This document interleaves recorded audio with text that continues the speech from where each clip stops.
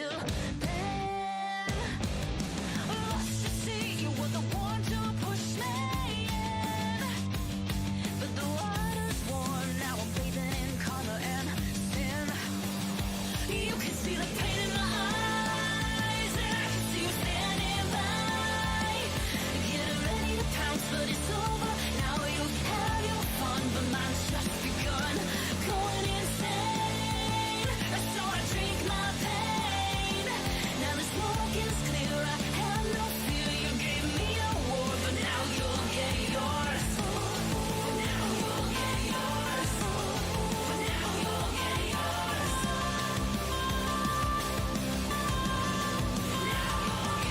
Wanna tear out my eyes from the things that you made me see. Confusion, rage, and regret consuming me. Sun's going down and I feel it getting cold. I step outside, but the chill is from your soul. You can see the pain in my eyes, and I can see you standing by. Getting ready to pounce, but it's over. Now you've had your fun, but mine's just begun. Going insane, so I drink my pain. Now the smoke is clear, I have no fear. You gave me a war, but now you'll get yours. Now you'll get yours. Now you'll get yours.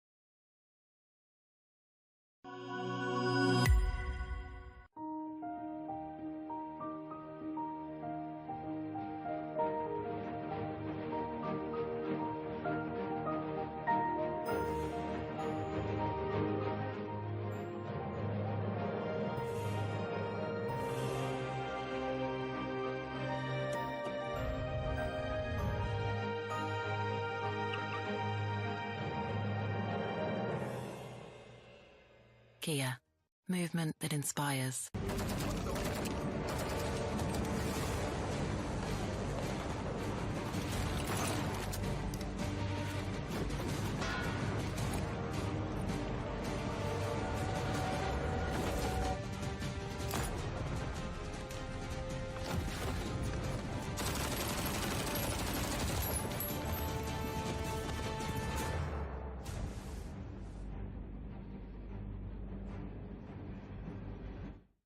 Scout भाई petrol भर दो ना। क्या भाई लोग रोंडो जाना है क्या? तू जानता नहीं मैं कौन हूँ? अबे तू बाहर में भर के तो बता। अबे रोंडो में रोंडो किसको बोला रे? रोंडो बोलता है हाँ? तू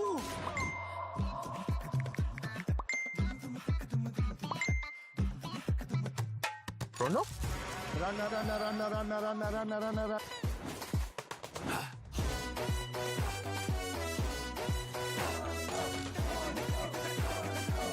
Nation wants to know कहाँ है ये रोंडो? रोंडो अभी बताओ मुझे रोंडो। अरे ओ कालिया कितने आदमी थे? रोंडो सरकार। रोंडो? कहाँ है? क्या है ये रोंडो? क्यों बड़े कन्फ्यूजन में? आओ कभी रोंडो में। रोंडो आगे। रन। क्रेज चढ़ेगा सबको क्योंकि BGMI में आ गया है नया रोंडो map. Get new vehicles, explosive weapons, epic hot drop locations and more. Download BGMI now. भाई क्या करवा रहे हो तुम? कभी पेट्रोल वाला बना दिया, कभी टीचर बना दे रहे हो। अबे गेमर हूँ मैं, एक्टर थोड़ी हूँ। भाई download BGMI now। Sir watermelon juice. अबे छोड़ो। Delivery order ready.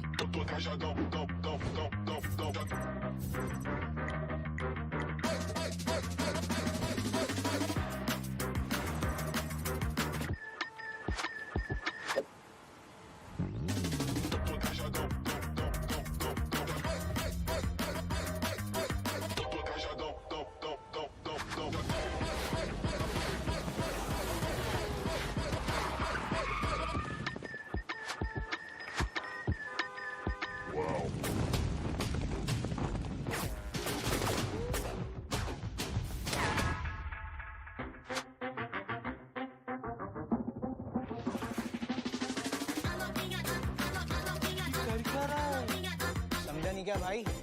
अपना भाई वाव मोड में है।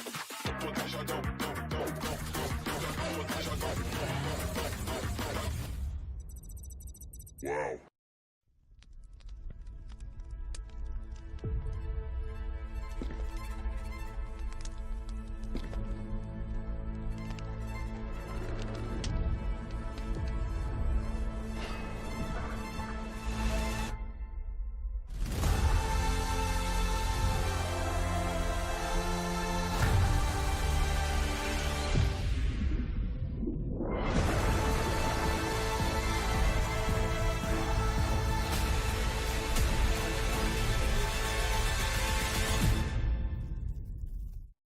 We're back once again with new and reshuffled groups. That means final 3 chances left for the teams to try and prove themselves and make a mark and get themselves outside of third, which is going to be the bottom 16 itself. Welcome to the realme BMPS 2025, where I'm going to be a host of Caster Necro. John alongside with me on the panel, it's going to be Icy Baby 1, 2, and Icy. We're back once again with new and reshuffled groups, and as per the format says, after every 3 days in the round 1, there will be a reshuffle happening, and this time will be the last time.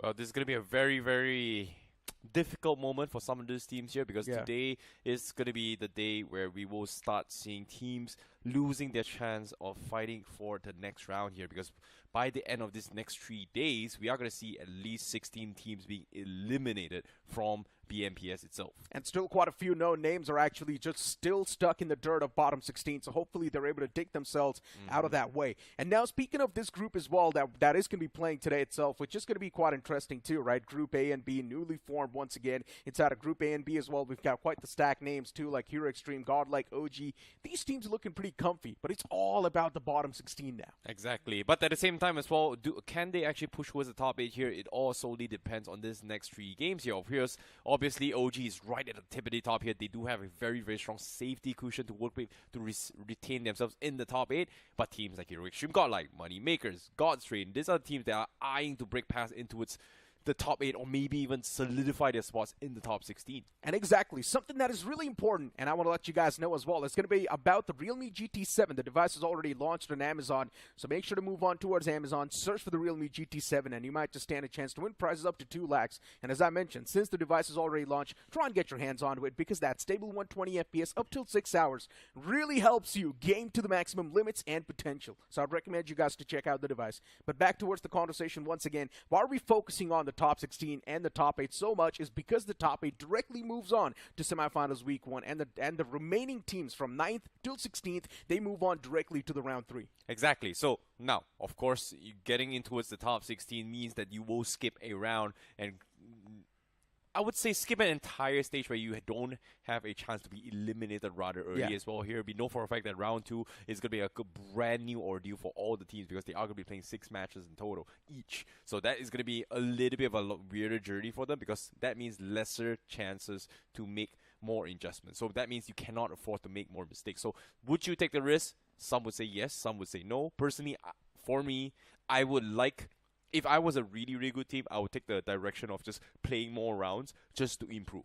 Wow, interesting. I mean, that's one way to look at it, but the way I see it is just directly qualify towards the semifinals week 1 and then just sit back, relax, and watch the other teams duke it out and just try and make as many notes as possible and just get better in general because, of course, you're going to be playing the scrims as well in the offline side, so even you're going to be practicing offline too. So even that's something that can help you out a lot. But as you mentioned, right, it's just difference of opinions at the end of the day. It's up to the teams and the IGLs how they want to take the route. But looking at the overall standings, one thing is clear. OG directly does want to surpass towards the week 1. TWOB as well with 126 points. It's not even a question. They're going to move on. Even learn from past is right there. You've also got K9 Esports with solid points. Well, of course, when it comes to OG and TWOB, they do have to rack up a few decent amount of points, maybe 10 to 20 points, and they should be set for top 8. Meanwhile, learn from past, they will still have an opportunity to be overtaken by the teams in the bottom, and especially from Raven Esports, Soul, FS, Godlike, Moneymakers. These are the teams that if they have 3 more really, really amazing games, may be able to top of the table what's on towards the top 8 as well. K9, 8-bit, AX, we fought Hyderabad Hydras, and also True Rippers, Jelly, currently in the borderline of the top 8 itself. So, obviously, it is a dogfight between these top 16 teams. Of course, it's not even a question. And I'm pretty sure even teams like CK, Myth, and especially speaking of Myth itself, right, yesterday's day was a major comeback from Myth, getting those 2 back-to-back chicken dinners, even inside of the 3rd game, getting decent bit of points for themselves, and that was one of the main reasons why Myth has found themselves in the top 16 currently. But now the teams that are extremely close to crack inside of that top 16, you've got Team Forever on the 17th, even Shadow Blitz right there on the 18th spot, Team Insane is also right there, H4K2. These teams are gonna try to make it as close as possible. Yeah, we saw a lot of recovery coming for Shadow Blitz in particular as well. One of the non-known teams that actually made a little bit of recovery yesterday despite TWOB and MIV getting the 2 chicken dinners in a single day match. So that was a very, very huge leap coming from them. But Shadow Blitz was also one of the nominees that was part of that teams that actually pushed up. I mean, looking at the next page as well, you still got a few more names like AKROBOTZ Esports, and don't get me wrong, even they have a massive chance of directly catapulting themselves in the top 16, but to do so, they also need to hope that the teams in the top 16 start to crack under that pressure, and they do not perform. That's the only way there can be a pathway available for these teams to directly crack inside of the top 16. There are still so many solid names over here. You've got Autobot, Shadow Blitz as well, you've also had SBZ right there too, so yeah, definitely, 3rd page is also quite stacked. Yep, and we talk about Rising Inferno, also going to be one of those teams that are veterans in the scene itself, but for them to be in the middle of the pack is very, very concerning. But for them to actually push in the top 16 here, it's not mathematically impossible, but it is going to be a very, very difficult task. They need 3 back-to-back really, really amazing games to stand a chance to push in towards the top scene. So every team from here on out here is going to have a very, very difficult task because they are the teams that the teams in the bottom 16 are looking to jeopardize and take them down. Even Genesis Esports with 40 points, that is still very, very concerning. But in this page as well, you can see the disparity between the points between this page and the previous page is all about, what, 2, 3, 4 points, 4, 5, 6 points, which is what, 1 good game will catapult them up as well. Exactly. All it takes is just that one solid game, a two-pointer, and that can instantly get you on the opposite side of the leaderboard, which is going to be on the safer side. This is the second last page currently on the screen. Rider Esports on this page. No one saw this coming. Someone stream as well. They have been showcasing a bit of those signs of life, but clearly those are not enough. Even Chenab Valley, it's one of those teams known for their consistency, but Chenab Valley as well has been struggling too much. And Diesel Esports, veterans inside of this roster, still struggling so much. Agreed. But yesterday, Wyld Esports, they definitely pulled up a very, very big clutch as well with just getting a 1 versus 3 against Reckoning Esports. That was an insane round. However, for them to actually have some consistency, they need to push past every single team that is currently in the bottom 16 right now. And right at the bottom, we've got Mysterious, we've got Gen XFM, we've got Fearless 4 as well being part of the roster. This is going to be very, very difficult for them to outclimb. But I feel like based on this progression, the cutoff for the bottom 16 should somewhere be about 38, 39, maybe even 40 points. Yeah, probably around 40, I think so Yeah. as well. Somewhere around 35 to 40 points. It should be the bottom 16 cutoff. And yeah, for the teams at the bottom 16 at this point, I feel like enough chances have been given to them. It's not even like, yeah, unlucky, unfortunate. No, Yep. they had 12 games to prove themselves. Today, 3 more will be played. If they're lucky enough, they can still pull themselves out. Yep. But it's going to be extremely tough. Exactly, right? Like, when we're talking about games, matches per day, right? Let's say if you're saying 6 matches here, 6 matches, you know, it might be luck in towards a factor as well. But when 12 matches in play, the luck factor of the scenario of the game slowly deteriorates over time because it all comes down to consistency. Yes, you can blame the circle and everything, but if you do not get a chicken dinner, what's the best outcome you can do in your scenarios? Getting high finishes, getting the best outcome possible. We've seen this coming from Wyld Fangs, we've seen this coming from Moneymakers, we've seen this coming from Reckoning Esports as well, True Troopers Jelly. Yeah. They don't get chicken dinners all the time, but why are they at the top? It's because every single round they make the best out of what the situation that was given to them. Yeah, pretty much just try and make something out of nothing, right? And over here, Golden Glider Esports has to be a prime example as well, right? Because they're not really sitting comfortably inside of the top 16, but they're extremely close as well. Agreed. And Golden Glider Esports have been pretty much converting every single game they've played so far. It's just 1 or 2 games where they were eliminated quite early. The rest of the games, Golden Glider Esports, they've always managed to squeeze themselves in the top 5 somehow. Agreed. But now, of course, when we talk about comebacks as well, yesterday we did see Myth also making the comeback, obviously, right? But there's also another team that actually made a little bit of comeback, and that's going to be God's Given Esports. So that's going to be something that I'm curious to see. Can they actually continue their journey up? But on screen now, we have Group A. For today itself, we're going to be starting things off with Orangutan, Hero Xtreme Godlike, Moneymakers, God's Reign, NoNx Esports, Team Cosmic, Arrancar Esports, WINDGOD Esports, Rising Inferno Esports, Alibaba Raiders, Genesis Esports, Dragon Esports, Team Halo, God's OMEN, AKROBOTZ Esports, and last but not least, Mysterious Esports, the bottom of the bottom. Yeah, I mean, at this point in time for OG, Hero Xtreme, Godlike, Moneymakers, God's Reign, these guys are pretty much outside of the harm's way. So it's all about the teams currently stuck under that dirt that just want to dig themselves out. We've also got Group B on the screen, teams like TWOB, FS Esports. We've also got Wyld Fangs, Reckoning Esports, Golden Glider Esports, one of the undergods, but still pretty consistent. 4TR official. Yesterday's day wasn't too good, so 4TR will be here to get some sort of vengeance. We've also got Brothers of Seven Sister, which is BO7S, VST, White Walkers, LIKITHA Esports, Dragonclaw Esports as well in that previous group. As we move on towards Group C, even inside of this group, we've got some heavy hitters, right? Learn from Past, Soul, Myth, Wasista Esports, 4 Miracle, Jaguar Officials, Ape City, God's Given. You've also got Honeybee Esports right there, Raka Esports, Rivalry, Ace Officials, Chenab Valley, 2OP Officials, DG is also right there, and then Fearless 4. Yeah, and of course for Group D, we have K9 Esports, we have Raven Esports, Cincinnati Kids, Reckoning Esports, Volcano Esports, Autobots Esports, GlitchX Reborn, Ace Official, we've got AKROBOTZ in the play, Born Army Esports, Aura Royal Emperor, we've got SD, we've got UC Gaming, we've got Los Hermanos, we've got Troy Diamond Esports, and also 4 Barriers, which is on the bottom of the bottom as well. Yeah, pretty much. I mean, Group E as well, pretty much on that same spectrum, right? 8-Bit doing really good. You've also got True Rippers right there, Team Forever, H4K doing pretty good, EMZ2, Do or Die. You've also got Shockwave, then you've also got Team Tumulus, Forever, ATS, which is going to be Assam Tiger Esports. Well, yesterday's day was quite incredible for them. Group F, as it flashes up on the screen, Team Arya's doing pretty good. Hyderabad Hydra, Shadow Blitz, Team Insane. You've got Metal Esports 2, Eggy, Team Mastermind Mavericks, Jux Esports, Tribes Herdman, XNEN. You've also got Zenin. Then you've also got Signify, Surge, Diesel Esports, TZ, and Arc Knights. Wow, this is going to be a very, very interesting one as well because Arc Knights kind of wowed us a little bit during BGIS as well and almost having a shot towards the grand finals. But for them to actually be in the bottom part of the bottom is just very, very concerning. But again, aside from the team rosters here, the new shuffle came through. This is the matches that is going to be starting today, and that is going to be kicking things off with Group A right at the beginning as well.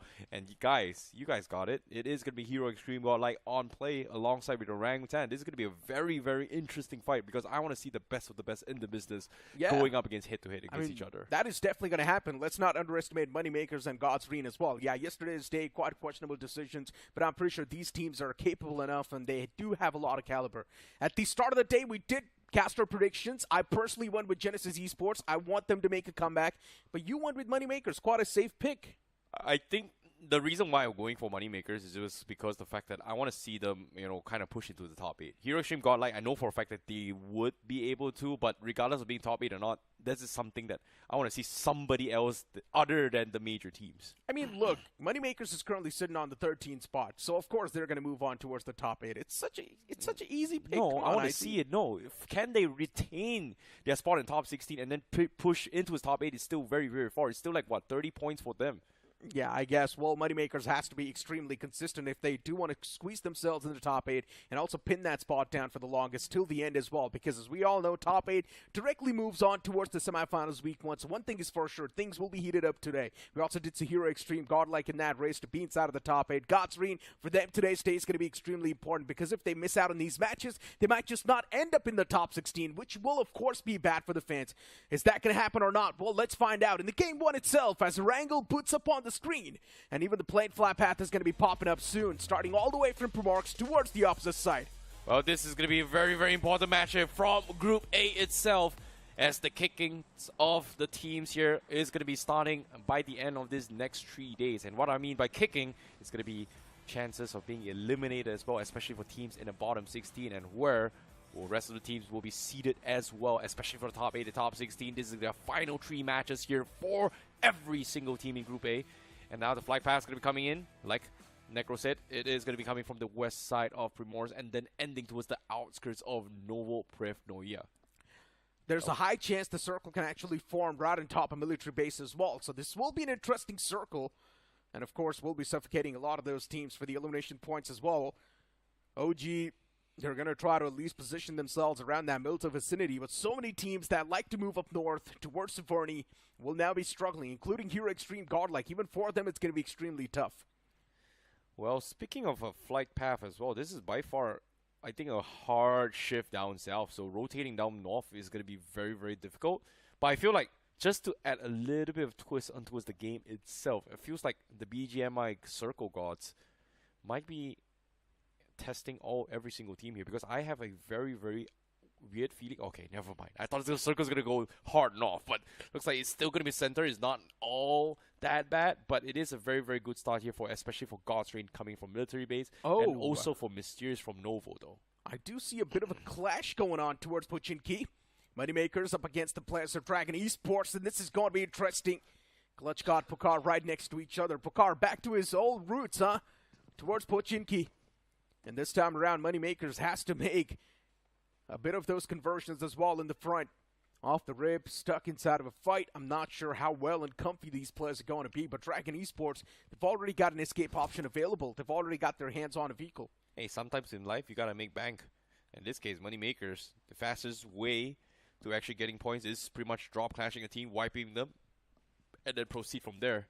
It seems like Clutch got just a very, very nice angle onto this roof here. He did spot out a little bit of a pixel off towards Dora from the far horizon, but looks like he is going to be playing a little bit more patient. Meanwhile, first finishes goes to Apollo from the side of Genesis as they pick off a straggler coming in from Arrancar. That's got to be a massive blow. Arrancar Esports, a bad start this time around. And Genesis Esports, as usual, starting things off on an aggressive note. Even if you look at the overall standings, Genesis Esports has a lot more elimination points, and they've only got single-digit placement points. So yeah, for Genesis Esports, they just like to kick things off on an aggressive note, and that's what they're exactly doing. Chasing down the foes at this moment. Arrancar Esports in a big world of trouble, especially the man in the front. There's no way he can survive for too long. Constant barrage of bullets, and that man will crack under the pressure in the end as Amy John gets caught and eliminated from the game too. That's going to be 2 in the bag as Genesis finds 2 very, very nice picks onto the stragglers here. And that's pretty much the downside of why the flight path kind of favors a lot of different other teams, right? So especially coming from the south side, you are going to be expecting a lot of crashes for those vehicles. So I'm very surprised that there's only been one major fight so far, which is between Genesis and also Arrancar. But again, this time, you can see there's nothing really much Phoenix can really do. Same can be said for Garyu as well. They are going to be pretty much rotating all by themselves, and they are going to be running in towards a lot of teams, especially coming from the west side of Georgiapol, south side in particular. They are going to be running into at least 2 to 3 teams potentially. Dragon Esports, as I mentioned, they had the escape option available, and that's why they utilized it. Dragon Esports just vacating the Pochinki vicinity. They do not really want to be engaged in an early game fight, which does make a lot of sense, and the circle is quite standard as well, so the teams just want to kick things off a bit slow, squeeze a bit of that time as well. Yeah, fortunately for Moneymakers, they still have a lot of time to actually loot up as well, which is a great thing. But considering the amount of resources that was split between them and also Dragon Esports, both are kind of somewhat hurting. But the downside is, Moneymakers, they can fully check every single nook and corner, while Dragon Esports, they have to find loot somewhere else. Oh my god. But Genesis Esports, wow, what a spray. Apollo, another knock once more. Yeah, this man is about to single-handedly dismantle the team at the front. He's already managed to take down 2 players all by himself, on the verge of getting the 3rd elimination point secured as well. Genesis Esports. Okay. What a bad start for Arrancar Esports. They just dropped down. Unfortunately for them, met against the most aggressive team in the lobby.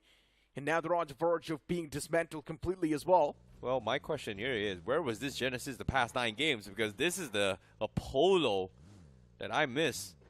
It's been a while since we've seen that. And I think the entire BGIS run has always been, what, Apollo and Cyrex, the dynamic duo. And with this split coming in, I was a little bit concerned, but it seems like Apollo is still going to be a little bit more consistent in his gameplay. But as of we have 3 very, very nice picks here coming from Genesis, unless they pick Ryu up, which is, apparently Ryu is in the water. Yeah. He's about to bleed out. Down towards the last tick here. If you pay attention to DOA, and he will eventually go down. Goodbye to him. So that's going to be 3 finishes in the bag, but hold that thought for now. Shadow getting a little bit angsty, rotates the wrong direction, gets punished from this, and guess what? It's not just going to be one team from Arrancar. It's going to be AKROBOTZ as well that is going to be in the vicinity. Yeah, this has been the main problem for Genesis Esports every single time. While taking a fight, they just end up overextending. And once again, this is what happened with the players of Genesis Esports. You've got another team in that vicinity, and unfortunately for them, now they also need to face against that team at the same time. And I'm pretty sure AKROBOTZ Esports, they're not going to let go of this time around. Well, in this case, they've pretty much shown themselves that they are neighbors from side Genesis Esports. So drawing blood means that they will have a little bit of a fighting chance here if they decide to stick around a little bit longer. Circle relatively close to them, but you can see a majority of teams are starting to circle around Pochinki for that center control. Here, Xtreme Godlike going to be playing around school as well as apartments. We've got God's Omen going to be playing from the west side as well. We've got Alibaba Raiders coming from the south side, which is okay. Halo going to be playing from east side. A lot of teams are going to be playing center here, so I was surprised that there are major teams. I would say at least more than half is still already in the center, but there's still more than half outside of it, though. Looking at Halo and their position. I mean, so far for Halo, since they're around that potato hill, they're actually doing pretty okay, and even Halo has managed to squeeze in a bit of that comeback, so which was quite nice for them. The moment they pulled out that comeback, Halo now seems much more comfortable on the maps as well. They are definitely looking better and more confident. And something that's going to give you guys more confident in your gameplay as well is also the realme GT7. And as we all know, the device is already launched on Amazon, so move on towards Amazon and search for the realme GT7, and you might just stand a chance to win prize up to 2 lakhs. And as I mentioned, the device is already launched, so if you are looking for a new device, consider this one. Buy it. Yeah, but at the same time here, of course, when we talk about teams as well, interesting enough, Halo does have a hovercraft, so I think they are setting up in a way where they are expecting it to be potentially on the open fields as well, if the circle decides to shift towards that direction. But let's take a look at the replay on how Apollo started the fight here. Great drive-by, finds a fight pick. That's going to be the second one coming from Apollo as well. The third one was a little bit awkward though, because from this spray, wow, that was so insane as well. Rio just getting clipped apart and then gets picked off. However, from AKROBOTZ vicinity, they do pick off Shadow from Genesis, and that was the POV. Yeah, it was crazy the way he was able to get that knock. I mean, so far, we haven't really seen a lot happen, right? It's just Genesis Esports eliminating that team, and then later on Genesis Esports as well, just losing out on one of the main mans, which is completely fine. Still things can be recovered. The next zone, though, is going to be curveballing shift on the bottom right towards the farm area. Yeah, OG is going to find themselves a bit on the lucky side of the spectrum. agreed. But at the same time, Halo, they got to be banging on the heads as well. They just skip potato hills. They might consider going back there, try and hold the fort. They do have a hovercraft, so this is going to be a terrain where open fields, or in this case, a potential no man's land battle is going to happen as well. Those hovercrafts is going to provide them a lot of safety net, but they need to find a very, very good spot to actually hunker down. OG coming from the east side, they are going to be starting to make their mark, and this is something that OG does every single time. Whenever the third circle shifts, they will go for a bad dash. Yeah, I mean, that's what OG has been doing, as you mentioned, right? And once again, for OG, luckily enough, the circle actually shifts around that vicinity, too, where OG was. So OG just finding themselves on the lucky side this time. GodlikeOMEN is on the move as well, and GodlikeOMEN is one of those teams not doing too good. Currently stuck around that bottom 16, so GodlikeOMEN needs to get themselves out of that dirt as well. And the only way they can do so is by playing confidently. And at this moment, they're playing around the edges. I'm not really a big fan of playing around the edges in this new meta. You've got moneymakers on the hilltop. They can spot everyone around them as well. Enough intel. Spotting out the players of GodlikeOMEN too in the front, but moneymakers, they know going for any sort of knocks is going to be tough. Yeah, this is going to be tough considering that they're still out in the open, right? So if they decide to take a couple shots in, third party coming behind, they're going to be in a little bit of trouble. But here actually Godlike, interesting enough, they're going for a very, very weird spread. Jonathan going to be playing in one of the houses here, playing a little bit slow. Punk going to be playing on the outskirts as well. So this white spread has no formation at all. And if Punk gets picked off right here, they have to move fast. Yeah, and Admina was just driving around, baiting out those shots. Here Xtreme, Godlike. Now they know what's going on in the nearby vicinity. Jonathan's all the way in the back. You've got Admino in the front lines, backing up Admino's Punk as well. So things are looking much more calculated right now for Hero Xtreme Godlike. This is interesting to see Jonathan playing on the backseat as well. Like, I think the reason why he's staying there is because of the fact that if Punk is in the front, and if he gets shot from the back, Jonathan is going to be able to find some sort of space to actually defend against it. So that's pretty much them trying to cover their tracks here before going for the next rotation, which is okay. It's not the hand on the wall, which is kind of nice. But hey, something that's even nicer is the new Kia Ceros. So let's talk about the bold and modern design. Streamlined door handles. You've also got Kia Signature Digital Tiger Phase, Star Map LED DRL, Star Map LED tail lamps. So one thing is for sure, this car comes in with a lot of features and also good looks. Well, speaking of good looks, guess what? And you know, spots a random from afar. That's going to be Dragon Esports. He heard all this commotion, but Drive Car comes through. You know, still playing very quietly here. He needs some sort of backup. He's using Punk in the backlights as some sort of bait. But he is going to try and get a jump onto his dome as well. Dragon Esports still moving around, lurking around. I don't think they spot him yet. But it's still very, very concerning for Dragon Esports. Yeah. Oh, the player's out in the open. I'm pretty sure Admino is itching to go for the shots as well. But the man's just not confirmed if he can actually find those proper connections as well. A man in the front. Spray God on the move. He didn't see. Admino, make sure that his position is still going to be uncompromised and anonymous. And now Spray God is catching too many shots upon himself. The man gets softened up pretty low. Admino himself realizes that there's going to be a third party from the back. So now Admino is also on the move. But that team is just cruising by, passing away. Admino realizes that fact. Take those shots as well. He's not able to find any sort of connections. He's got to be counting his lucky stars, right? Great spatial awareness as well coming from Admino, because as soon as he heard cars coming from the sides, he went to check, realized that there was somebody that may mess him up, got in the car, decided if he wanted to make a move. But guess what? Because they drove by, he stood still. Because if they decide to hard stop and then take him out, Admino would have just died there. Yeah, of course, Admino would have died, but at the same time, even the opponent team wouldn't have stayed alive for too long. Because the entirety of Godlike is surrounding that vicinity, so one thing is for sure, AKROBOTZ would have been dismantled. But at least for now, they are looking okay. It's still a massive spread, and it feels like the players are quite disconnected as well, but it's something that they need to work with at this point. AKROBOTZ Esports, all the 4 players on the board. You've got Rising Inferno as well next to you. Executor, Juthan OG around that fray. Rising Inferno is one of those teams that does possess a lot of firepower. And now Juthan just taking that vehicle out of commission, so that buggy is now going to be useless. Well, speaking of a fight right now, Rising Inferno going to be inching in from the east side. NoNx, they do find themselves a very, very nice house towards the south side.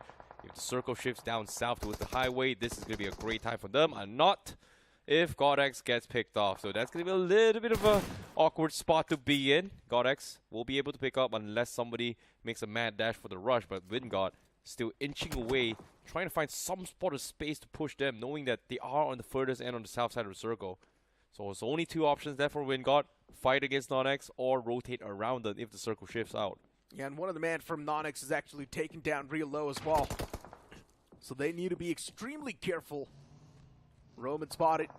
WINDGOD Esports as well, spotting out the players of Genesis. Instantly the man takes a dive underneath. Realizes going for a fight against Genesis Esports will not be that easy. And even for WINDGOD, they were just not ready for this fight in the first place. Genesis on the move. Going to try to place themselves in a better spot inside of the circle at this moment. You've also got Godsreen in the sidelines. For Genesis, there's not a lot of breathing space available. Godsreen taking those shots, and they're definitely starting to hurt. I really like this Genesis right now just because of the fact that they're just playing on full aggression, knowing that it's kind of pointless to just sit still if we're not in position. Just keep running. See somebody make a mistake, just rush them. Go for the 50-50 trades. But the problem right now is that they're one man down, and Apollo is a little bit far off here, especially coming from Zap and Hunters. So he needs to be a little bit careful here, but the circle actually shifts down south, so NoNx does have a very, very strong cover. WINDGOD still part of the equation inside this zone, so that means all they need to do is just defend, defend, and defend. But speaking of defending here, guess what? God's Omen, they do find a random straggler, and they get a very nice pick. Yeah, that's one free piece of candy right there for the players of God's Omen as well. But even for God's Omen, they're struggling currently. They've lost out on a teammate for now. He's knocked out. Moneymakers on the screen, spotting out a few teams make that rotate at the same time. For Moneymakers, there's another team in the sidelines, so they need to be very cautious off that. Luckily enough for Moneymakers around that southern side, that means they're going to be facing off against Genesis Esports soon, and Genesis is quite exposed, so it's not a good spot to be in. Now Hunter's going to find himself a bit of that pit stop around those little shacks available. Bakar also getting shotted from the back lines by the players of God's Reed. So no one's going to be sparing at this point. Fantastic defense coming from Apollo, because if Apollo did not tag up Pukar, pretty sure he was going to stop and take Hunter's out, who's pretty much out in the open. So a really, really nice defending point coming from Apollo, but the question here is, does he know where he's being shot off as well? Because Moneymakers now, they've got the reset, now they're going to go for the rush. Hunters goes for the spray, misses the shot, and now the shot he comes through, he takes one out, but instantly gets traded off, and that's going to be Genesis losing a player, while Moneymakers needs to go in for the reset. Zap now going to provide some sort of cover fire, but he is pretty much really, really low. Moneymakers needs to reset, and now Apollo getting rushed with the shotties, but Bugard not connecting any single shot. As Moneymaker still holding for the deal alive. Clutch guard is down, and Apollo in one of the most awkward 1 versus 4 situation. Now the rush comes through. He's going to get surrounded, and just like that, Genesis, they get completely shut down. Yeah. Moneymakers played that really well, realizing that Hunter was all by himself, pushed up, got that knockout, got the confirmation as well. Instantly, Moneymakers knew they had the man advantage too, since Genesis was taken down to a 2-man squad. Apollo was pretty far away the moment he tried to close in. Even Apollo got dealt with. Oh no, and then the last man was not able to survive for too long. Moneymakers still pretty fragile, still pretty hurt. WINDGOD Esports wants to push up, but even Godsreen, they have pushed up on the back, so they've got the high ground to play with. And Godsreen is now starting to strike. It's Delta doing a lot of damage. Moneymakers in a wall of trouble, but still the revival can be there onto Pakar. They heard the entire commotion. Delta is looking for this flank, but at the same time, Godsreen, they are still finding some sort of space. Meanwhile, on screen, Hero Extreme Godlike, they've lost Punk.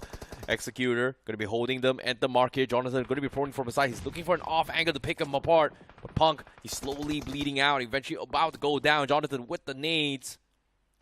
Still thinking what to do. No connection so far. Executor actually gets stalked by Admino with a huge flank comes through. Not able to save Punks. Not able to save S-Power.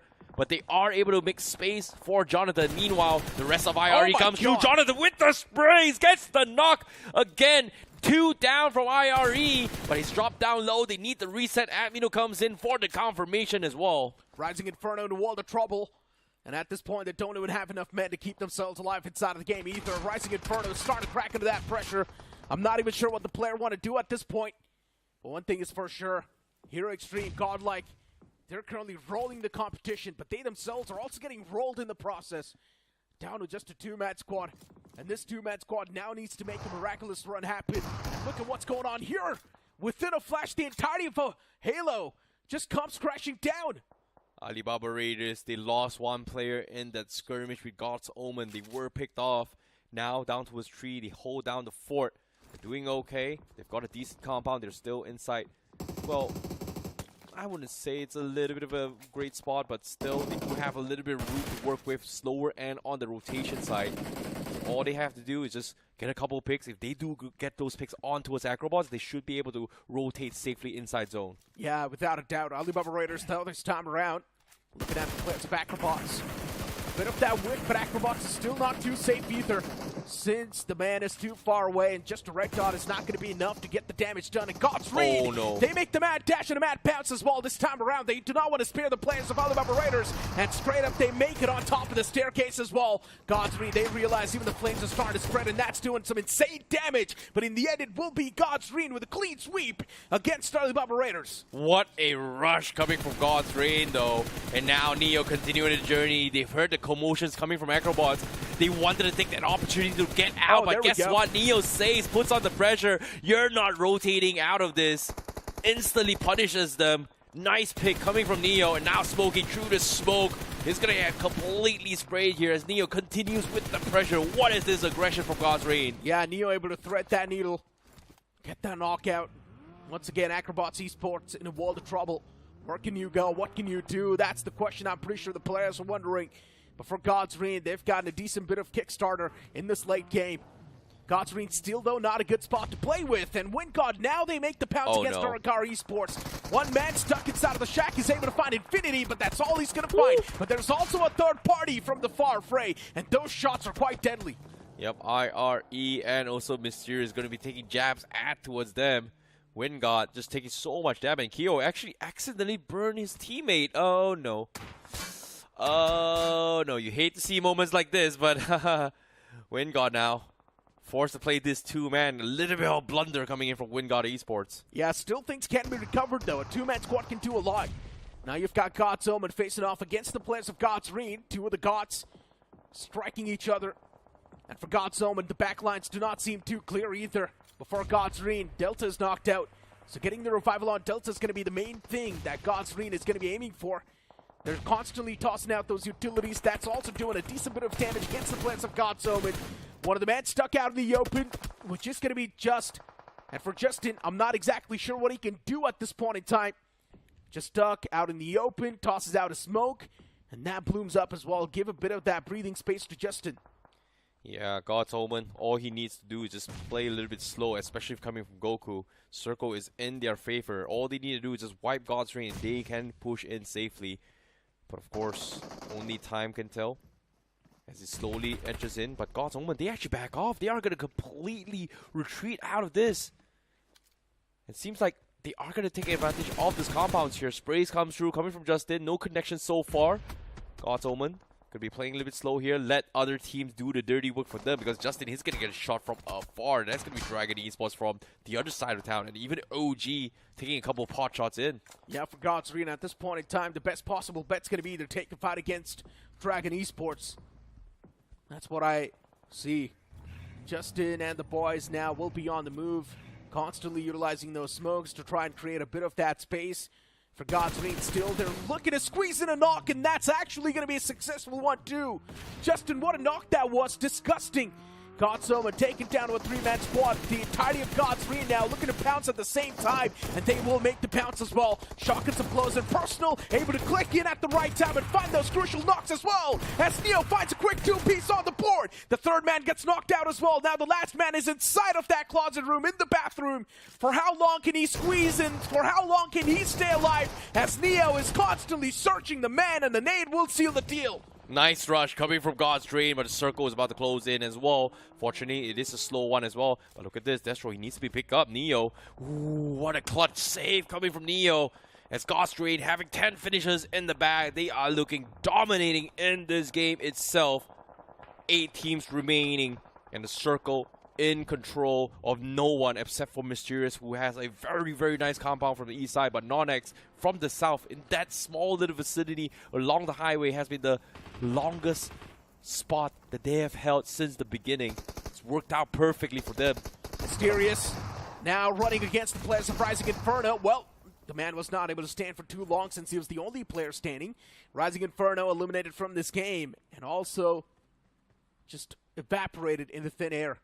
But yeah, once again, speaking of Godsreen, where was this Godsreen yesterday? Yesterday, Godsreen was making so many rookie mistakes, and now look at them today. Well, that I don't know if it's a wake-up call or not, but it seems like sometimes in life, if you've got no space you want to take, you take. And that's something that Robin did tell me about their journey with Hero Xtreme Godlike. If we have no choice, we'll take whatever it takes. And guess what? Godsrain, they have been on full acceleration mode since the beginning. Full throttle all the way through. No stopping. Well, OG, well, where did this OG come from? 8 finishes out of nowhere.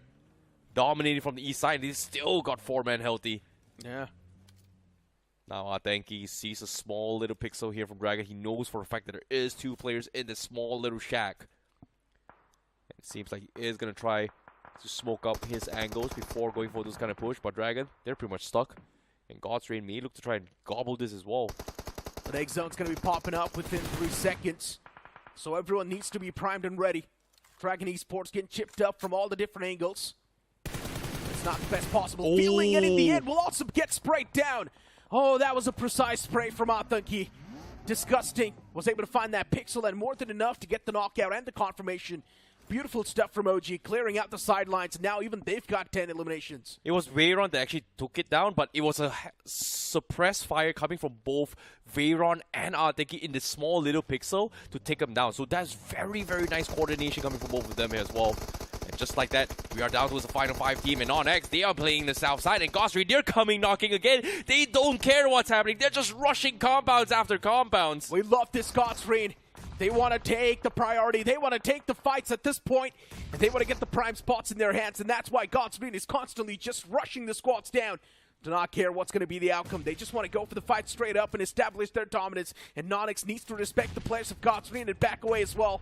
Levi, though, is not someone who's going to be respecting the foes just yet, but Justin, what a nade that was. Able to find the man, and even the man in the back gets knocked out from the side of NoNx. It's not looking too good. The third nade blows up, and that's going to find another knock. Justin is dismantling the foes on just the back of utilities. It's insane. That is an off-angle toss coming from Justin through the small little crack of window. Clips him by the side, and then gets the knock. What a sick, sick nade coming from Justin. 13 finishes in the back. Godsrain, they don't really care. They're just rushing everything. And now Roman, they've held this compound for the longest of time, and now they're getting completely cleaned out. He's going for a couple attacks, but he himself is dropping. No, 1 versus 4. He gets 1 knock, but no confirmation for him. Godsrain, 14 finishes in the back. Final 4 teams, and OG themselves are going to be in a little bit skirmish from east side. Yeah, Godsrain haven't dropped a single map, and the same thing can be said even for OG. Even they haven't dropped a single man. OG at this point, tossing out those utils, looking to squeeze in that knockout, but which is going to be extremely tough to find. But OG, they get shot from the players of Godsreen, which is not a good news at all. For OG, they've lost out on AKROBOTZ. The IGL himself is hurt. He needs to be back up on his feet. Blue's on the move as well, so not a lot of time left in the hand either. And Mysterious is constantly making things worse. Reset, reset, reset. That's all they are thinking about as well.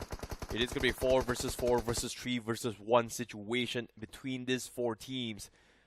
But Atenki, they've got bigger problems right now. The circle is about to completely close. And it's about to move in 32 seconds. Oh my god, he just blew himself up. Wow, WIZGOD, what happened? Oh no. Rookie mistake comes in from WIZGOD. Unfortunately, overcooks that nade, blows himself up. And now for OG, they're starting things off in a 3v3 inside of this fight. They could have had the man advantage, but they messed up big time. OG can't be eliminated now. Slay pushes up, gets the confirmations as well. The shotgun starting to do a lot of damage, but OG still keeping themselves barely inside of the game. The last man's around the corner, and he will be eliminated from this game. OG, what a blunder that was. What a hold coming from Mysterious, but as soon as the commotion engulfs here, Godsrain, they're looking to third party, and look at this. They're racking up some big points here. Demon forced to stay inside the hovercraft, but the Molotovs comes through. They are going to try and chip them away. Demon gets the reset as Godsrain trying to clean out every single angle on this spot. AJ stuck outside, but eventually WINDGOD actually goes down. What? Godstream actually split a 2-2 fight. They clean out WINDGOD on the south side, and now they're calling the entire force for these last two guys. Yeah, there's no way Mysterious is surviving this, but still Demon's able to get a nice knock. And his demonic thoughts have been shut down eventually, though. Now the last man for Mysterious, he's not going to be able to stand alive for too long. As Godstream, they get a nuclear performance off the rip in the first game of the day itself. What a way to kick things off. What a way. What an absolutely godly performance coming from Godstream, because they completely rained down on every single team in this lobby. What a game. 18 finishes in the back, 3,123 damage done in a single game, and all 4 players are alive. That's 28 points right there from Godstream. Insane stuff. 28 points in one game. That means Godstream has now directly pushed themselves in the top 16, closer to top 8. I think this is the highest record point in a single game in this past 10 days. Yeah, as of yet in BMPS. Chicken dinner with 18 finishes in the bag. Yeah, I mean, this is solid from Godstream. And now I'm just wondering what exactly happened to Godstream yesterday, because Godstream was just completely disconnected. Where was this Godstream 9 days ago?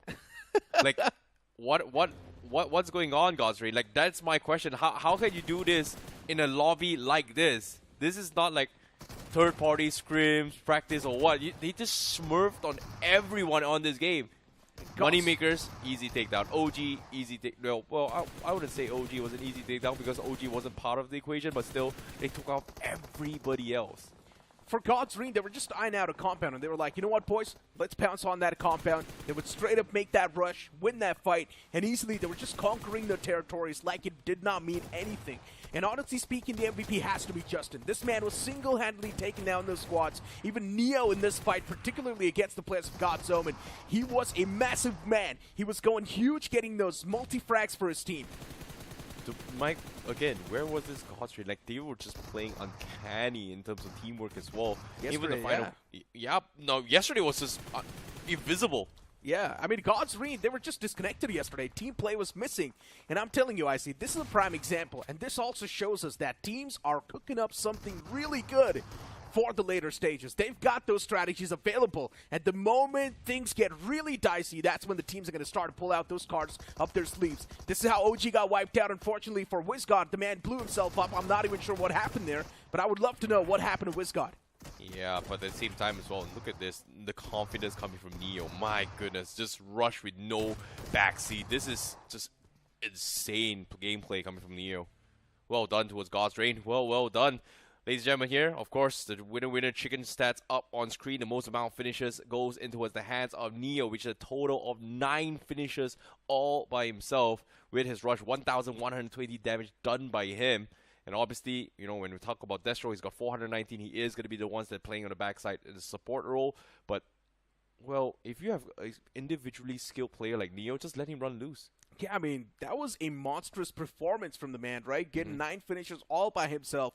Usually we see 9 finishes divided into 4 players, but this time around, Neo was just getting 9 finishes all by himself, making it look extremely easy. And as you mentioned, this lobby was not easy either. Yeah. They were just fragging out teams left, right, and center, not even caring who they were taking fight against, even straight up making that pounce against Alibaba Raiders, eliminating them from the game. And let me tell you, the house that Alibaba Raiders was playing in on the first floor, it is really tough to push. Because usually teams do stop the opponents just on the staircase. Exactly. But Godstream did not care. They straight up just went up, eliminated every single player. Yeah, it was just insane reactions coming from them, though, to be honest, as well. Like, every single contact, you know, they saw an opportunity, they strike. They saw an opportunity, they are going to go. And the moment they took that fight, they immediately punished another team on the outside, and that was AKROBOTZ as well. So that was very, very insane decision-making coming from Neo. But without further ado, he is going to be undeniably the MVP of the match. 9 finishes in the bag, and he will be joined alongside the top 5 here, of course, with Delta with 4 finishes. We've got WizGod coming from OG with 4 finishes. We've got Justin with 3, and we've got Wayron coming from OG. So this was a huge game, obviously, for Godstream, but it was also a decent game coming from OG because they were the conquerors coming from the east side of the map. Yeah, even OG had double-digit finishes, right? So for OG as well, it was quite a solid game. WizGod just messed up that last bit or else OG could have actually had a man advantage in that fight and could have won that fight as well against Mysterious Esports. And speaking of Mysterious Esports, this is probably a comeback from them as well. Since they've only got final 3 games to go, this one game is already being played. Now they've got 2 more games to go. Mysterious just needs to play the same way they played this game. Yeah, they definitely need to as well. Mysterious making a little bit of bounce back. But again, Mysterious, they definitely need 2 more major games here to stay outside of bottom 16. So that's a little bit saving grace. But I feel like it's still very, very little. But still, taking a fight and winning a fight against OG 2 versus 4, I'm still saying that's a win. Yeah, exactly. I mean, the way Mysterious was able to convert that 3v3 fight, right? I mean, especially, unfortunately, WINDGOD just blew himself up, which was quite unfortunate. But that just gave the equal advantage to the players of Mysterious, and they were able to convert that fight pretty well. And yeah, OG, for some reason, it felt like they were just panicking in that fight, right? Aru got knocked out from Godsreen from the far fray. Then later on, when Godsreen got all the 4 players back up as well in their fight, OG was able to recover as well. And Godsreen was constantly doing that chip damage against OG and even Mysterious. Yeah, that was something that I think Godsreen just understood things really, really well. Their third-party timings has been very, very spot on. And every single time when they third-party, usually people will come in for the 4th party, 5th party, etc. But the way Godsreen played was that they wrapped up the fight so fast that when people tried to make the call to try and third-party them, they actually got messed up real good. Thanks to be honest, Neo. Wow, that was just wow. But honestly, it's quite a bad news for Hero Xtreme Godlike fans because this time around, Godlike was not able to do a lot. They were not even able to squeeze in a lot of points, which is not a good news at all. You would at least want your team to be in the top 16 so they can directly move on towards the round 3. And if they're in the top 8, well, semifinals is welcoming you. But at this point, Hero Xtreme Godlike is way too far away from the semifinals, so at least try and be around the 9th till the 16th spot. They have to find something to actually do about it as well because they got picked up in one of the most awkward things. I was a little bit concerned because when it comes to Hero Xtreme Godlike, they do have the mechanical prowess, but this game, going for a 2-2 split is my first time seeing Godlike play like this because they're used towards a 1-1-1-1 split or a 3-1 split. But going for a 2-2 split is a very different kind of play style and formations to work with. I could see the idea that they wanted to go for in this scenario, but the moment Punk and also S-Power got picked off, it was done. Yeah, without a doubt, it was done. And another team that was actually able to squeeze themselves in the top 3 was also WINDGOD Esports. And WINDGOD Esports was just slipping under the radar. And even for WINDGOD Esports, they're just trying to get as many points as possible. WINDGOD Esports, they're not really aiming for those flashy plays. They just want to stay outside of the bottom 16. And I'm pretty sure they're doing a good job at that. But it's interesting to see how teams are starting to make a little bit of a mistake, especially in game 1 in particular as well. I saw Kyoya lobbing a couple of nades and he actually burned one of his teammates. So I'm not sure what happened to WINDGOD. Yes, it was good valiant attempt, but that rush onto the shack kinda actually cost 2 players in their fight. It was just weird, to be honest. Very, very. It might be just the first game. They need a little bit of warm up for sure. Yeah, they need to warm up, and the same thing can also be said for the players of Rising Inferno, right? For Rising Inferno, they were constantly pushing up against the players of Hero Xtreme Godlike. We saw those 2 players get picked off out in the open. I'm not even sure what they were doing there in the first place, but I do understand Rising Inferno wanted to breach inside of the safety lines, but still, that's not the way you're supposed to do things, especially giving out those elimination points individually, one after one, is not the way you're supposed to do it. Agreed. But now, when we talk about this competition itself here, especially coming from today, today is going to be day 10 here, and obviously for us, 10 days of broadcast, it is still a little bit tiring as well, but that's for us. But what about the teams themselves? Because it feels like right now, especially when the pressure is on, teams are going to make a lot of mistakes as well. They need break. They need press. Yeah, but the good thing for the teams is that they're just playing 3 games in the span of 1 day. And then later on for 2 days, they're also taking a break, right? Fair enough. So for teams, I don't think it's going to be that tiring. They're probably used to playing more than 3 games a day. Before now, it's time for us to toss to a short break. You guys do not go anywhere. We'll be right back with some more action.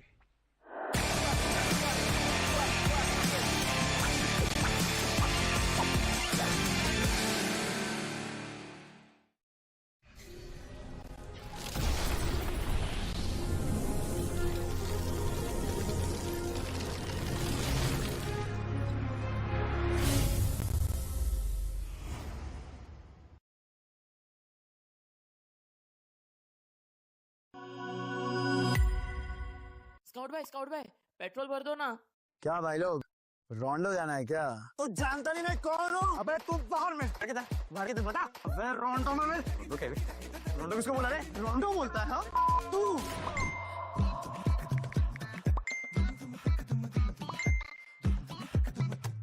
रोंडो Run.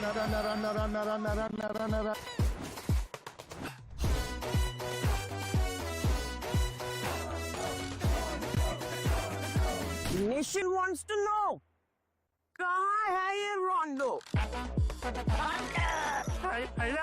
रोंडो? अभी बताओ मुझे, रोंडो? अरे ओ कालिया, कितने आदमी थे? रोंडो सरकार? रोंडो? कहाँ है? क्या है ये रोंडो? क्यों बेटा कन्फ्यूजन में? आओ कभी रोंडो में। रोंडो आगे। रन। क्रेज चढ़ेगा सबको क्योंकि BGMI में आ गया है नया रोंडो map. Get new vehicles, explosive weapons, epic hot drop locations and more. Download BGMI now. भाई क्या करवा रहे हो तुम? कभी पेट्रोल वाला बना दिया, कभी टीसे बना दे रहे हो. अबे गेमर हूँ मैं, एक्टर थोड़ी हूँ. भाई download BGMI now. Sir watermelon juice अबे छोड़ो.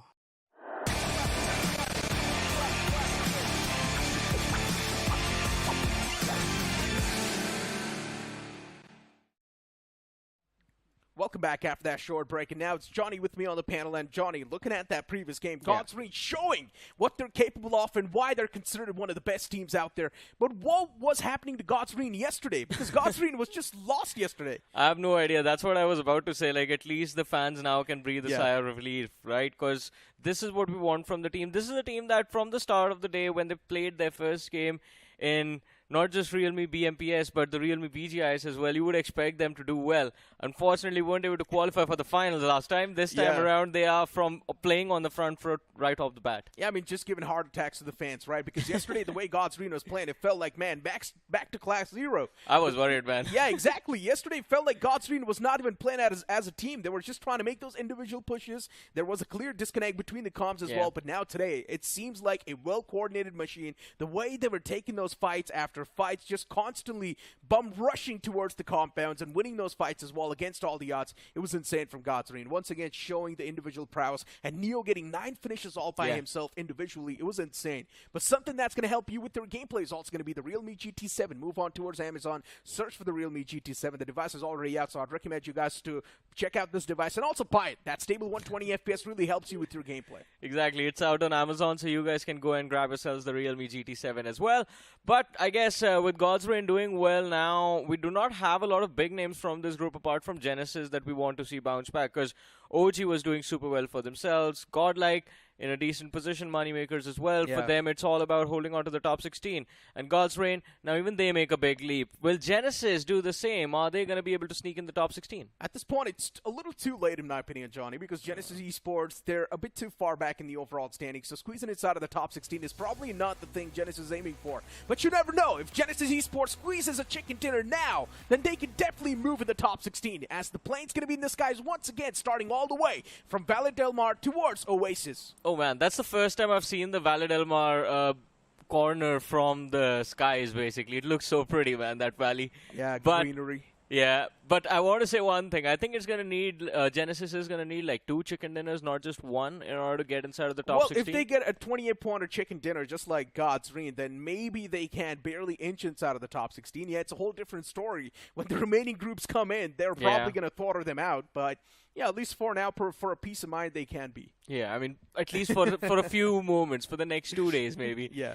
But let's see how things are going to turn out. But whoa, look at that cluster towards Valle Del Mar, man. I was just saying it looks pretty. Didn't just ask these 3 teams to drop at the same time. Halo, and I think so that's also Alibaba Raiders right there next to him. So this is going to be an interesting drop clash off the rip. You've also got God's Reach making the drop all the way towards Spartona or around that vicinity, so I'm not exactly sure what God's Reach is going to be aiming for. Vehicles, man. They go to Impala always. Tesra is quite stuck in his ways. Yeah, but it's going to take a long time for God's Reach to move on towards Impala. So one thing is for sure, the initial stage 1's going to be wasted by God's Reach. But luckily, the zone shifts right around God's Reach. So now they do not need to move to Impala. Just place themselves on the southern side of Los Leones and loot up. Yeah, I think that would be ideal. There's a lot of compounds. There's a secret cave as well. So instead of going to Impala, you can get the zone advantage right off the bat. But hoping and, in fact, looking for those early fights inside of this Miramar, I think the biggest one is going to be this. towards Wyld Halo, and Alibaba Raiders. This is literally a revenge matchup. In the previous match, Halo got eliminated by Alibaba Raiders, and now Halo's got a chance to eliminate Alibaba Raiders. So let's see who's going to be the one to prevail. If Alibaba Raiders wins, it's going to be 2-0 in the favor of Alibaba Raiders. Oh, man. And Halo, I think that is just going to be unfortunate for them, because if you remember, Halo had a great start to the journey. I hope he finds that headshot. Yeah, me too. But yeah, Winchester, it's such a rare sight to see someone use it. yeah, the man in the front, that was quite slippery. Went for those shots without even giving a proper peek. Better weapons as well, and like 6x M4, so yeah. What are your thoughts about white tigers? What do you mean white tigers? Like the animal. Oh, albino tigers, you mean? Have you seen them IRL? No, I've just seen clips online, man. Yeah, me too. They look so pretty. Especially, I think one of these clips was going viral with a chubby white tiger. I mean, tigers are usually pretty chubby, right? No, Necro. Unless there is one of those tigers that is not really getting proper food. But didn't last year you spend the entire year referring yourself as a lion? Yeah. I mean, that's why I said tigers are pretty chubby. But you know what? Look at the elimination feed. WINDGOD Esports. Oh, they're already kicking things off against Team Cosmic. And this time around, the power of Cosmos not really with Team Cosmic anymore. Oh, man. That's going to be unfortunate. But I think we saw signs of that from the start of the journey for Team Cosmos. They had a pretty decent start, but then all of a sudden were always down to the middle pack performances game after game. And I think even in this one, they've lost one player, but 3 players still left standing. They're moving a little bit further away from WINDGOD Esports. And yeah, I love this site. Yeah, me too. I always love the Horsies. They're actually pretty mobile as well, since we've seen Venom, the way he jump was off surviving. stuff, man. Yeah, that's one of the best things, right? And he can also jump directly on top of a small building, by the way, so that's also pretty nice. Wow. A cool inbuilt feature that horse has. I mean, let's see if someone's going to use it in this game, but on our screens now, Team Cosmic having taken that loss, we see them moving for... I mean, are they going to move to Los Leones? The city is empty. Even OG is making that early rotation, and that's actually going to be a good call coming in from Team Cosmic. Yeah, without a doubt. For Team Cosmic, they will be okay for now, but losing out on the man is definitely something that's going to be stinging them for the longest. So let's see how Team Cosmic can actually recover from that. Team Cosmic can easily move on towards Los Leones. It's not even a question, as you mentioned.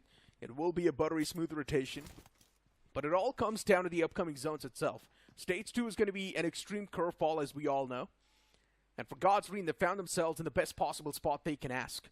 But this stalemate still going on. This reminds me of VST and Reckoning Esports stalemate that happened in Yasna and Polyana, and I do not want to see a replication of that again. Oh, yeah, and so much time wasted, man. So much time wasted. And I think the only luxury that Halo and Alibaba Raiders have this time around is that the circle is not too far away from them. It's just like a few hundred meters, like 100, 200 meters. So you can just easily squeeze in, but I think both of them right now are getting a little too greedy for those points. Yeah, but then you look at a few teams who've dropped in towards the extreme north side. There's a team towards Campo Militar. There's a team towards Torre Muda. And when those teams are going to be looking to rotate down south, it's already going to be too late. Aren't both of them in the bottom 16? Yeah, I mean, Mysterious at least was able to get a better game in the previous one, right? In the top 2 with a decent bit of points to themselves. So Mysterious at least is showcasing some signs of life that they actually do want to dig themselves outside of the dirt. But something that's going to help you guys get pretty good at your game, because I am seeing you guys and you guys are not too good. And if you guys want to get good, you need to get your hands on the realme GT7. Long play without overheating, that stable 120 FPS up till 6 hours. If you want to be a pro, get the GT7, my bro. Exactly. I mean, it is something that's going to help you get better. And, of course, once you have got decent amount of practice, you can just challenge Necro in a 1v1. He's up for it. Yeah, but you see, I don't really like to 1v1.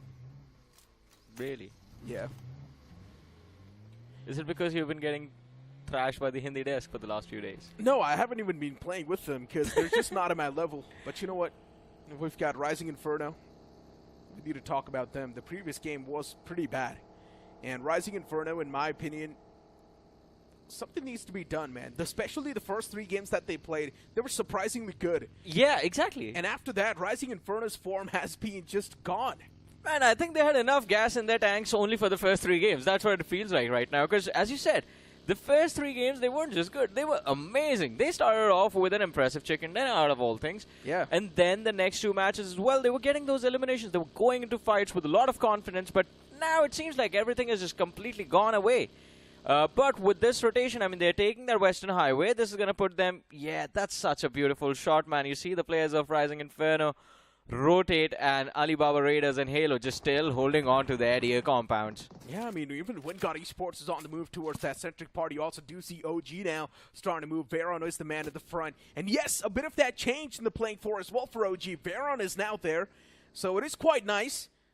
And since AKOP has taken a bit of that back step, chilling, relaxing, Veron is now finally getting a bit of that play time. I'm happy for the man. Yeah, I'm also happy for him, and I think OG, they have earned themselves this right. Sitting at the top of the leaderboard, they have the luxury to move out players, get even the player on the bench. Don't put it that way, all right? Veron's actually a pretty skilled player, all right? He's a pretty good skilled, player. but replacing the core of the team has to be a big challenge, man. You can't just take AKOP out like that. Technically, if you think about it, the OG core was Atinki, Arun, Veron. So who's the outsider here? WizGod and AKOP. Hasn't AKOP been there for the longest?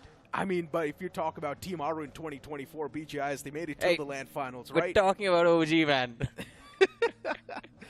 Yeah, I guess. Well, that's one way to put it. Well, at least we still get to see him play. Yeah, we still do. Lucky for us. The next zone's going to be important, though, Johnny. Stage 2 will be curveball shift. And who is it going to be shifting on? And instead, it's going to take a shift towards the northern side, a little bit tilted on the left side. So for Hero Xtreme, Godlike, it's quite a good split. You've also got WINDGOD Esports in the smack center, so they're quite lucky now. And they have so much map control for the center already. And that was just by luck, because they were also moving towards Los Leones, but the circle moves towards west. And all of a sudden, I think WINDGOD Esports, if they find a strong compound, they should be able to get a good conversion from this game. But Godlike, we saw them up towards the northern edge, close to Picardo, and there was NON moving in from that northeastern edge as well. We have them on our screens. I wonder if they are going to have a little bit of a run-in against the players of Godlike. NON, at this point in time for them, the only goal is to just make it inside of the safety lines, avoid that damage from the blue, and NON will easily do it as well. It's not even a question.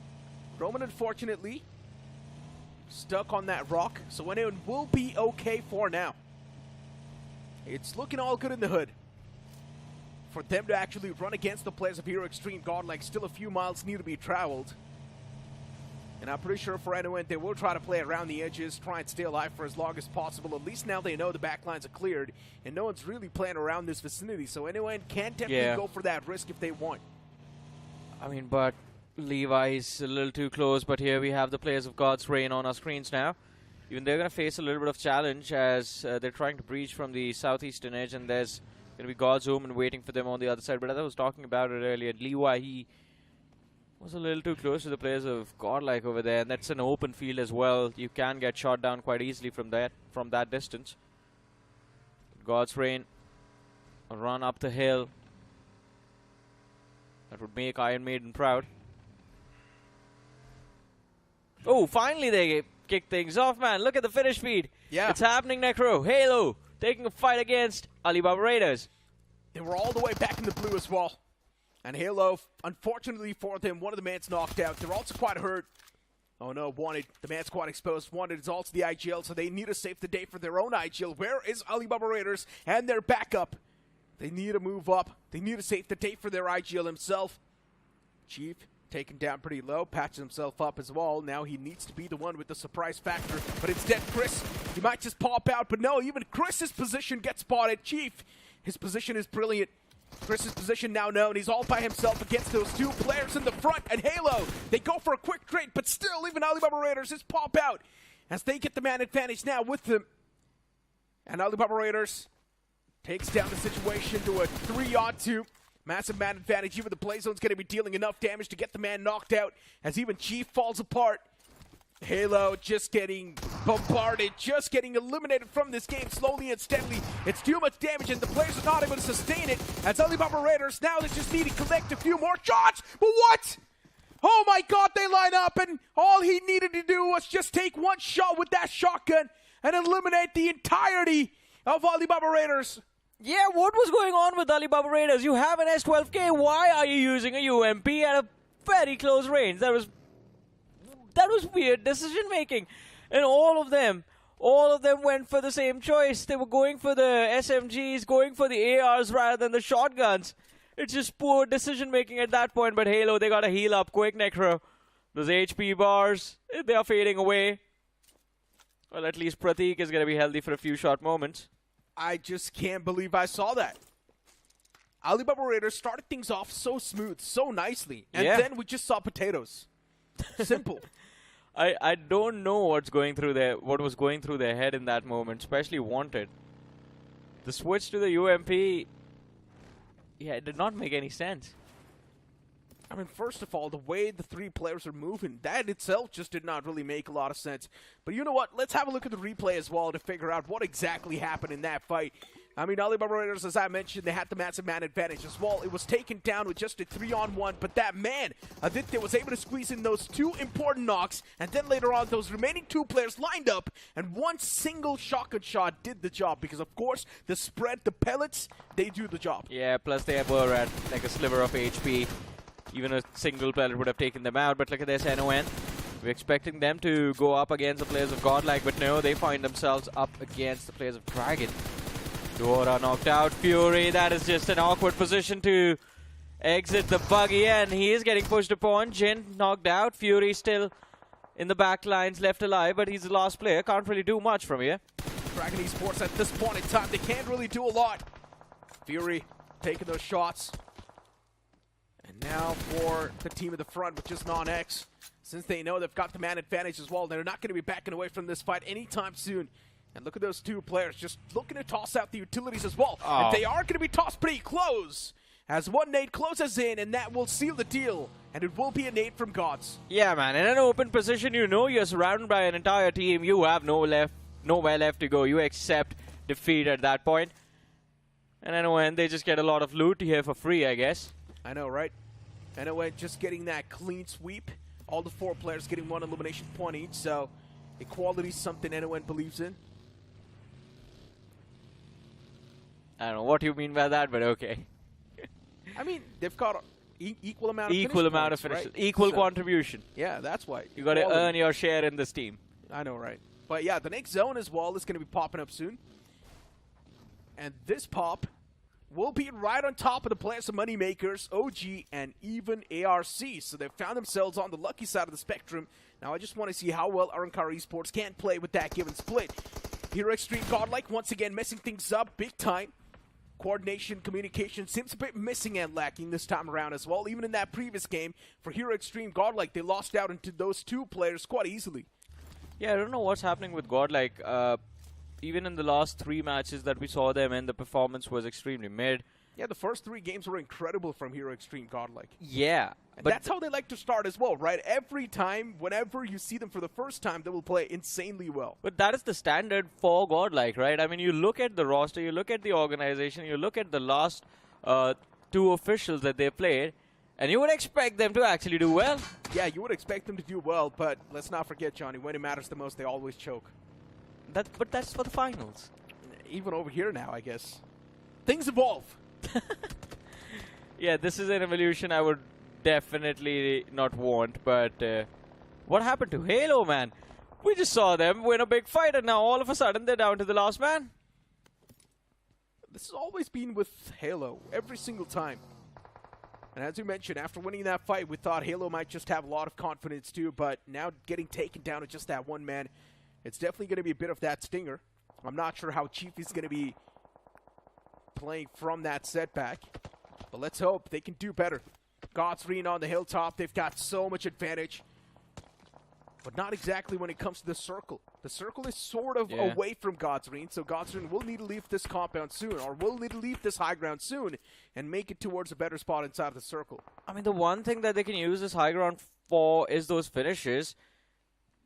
As they're pressuring the players of Arrancar, if they can convert the finishes as well, they are going to be able to secure points and also a little bit of map control, because towards the northern side is just an isolated player of Halo. He's not going to get involved. God's Omen on the low ground would not be in a position to fight the players of God's Reign, so yeah, this is going to be an important fight from the POV of God's Reign, and they got to win it at all costs.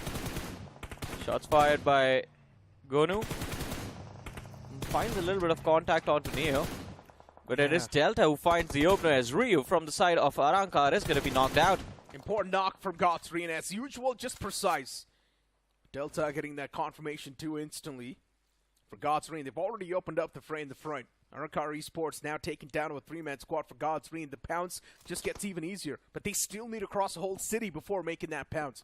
And that's what God's Reign needs to consider.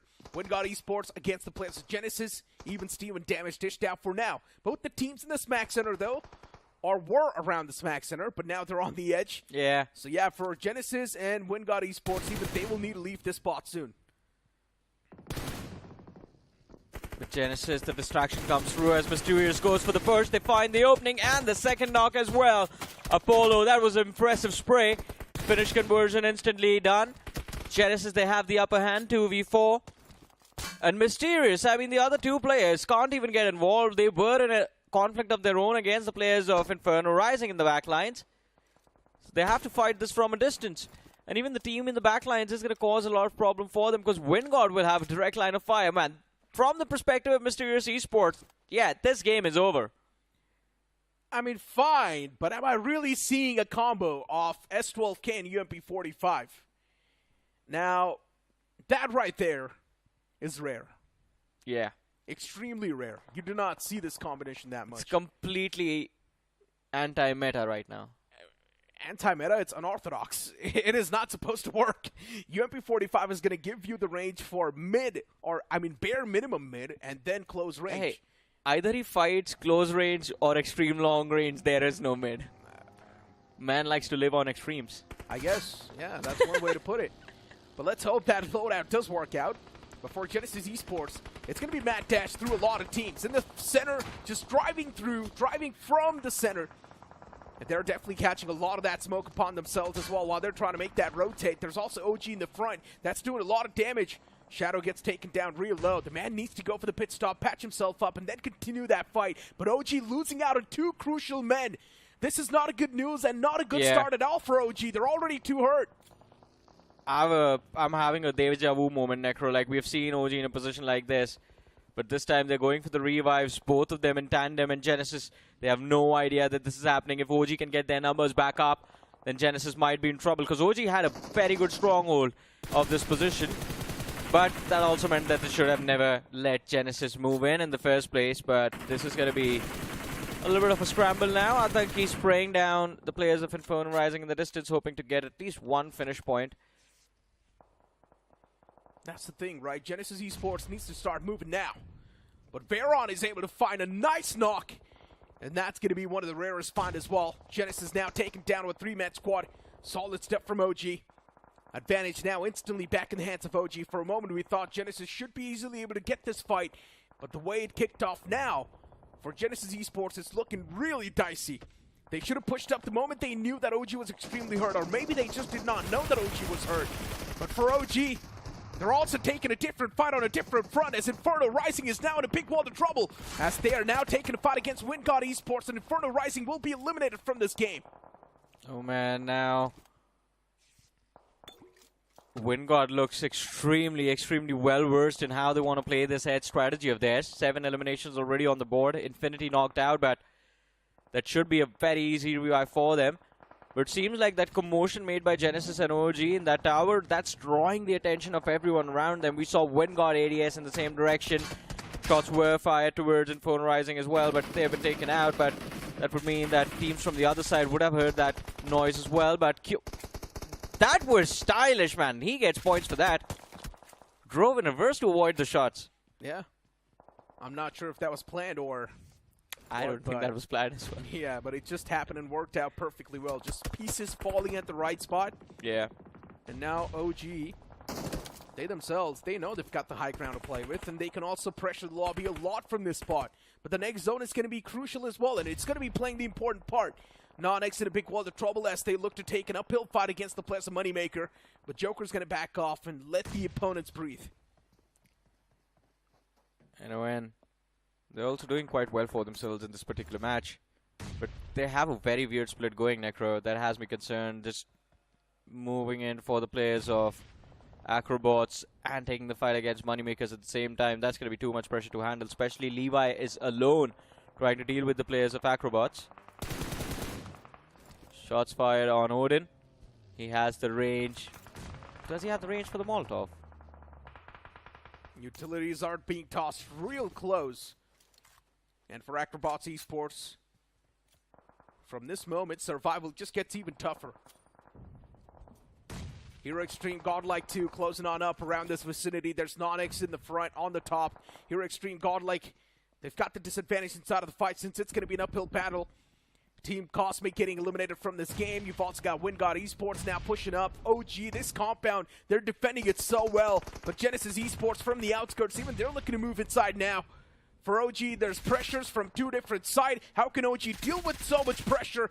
Peeking up from the top, WizGod's able to squeeze in an easy knock. And now WINDGOD's on the verge of just completely falling apart. I think they have already fallen apart. The push towards OG was never brought to fruition. It's the open position, it's the open push that resulted in WINDGOD taking an exit from this game. But look at OG. A few moments ago, we saw them with 0 eliminations, and now they have 7 on 2 players alone. WizGod and Veron doing a brilliant job. And finally, a little bit of breathing room to actually deal with Genesis as well, because Genesis is going to be the end of OG if they let them stay there for a longer. Yeah, you've also got AKROBOTZ, though, on this spectrum against the players of NoNx. Here Xtreme, Godlike being a constant threat as well for both these teams. AKROBOTZ is going to be on the move. And if here Xtreme, Godlike wants, they can punish this man from AKROBOTZ. But even for Godlike, they need to keep moving. It's quite awkward watching Godlike play this slow. Yeah. Prioritizing position for a change. Because they have been getting cooked since the past game. So here Xtreme, Godlike now knows this is not a lobby you're supposed to joke with. They need to take it extremely serious. I mean, it should be clear since the name of the tournament is Pro Series. Then what happened in the first 3 games? I guess everyone was just getting used to the lobby. Yeah, maybe.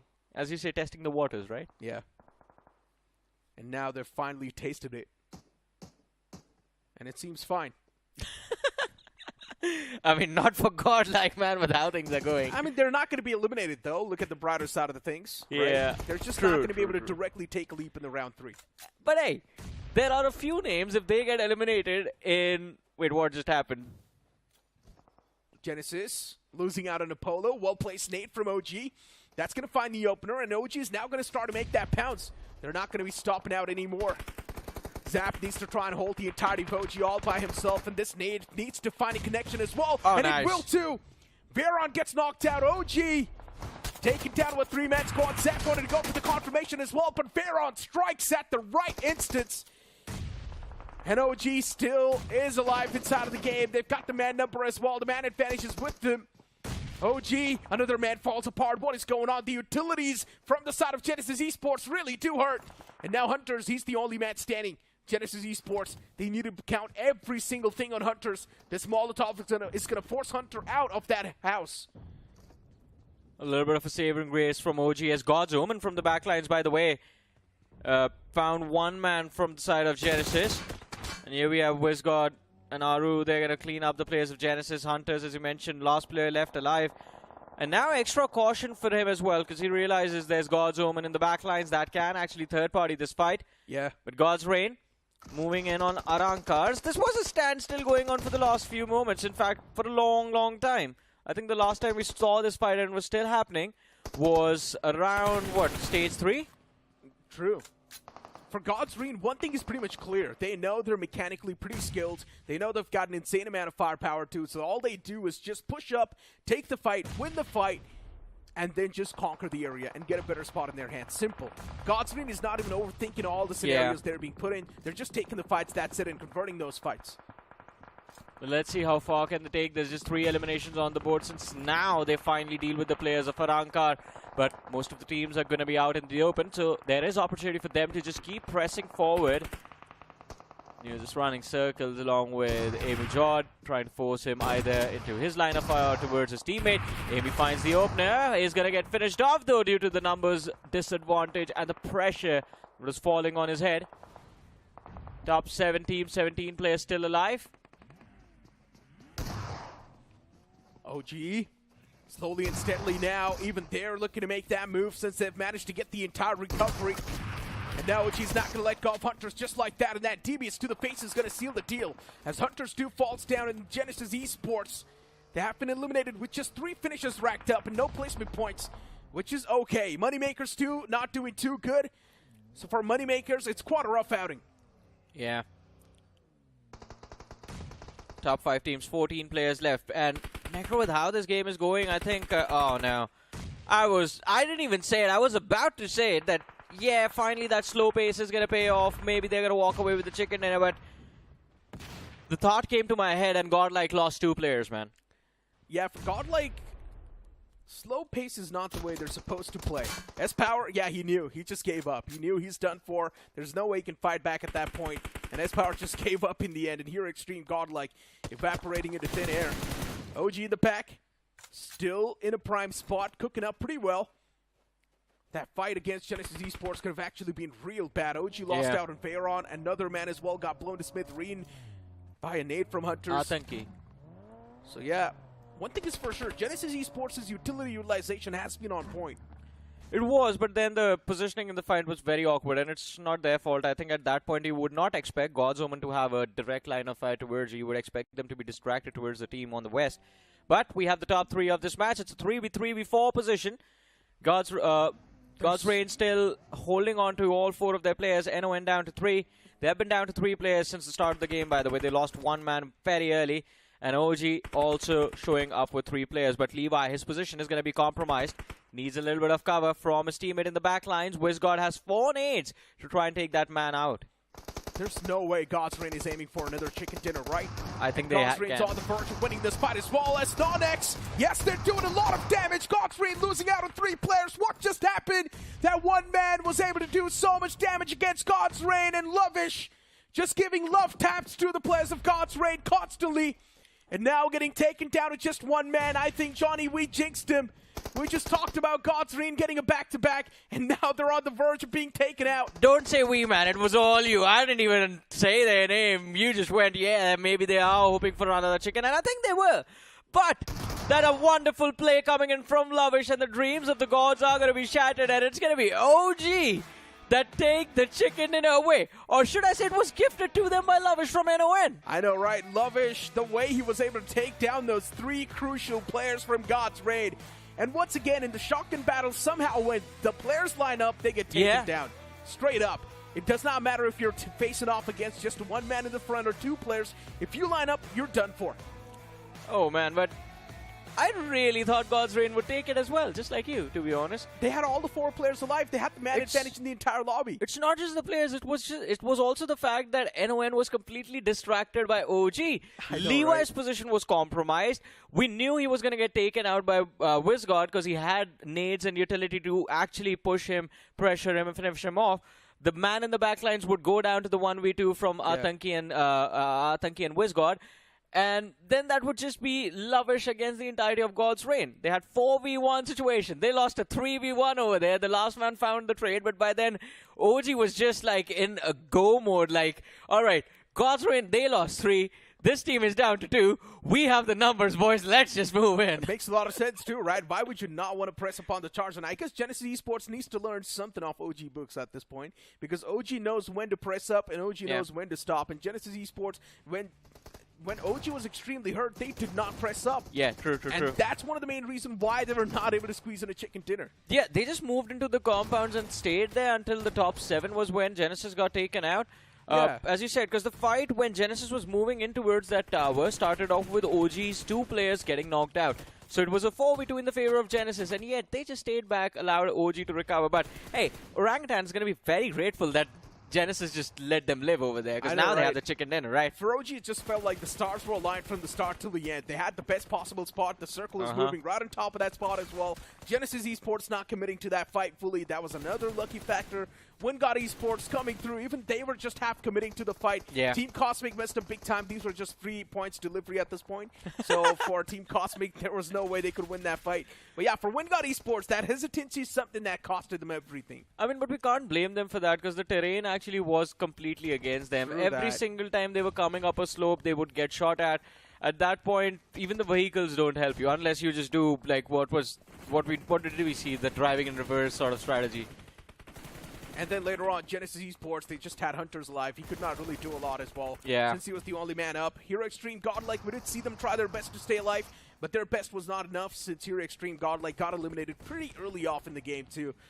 Top 5. They made it to the top 5, but I think they just had like, what, one or two finishes. They actually got eliminated on the 4th. Yeah. So, yeah, after Hero Xtreme, Godlike got eliminated, there were only 3 teams alive. And they had 4 finishes. So, that is a middle pack finish, to be honest, from the Yeah, I Godlike guess POV. consistent ending, right? Yeah. As long as you're getting 7 to 8 points per game, that's all that's going to count. But just that first game that they lost out in Erangel is something that's going to be hurting them and stinging them. And now they've only got the map of Sanhok to go, and if Hero Xtreme Godlike is really aiming for the top 16 finish, which is probably impossible, because even if they do end up getting a chicken dinner and placing themselves in the top 16, there's still a lot more groups to go in the future. I mean, that can happen, but I just want to say one thing, and I think all of the fans of this team are going to be in the same boat as me this time around, that, yeah, this organization is one that you can't just help but root for. So, go big, man. Go big. That's what the fans have been asking since this tournament was announced, or since any tournament's announcement where Godlike is playing. The fans just hope for a big win. Not even in the tournament, but even in game itself would satisfy. I mean, look, Johnny, Hero Xtreme Godlike is a prime example of star lineup, right? Star-studded lineup. You've got S-Power, Jonathan, Edmino, and Punk. All the 4 players, they have literally been on a peak of their career. I was telling Icy about this the other day, and you were there with me at the tournament where it was an MVP leaderboard that had all 4 of these players there. So, yeah, I mean, these guys are literally stars in that one lineup right there. And Punk is just one of the most, what do you say, versatile IGL, one of the most flexible IGLs too, because Punk does not have any problem switching to assaulting mode as well. Exactly. We have seen that man. He does possess a lot of firepower too.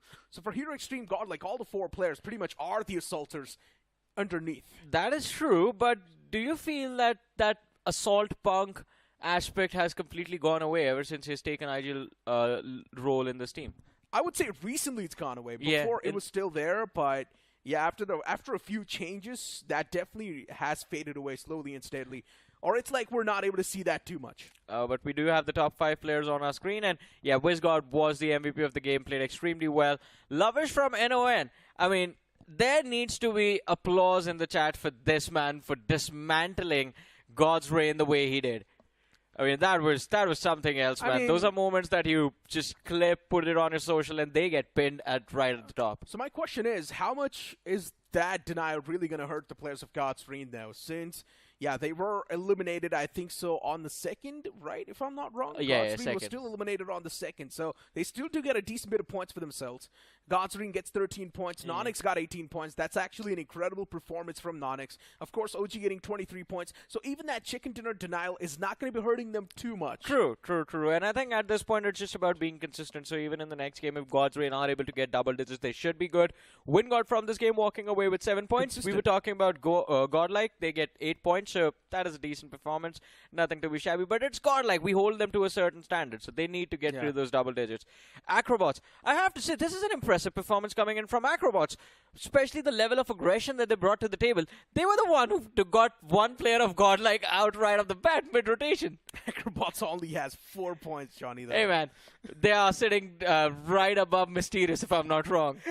So I guess always look at the brighter side of things and always be positive. So, yeah, for AKROBOTZ Esports, considering their past performances, this was definitely a bit of an up. But for Hero Xtreme Godlike, as I mentioned, even if they do end up cracking inside of the top 16, we still have a lot more groups to go. And as those groups make their pounces inside of the top 16, Hero Xtreme Godlike will slowly and steadily fade out. So it's the same thing. It's the same scenario for AKROBOTZ and Mysterious, by the way. Because no matter what they do, unless they get like I was going to say 2 chicken dinners, right, when we were talking about Mysterious during the game, but now it's just Sanhok. Unless they get a massive 30-point chicken dinner, they are getting eliminated. Because even if they climb with like 10 to 12 points, eventually when the team's above them, start to play their matches, they're going to get pushed down again in the bottom 16. Yeah, and today's day has been really good for WINDGOD Esports too, right? Game 1 in the top 2. This game as well, WINDGOD Esports was right there with 7 elimination points. So, yeah, one thing is for sure. These 2 games, WINDGOD Esports have been doing pretty good. They're maintaining that consistency. That average has been maintained. So, it's quite a good day for WINDGOD Esports. They're not going to be eliminated from the tournament, but they're also not directly going to qualify towards round 3. So, that's a bit unfortunate. It is a bit unfortunate, but hey, one more game to go. Maybe if they give us a historic performance, 40 points in a single match, who knows? I don't think even that's going to be enough because there's still a lot more groups to go, and they will eventually flush out WINDGOD from the top 16. Yeah, after you're done playing, then you just hope that everyone bombs their performances. But, ladies and gentlemen, that is just speculation. For now, we're going to enjoy the action of the upcoming game, but after this very short break.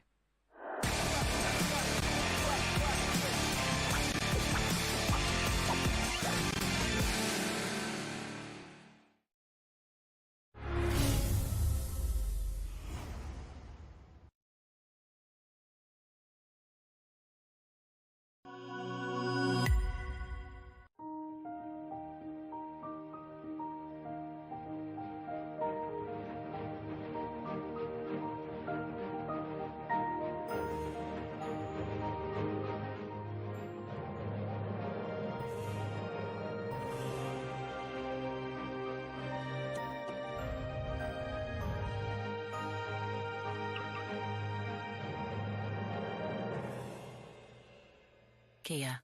Movement that inspires.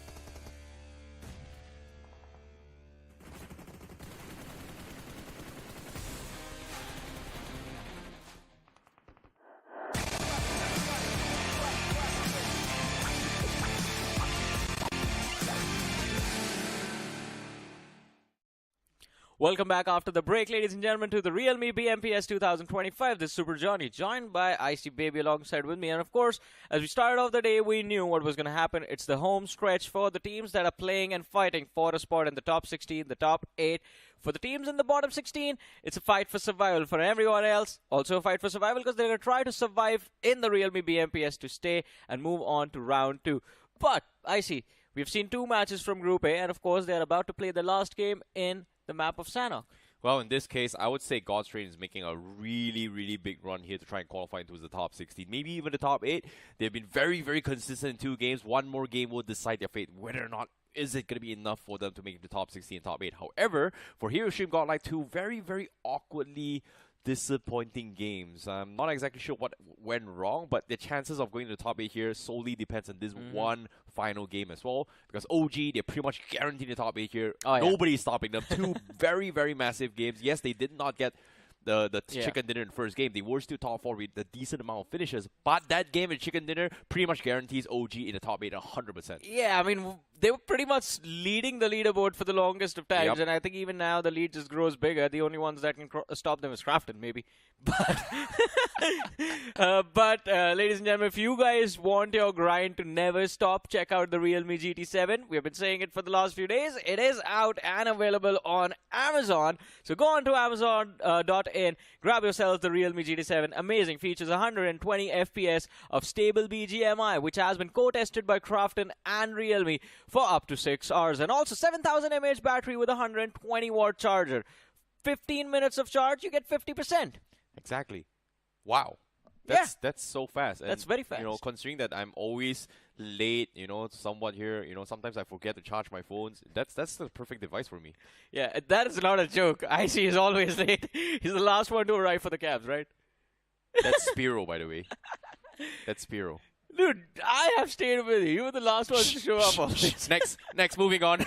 Anyways, going on through the game here. Now the final match here for Group A. Each and every single team on screen right now is going to be playing their one final game here for round 1. Will they be eliminated? Will they be appearing for round 2? Solely depends on this one final game and the rest of the world. But without further ado, one final game for Group A itself. And this is going to be match 12 for everyone in Group A itself here. It is going to be Sanhok that decides all their fates right here, right now. Yeah, and it's that last statement that has me worried, that Sanhok decides your fate. I would never leave my destiny in the hands of Sanhok. This is the most unpredictable map inside of the game. Anything can happen, anything can go wrong. You can get third-partied at any second, but one thing that everyone is afraid of on this map is going to be the early drop clashes.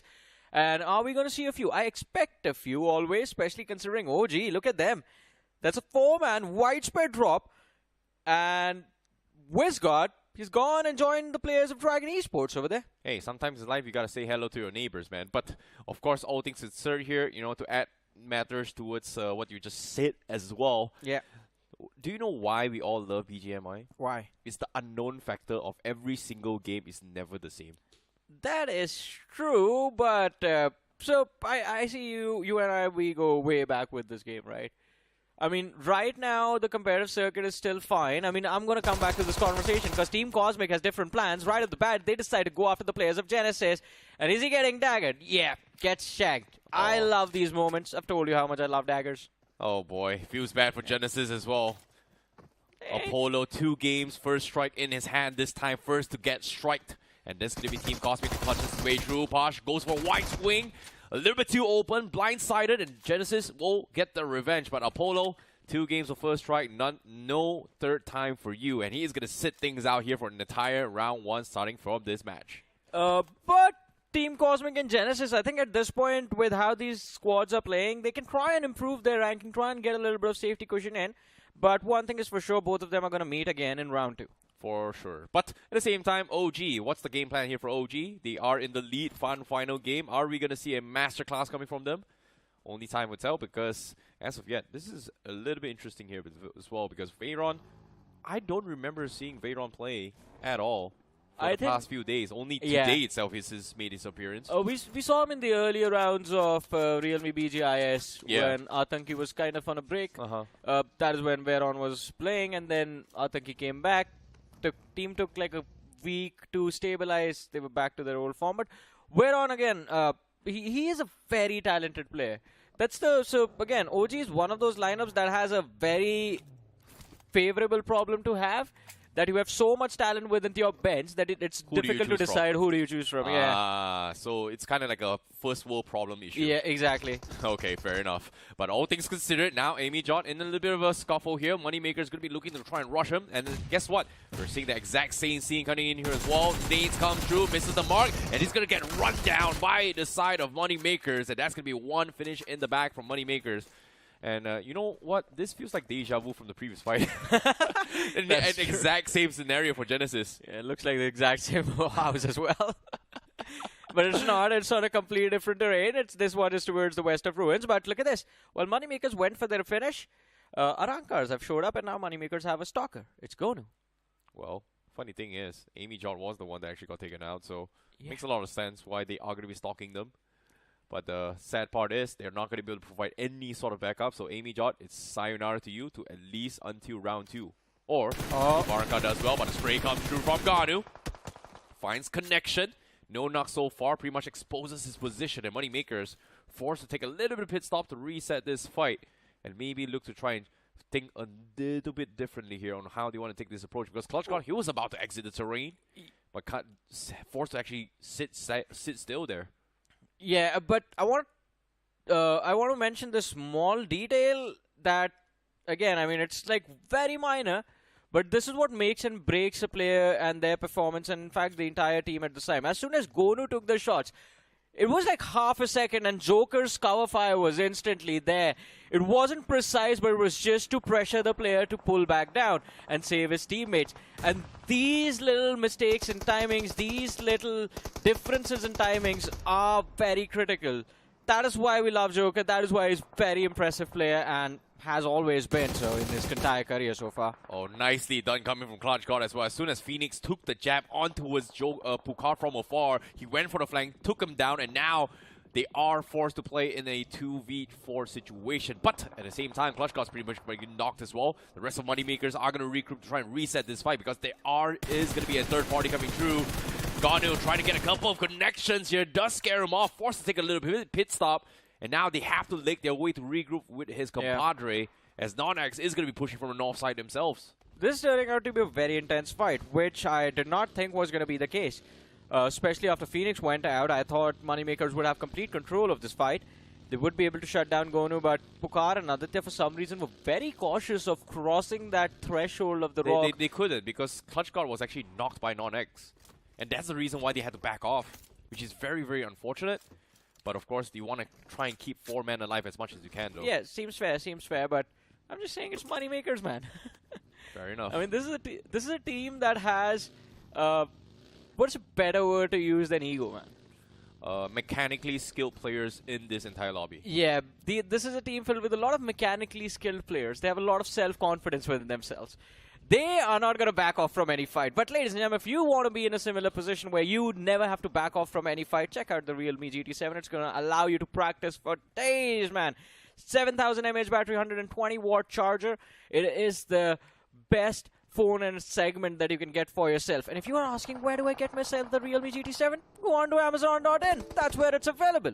Well, of course, be sure to buy now as well, because it's currently out in the market. You want to be a pro, you got to have the pro gear. That's going to be the Realme GT7. The pros are going to be using this during the LAN, and this is going to be a sight to behold. But all things considered, on screen we have WINDGOD Esports. And of course, to add things to what you said as well, when it comes to ego is going to be a thing that defines a person. It will be a make or break situation for you. In the right hands, it is going to be one of the strongest force in your nature. But in the wrong hands, well, disaster will strike. I see baby, the next rider for Blue Lock Season 2. Alright. Anyways, moving on, going through the game here as well. Hero Xtreme Godlike as power. Going to be going for a couple chaps in. They do say a couple of rotations coming through, and that's going to be AKROBOTZ.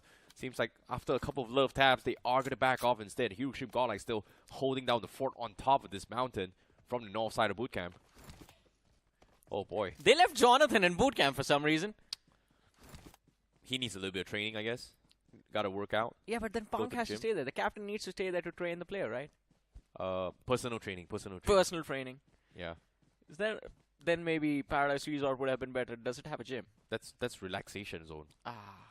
Well, technically, you know, if you go towards a resort or a hotel, there is a gym. There facility. is always a gym, yeah. You know, not many people go to the gym, but those who do, those are the people that are most disciplined. The reason why I talk about this is because there's a specific guy called Blaze back in the days. He works out every single day. Oh, yeah.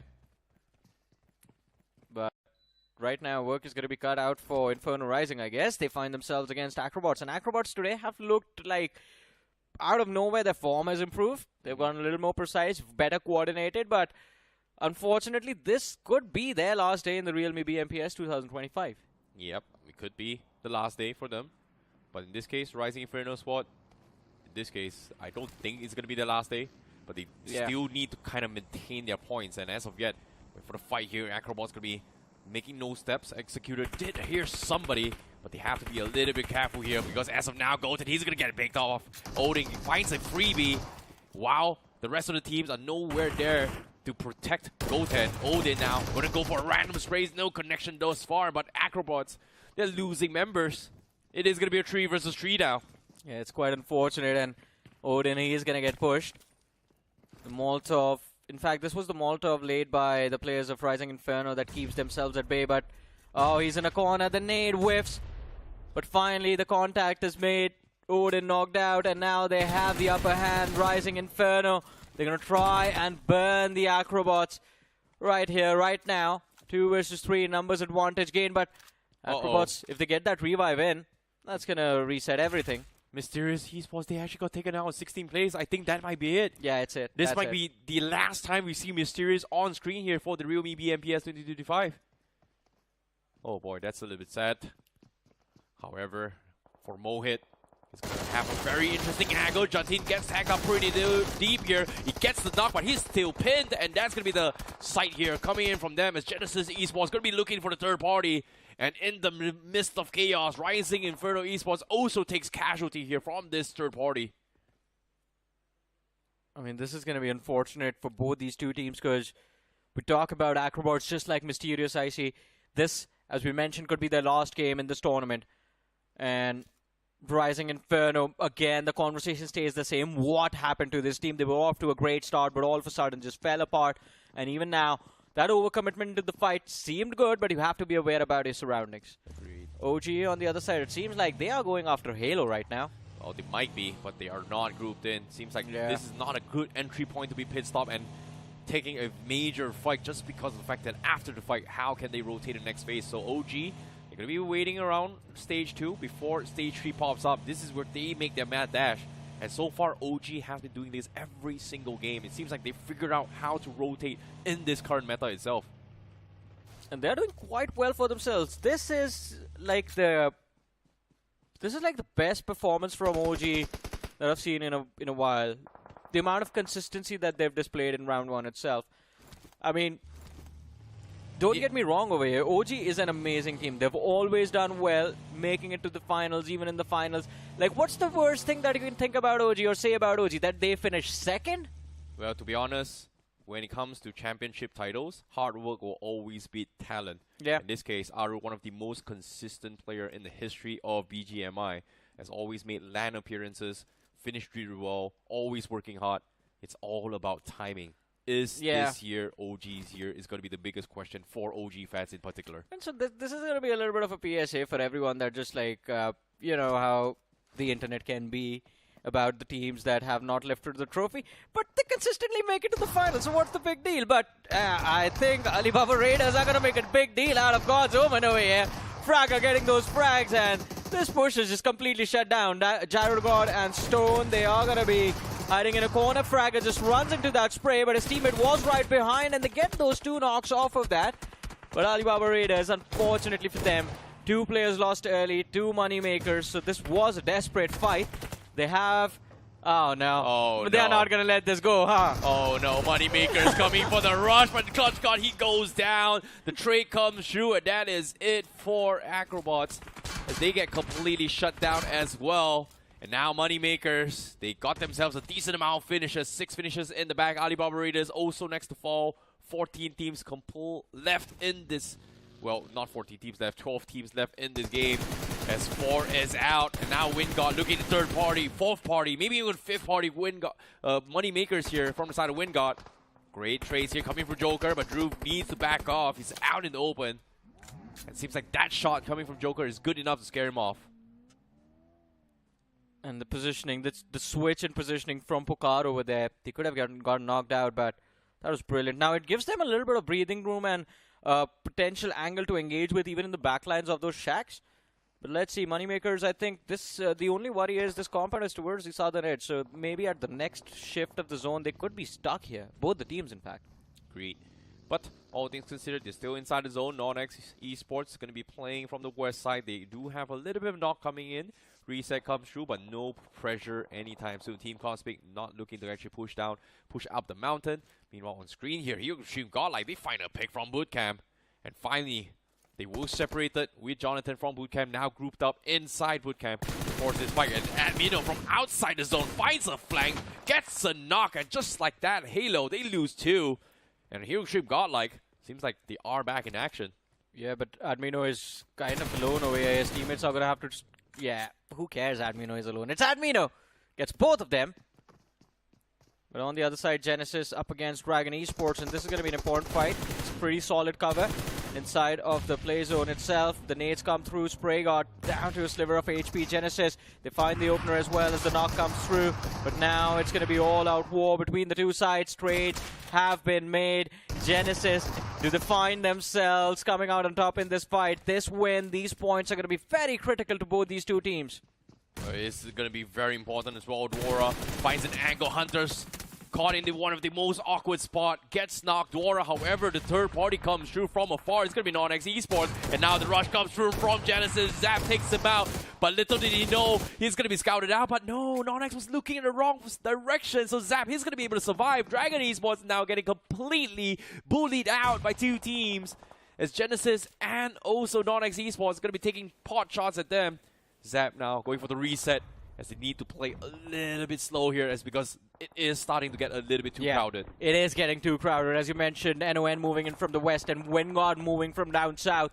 And of course, everyone expected the circle to move towards bootcamp. This shift outside of bootcamp towards the eastern side is very awkward. It is going to be a big challenge. So these compounds become the priority spot. It's the first cover that has a decent open field around it. You get here, you will be able to take down anyone moving in. And it is a stronghold that Genesis are playing to perfection. 7 eliminations on the board now for this team. And WINDGOD, if they take a fight against NON, Genesis should be able to capitalize and get finishes from both the sides. But hey, a fight between the gods as it's God's Reign taking on the players of Godlike, and God's Reign are losing their numbers. Godlike up to 5 eliminations, and Destro, he has nothing left to do but hide behind the rock and tank the damage of the blue, and he goes down to the blue zone itself.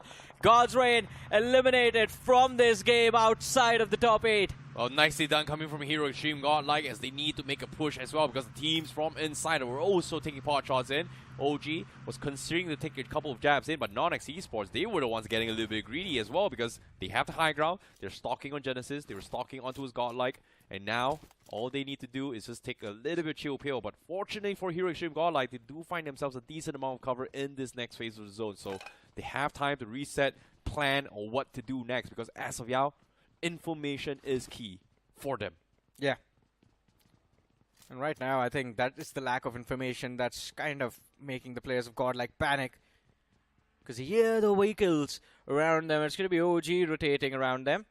Down in that small little pond. He's closing in very slowly. This is a smart man. He just wants to get high enough on that ridge that he gets the third-party perspective of the other side, but not expose any pixels of himself. But Admino. Oh, beautiful stuff for Admino.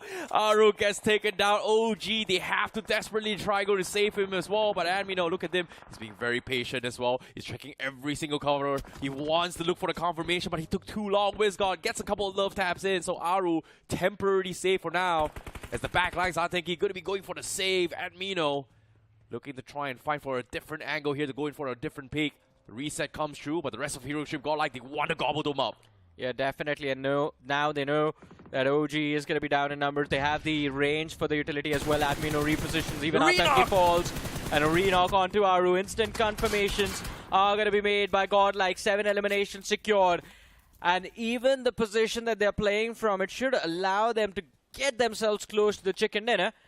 WizGod and Veyron in the back lines, I wonder, can they move towards the top 2 or the top 3 of this game? In the meanwhile, God's Omen, they get pushed upon by WINDGOD, and they're losing bodies. Goku just moves in, secures 2 eliminations for his team.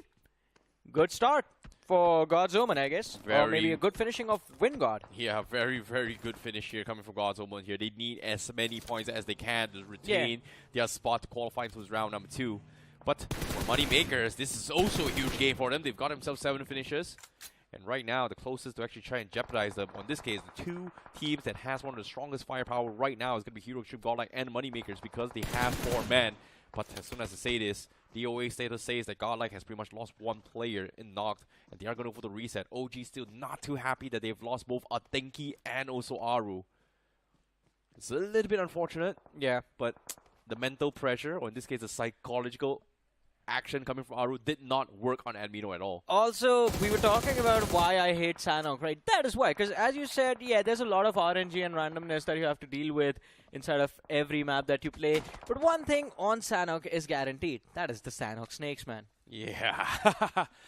Well, when it comes to snakes as well, OG, no choice but to play with Rayron and WINDGOD. 2 players, very, very consistent. Still make it sit in the top 5. Still some sort of decent placement points. But here comes the rush from Kyoya. Gonna go in for a fight against Genesis. As soon as he goes for the rush, he confirms Genesis. That is gonna be top 4 for them. But he needs to be a little bit quick as well because he can't have his legs exposed because he was shown from the side of Godlike as well. He's hunting out the season. No! S-Power!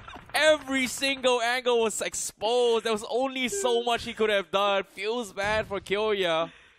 Hey, man, it's raining bullets. You're gonna try and get yourself under some cover, but unfortunately, it was raining at a different angle, so he still got taken out. Well, that was a flood right there. Yeah.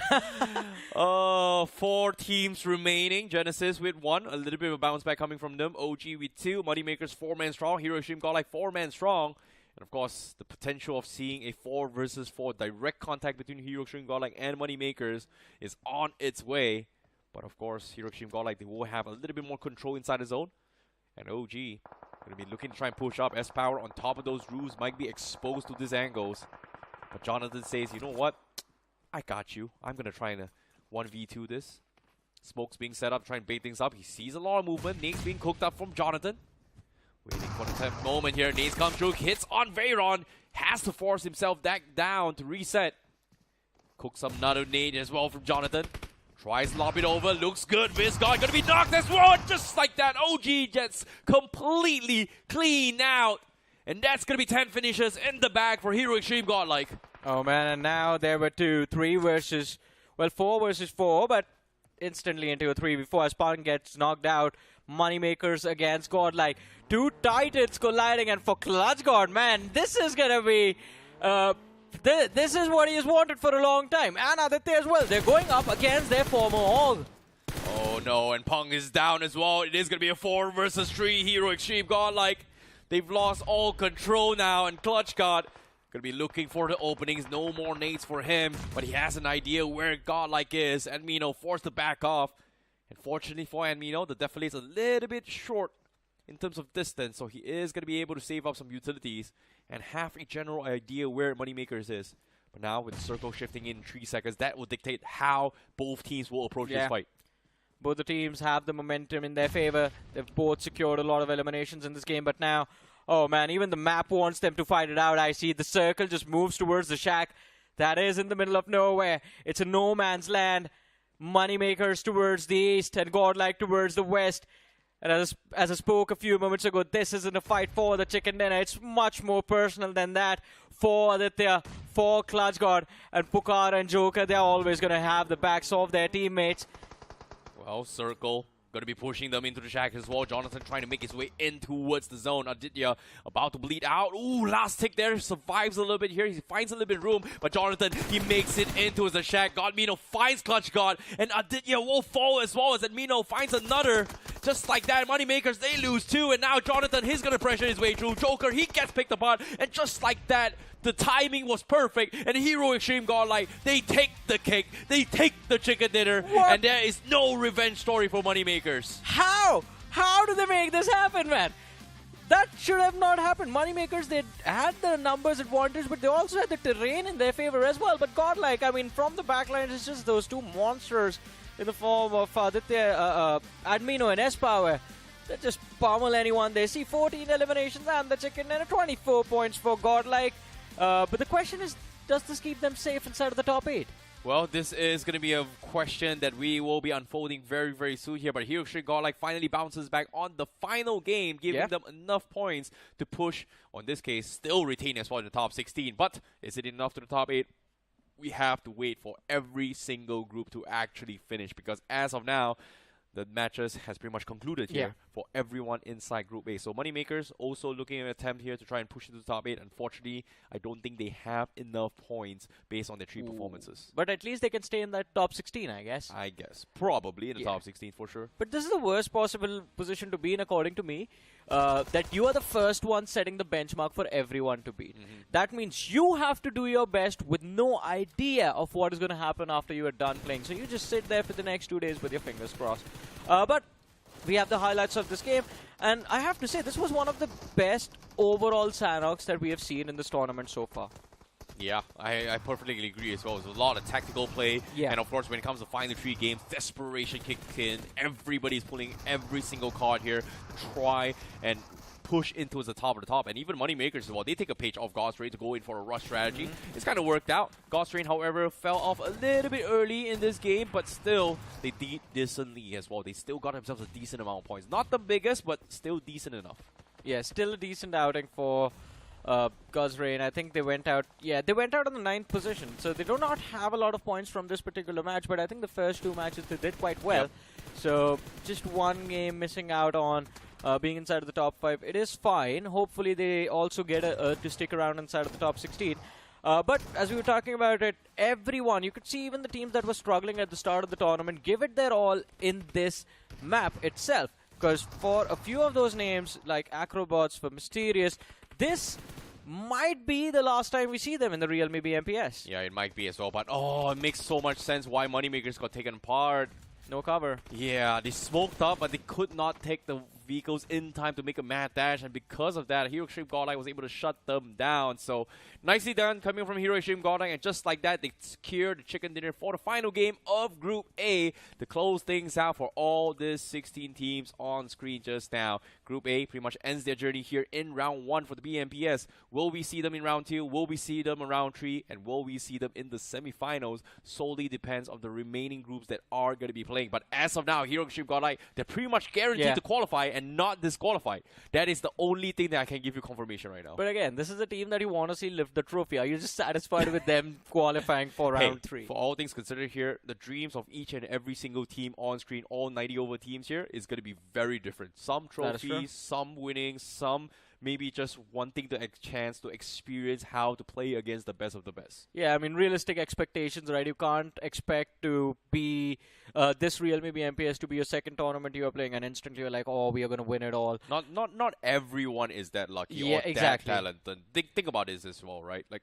all things considered here, nobody is a pro. Everybody was once a beginner. Exactly. And it's something that you said during the game as well. Hard work always beats talent. And at this level, it's all about the hard work. You have to pay your dues inside of the officials as well once you start playing the officials before you eventually can get comfortable and say, like, yeah, this event we finish in the top 5. This time we can actually challenge the trophy. Exactly. And now, of course, when we talk about the MVP of this match as well, Admino back in action here. 2 games. He was a little bit on the slow side, but this time he has got dropped one of the biggest finishes in this game, because his multi-angle flanks has been spot on against Team Halo, against OG, just completely shutting out the competition. So he is going to be MVP with 7 finishes. Joining him is going to be Zach from Genesis with 4 finishes, Bukar from Moneymakers with 4 finishes, X-Power joining him with 5, and Gods with 3 finishes coming from NoNx Esports. Man, the Gods got so angry you can hear thunder everywhere you go, but again, impressive performance from Godlike, as you mentioned, Admino. The way he was able to slither in towards Aruman. That is one reason that in real life as well, I'm afraid of snakes. You never know where they're going to show up from and sting you. Do snakes sting? They do the bite, by the way. Yeah. You're referencing to a snake and a different insect, but never mind. Moving on. Let's talk about the overall match rankings for this match as well. Hero Extreme Godlike in the chicken dinner get themselves 24 points in total. Moneymakers also making a very, very big game here, gets themselves 16 points. But Genesis, finally, with Apollo losing his life rather early in this game with 3 man, they were able to get themselves 9 finishes and total of 13 points. So a very, very nice recovery coming from Genesis that gives them a little bit of bounce back here from risk not being eliminated. So Yeah. this is a very, very okay spot. But is it enough for top 16? I No. don't think so. OG, obviously, 7 points, not exactly a great run, but still, they have gotten themselves enough points to retain in the top 8, despite being in the #1 spot for the longest of time. I think, yeah, it's we don't know what to say about OG, right? They have been on the first position since they started playing, and they've just been there the whole time. They have a decent enough safety cushion to work with as well. That is against the team on the second position. So it is going to be very difficult for anyone to move up and say, yeah, we're going to dethrone OG now. So even with these 7 points, I think, yeah, lads, welcome to the semifinals directly. Well, welcome to semifinals for OG for now. But all things considered, I want to see whether or not Hero Xtreme Godlike made it the top 8 or not. Because they were last sitting on the 9th position-ish for top 16. So with this performance chicken dinner, it is going to be enough. But as the game progresses in this next few groups or these days, their rankings are going to slowly slither down. Maybe in the borderline of 16. And while you look for... you look out for God's Reign, I would also love to see what happens to Moneymakers as well, because they weren't too far away as well. Even if they move in, they can be kicked out again. But yeah, let's have a look. We have the overall rankings on our screens. OG, of course, 177, because why not? It's OG. They are monkey businesses booming right now. God's Reign, I see. There they are. 5th position, 111. And Godlike is actually not too far away, 130. Okay, I think God's Reign and Godlike still has a shot for top 8, but Moneymakers, I'm pretty sure is not going to be enough because Aryan is only like 2 points away from actually knocking him back down. We've got Hyderabad Hydra is also very, very close to actually push them down as well. True Rippers Jelly, NoNx Esports. Well, NoNx Esports is pretty much out, but can they retain a top 60 solely depends on the rest of the pack. We've also got Raven, we've got Soul FS, and Wyld Fangs. And each and every single of these teams here can actually shift down the team. So Moneymakers, they are currently in the borderline of top 8, but I don't think they will be able to retain it. I agree. I think they are going to slip out of the top 8 for sure, but the top 16, yeah, that is going to be... I think this could actually stick around in the top 16 because we saw Wyld Fangs on the 16th position with around 80 points, and then you have Myth with 76, 75 points on Cincinnati Kids. So with 101 points, there is a possibility that Moneymakers might move to round 3 directly. Yeah, for top 16 for sure. Yeah. But for top 8, it is going to be very, very difficult here. One team from the top 16 that might not qualify for round 3 and they will have to move to round 2 is NON, because we saw them in the mid-90s. Yeah, that's very close. Yeah. That's going to be very, very close as well because every single team is going to be looking to try to take them all down. Meanwhile, as the scoreboards actually slowly go down as well, that is pretty much it here for Team Cosmic as well as Rising Inferno. They will finish in the middle of the pack, but as the team on the bottom side slowly crawls their way up, there is going to be a lot of danger red flags here, especially coming from Alibaba Raiders, from Reckoning Esports, and also God's Omen on the 64th position. That is going to be a very, very risky spot for them.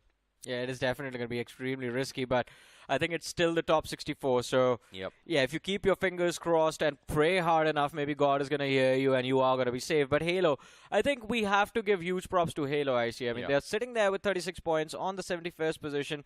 But if you remember, there was a time in this tournament when we began that Halo was dead last, man. For the first 3 matches, they did absolutely nothing. But now they've gotten themselves to safety, but this is the last page of the leaderboard. And I think, Mysterious, their journey is already over. That will be our official team. The first team going to be eliminated from the realme BMPS is going to be Mysterious. Unfortunately to say, it is goodbye for them on this journey. But of course, things can change. There's still a lot of teams that has not played in the bottom 16 here, so things will change a little bit here. But God's Omen, I would say their position is okay. It's very, very close to danger spot, but they should be A-okay. Maybe. I mean, hopefully all the teams behind them, including GSGxFM, do not play very well. That's what they're hoping for. Because imagine if the teams that are sitting dead last, beat Universe 7, GSGxFM, or WBGAero, if all these teams start to bounce back, you never know what's going to happen. Even if you are just like the top team in the bottom 16, you're still going home, right? Agreed. But at the start of the day, we have a little bit of a prediction here between all the casters today. Seems like on the English desk here, we went Moneymakers, Genesis, as well as Hero Xtreme Godlike. All 3 teams, I would say, did pretty well. Genesis made a little bit of bounce back here, coming from Necro. I really like that. But let's talk about the Hindi side here. We've got 4 Hindi desks. What is this biasness here? What is inequality? Why is it stacked against 4 versus 3 now? Seems like a majority of them also did pretty well. Yeah, we are too good, man. We don't need that 4-person. Wow. Just too talented. Wow. Do you guys agree in the chat? Or do you guys watching at home? Do you guys agree that English chat is better? Oh, no, not English chat. The English desk is better than Hindi desk? Yeah, to a point that we have to fight them 3 versus 4? Yeah, I guess so. Which is too good. I mean, of course, why not? We have like a legendary coach with us. No. And we have Necro. Let's put it that way here. But all things considered here, it has been an amazing run here coming from Group A, and I'm looking forward to see some of these teams again in the next round. But for now, we're going to be taking a very, very short break, and right after this break, we'll be back with a new separate group, and that is going to be Group B. See you guys after this break.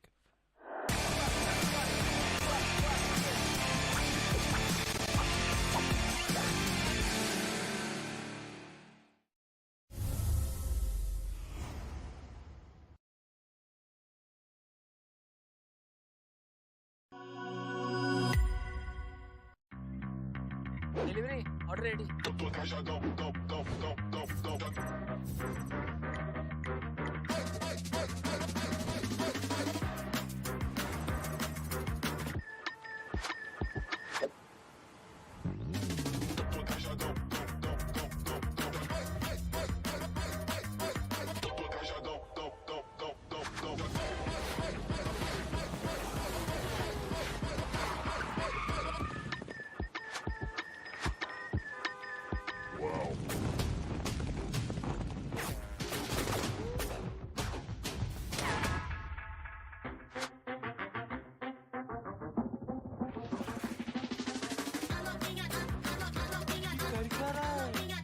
समझा नहीं क्या भाई?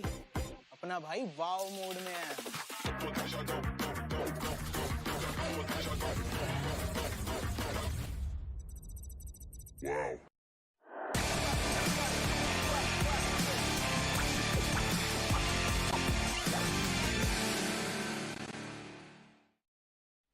Hello everyone and welcome to the realme BMPS 2025. We had a little bit of a short break and welcome back once more because this time it is going to be the match between Group B. My name is ICBaby12. Joining me is going to be Necro, as he is going to be your English commentator. I am just going to sit here and watch him talk about how he enjoyed Group A. So what do you think about Group A?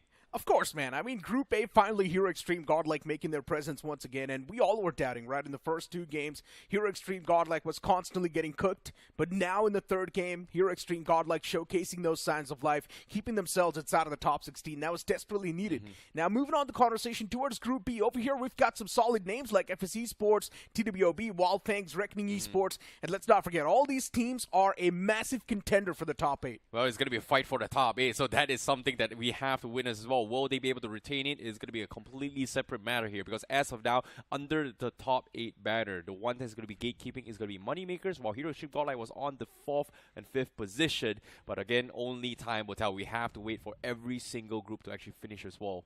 Yeah, exactly, but something that's going to help you guys with your gameplay is also going to be the Realme GT7. Move on towards Amazon, search for the Realme GT7 since the device is already out, and if you guys are considering to buy a new device, I would recommend you guys buying this device as well, because it comes in with 7,000 mAh battery, also 120 watts fast charger, and not just that, also has stable 120 FPS up till 6 hours, tested by the Realme and the crafting guys themselves. As the schedule was on the screen, as we now know, the remaining 3 games will be played by Group B, and Group B's flashed on the screen. Exactly, we have TWOB, FS Esports, Wyld Fangs, Reckoning Esports, God's Given, 4TRX Official, we have BO7S, VST, White Walkers, Likitha Esports, Dragonclaw Esports, Spiritless Esports, Mysterious 4, WOBBLExAERO, Universe 7, and also GSGxFM Esports. So in this case, we have our first official team that has been eliminated from the previous game, which was Mysterious Esports. Now, GSGxFM, will they be able to make a bounce back? Honestly, that's too much of a leap that you're asking for, because GSGxFM, since the amount of games they played so far, we haven't seen any signs of life from them. They haven't been able to get a lot of points either. So for GSGxFM to pull off a clutch in the final 3 games left over, I don't think we're going to be seeing anything change there. GSGxFM will still be struggling. They will probably be eliminated from this tournament as well. But if they do still pull off a miraculous clutch and pull themselves outside of the bottom 16, then they need to hope that the remaining teams choke. Well, that's for GSGxFM's story, but the rest of the pack here, especially with TWOB, FS, Reckoning, they are looking for the top 8. We are going to be jumping straight into the map of Sanhok to decide their journey here. The final 3 games of Group B begins with this match, and this is going to be in the map of Sanhok, and the flag path has shown himself. It seems like it is going to be starting things off from the southwest side of the map, and then ending towards the east side of Lakawi. So a very southeastern shift in this flag path for Group B itself. Exactly. The playing flag path tilted extremely on the southern side. You've got LIKITHA Esports as well moving towards Sami. A bit of that split going on for LIKITHA Esports. And let's talk about Golden Glider Esports. This is one of those teams known for their consistency, quite new on the block as well, but every single person from this team somehow is able to survive in the top 5. Well, for those of you who know, you know, because Golden Gliders has definitely made a fan out of Necro, and I'm not surprised as well, because their performance in round 1 was nothing short of absolutely brilliant gameplay coming from them. But on screen, we do see a little bit of a skirmish here. It's going to be Wyld Fangs going up against VST right from the get-go. Pratik first to get taken out in this game. Seth gets the confirmation, but Wyld Fangs, they do find another one. Fierce finds Pekka, and VST, they lose 2 right from the get-go. It's not a good goes sign. down now. It is going to be a 3 versus 2 now. It's not a good sign at all. And now for VST, they've only got 2 men standing, which is not a good thing at all. Seth constantly wants to press upon the charge as well, and now he hears the footsteps as well. Knows the players have already dropped down. VST still dazzled, trying his best to fight back. He does find one crucial knock, but that's all he's going to find since he was too busy reloading his weapon. Last man standing from VST, but he's not anymore as they have been eliminated from this game. What a quick fight that was. What a quick rush coming from Wyld Fangs as well. They get the victory with 4 finishes, but they will lose Sensei in the process. But on another side as well, we do see BOF7S having a little bit of drop clash here with Dragonclaw, as they need to fight for their dear lives with only 2 players here. Ghostface, one of the stars here, coming from BO7S. Now looking for a little bit off angle, but doesn't take a couple of shots. He's only got the vector to work with. I'm really surprised at why DZ didn't actually go for the shot, but Dragonclaw, they abandoned ship. They're gonna drop out on this fight. They don't want to fight. What? Huh? It's one of the worst possible decisions a team can come up to. What is Dragonclaw doing?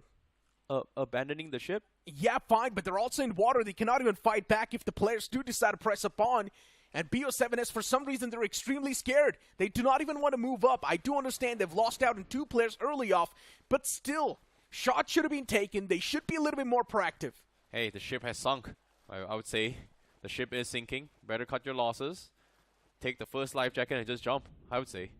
But all things considered here, we do had a little bit of skirmish early on as well. I think TWOB also losing a couple of members on the finish feed.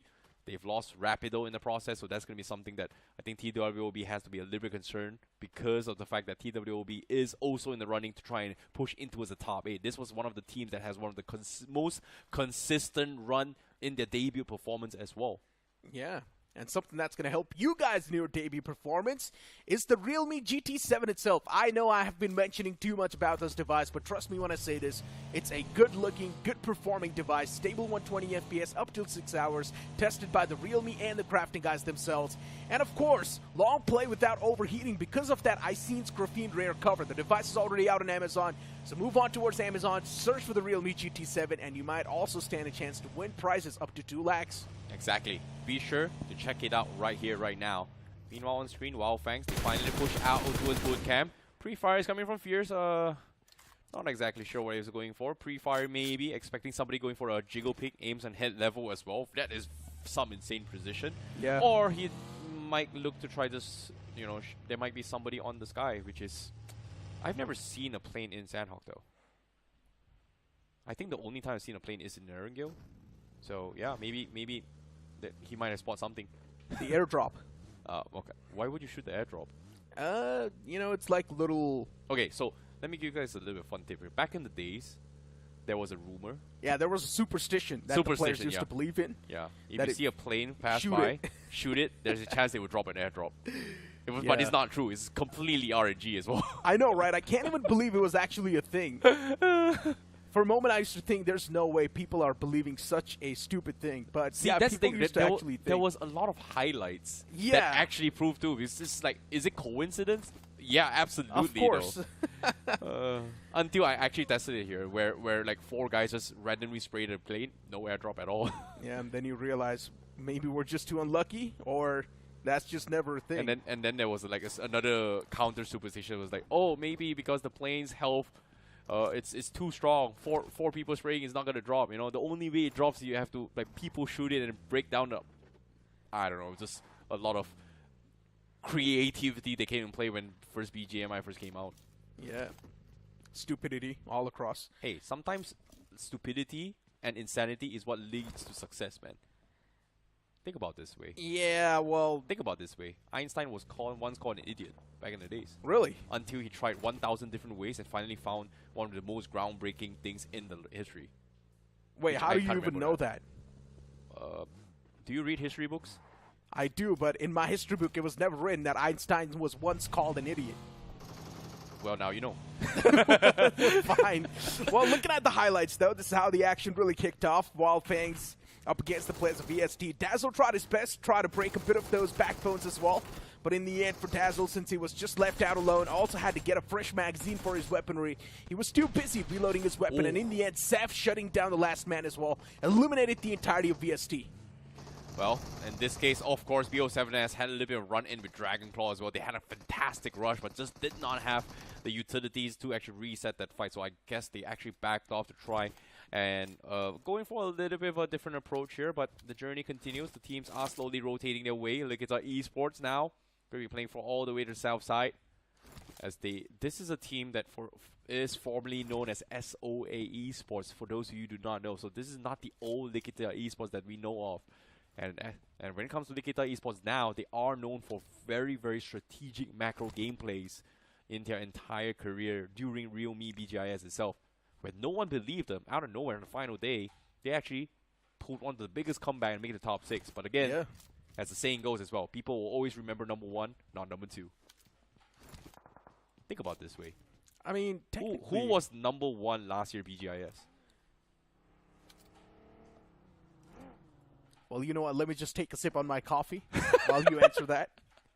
Fair enough. But all you guys watching at home as well, guess what? The Kia series is currently out in the market as well with its bold and modern design, streamlined door handles, and Kia signature digital Tiger Face Star Map LED DRLs, and of course the Star Map LED tail lamps for that amazing, amazing look when you are driving through the cruise as well. So be sure to check out the Kia Ceros to give you that comfortable experience. Exactly.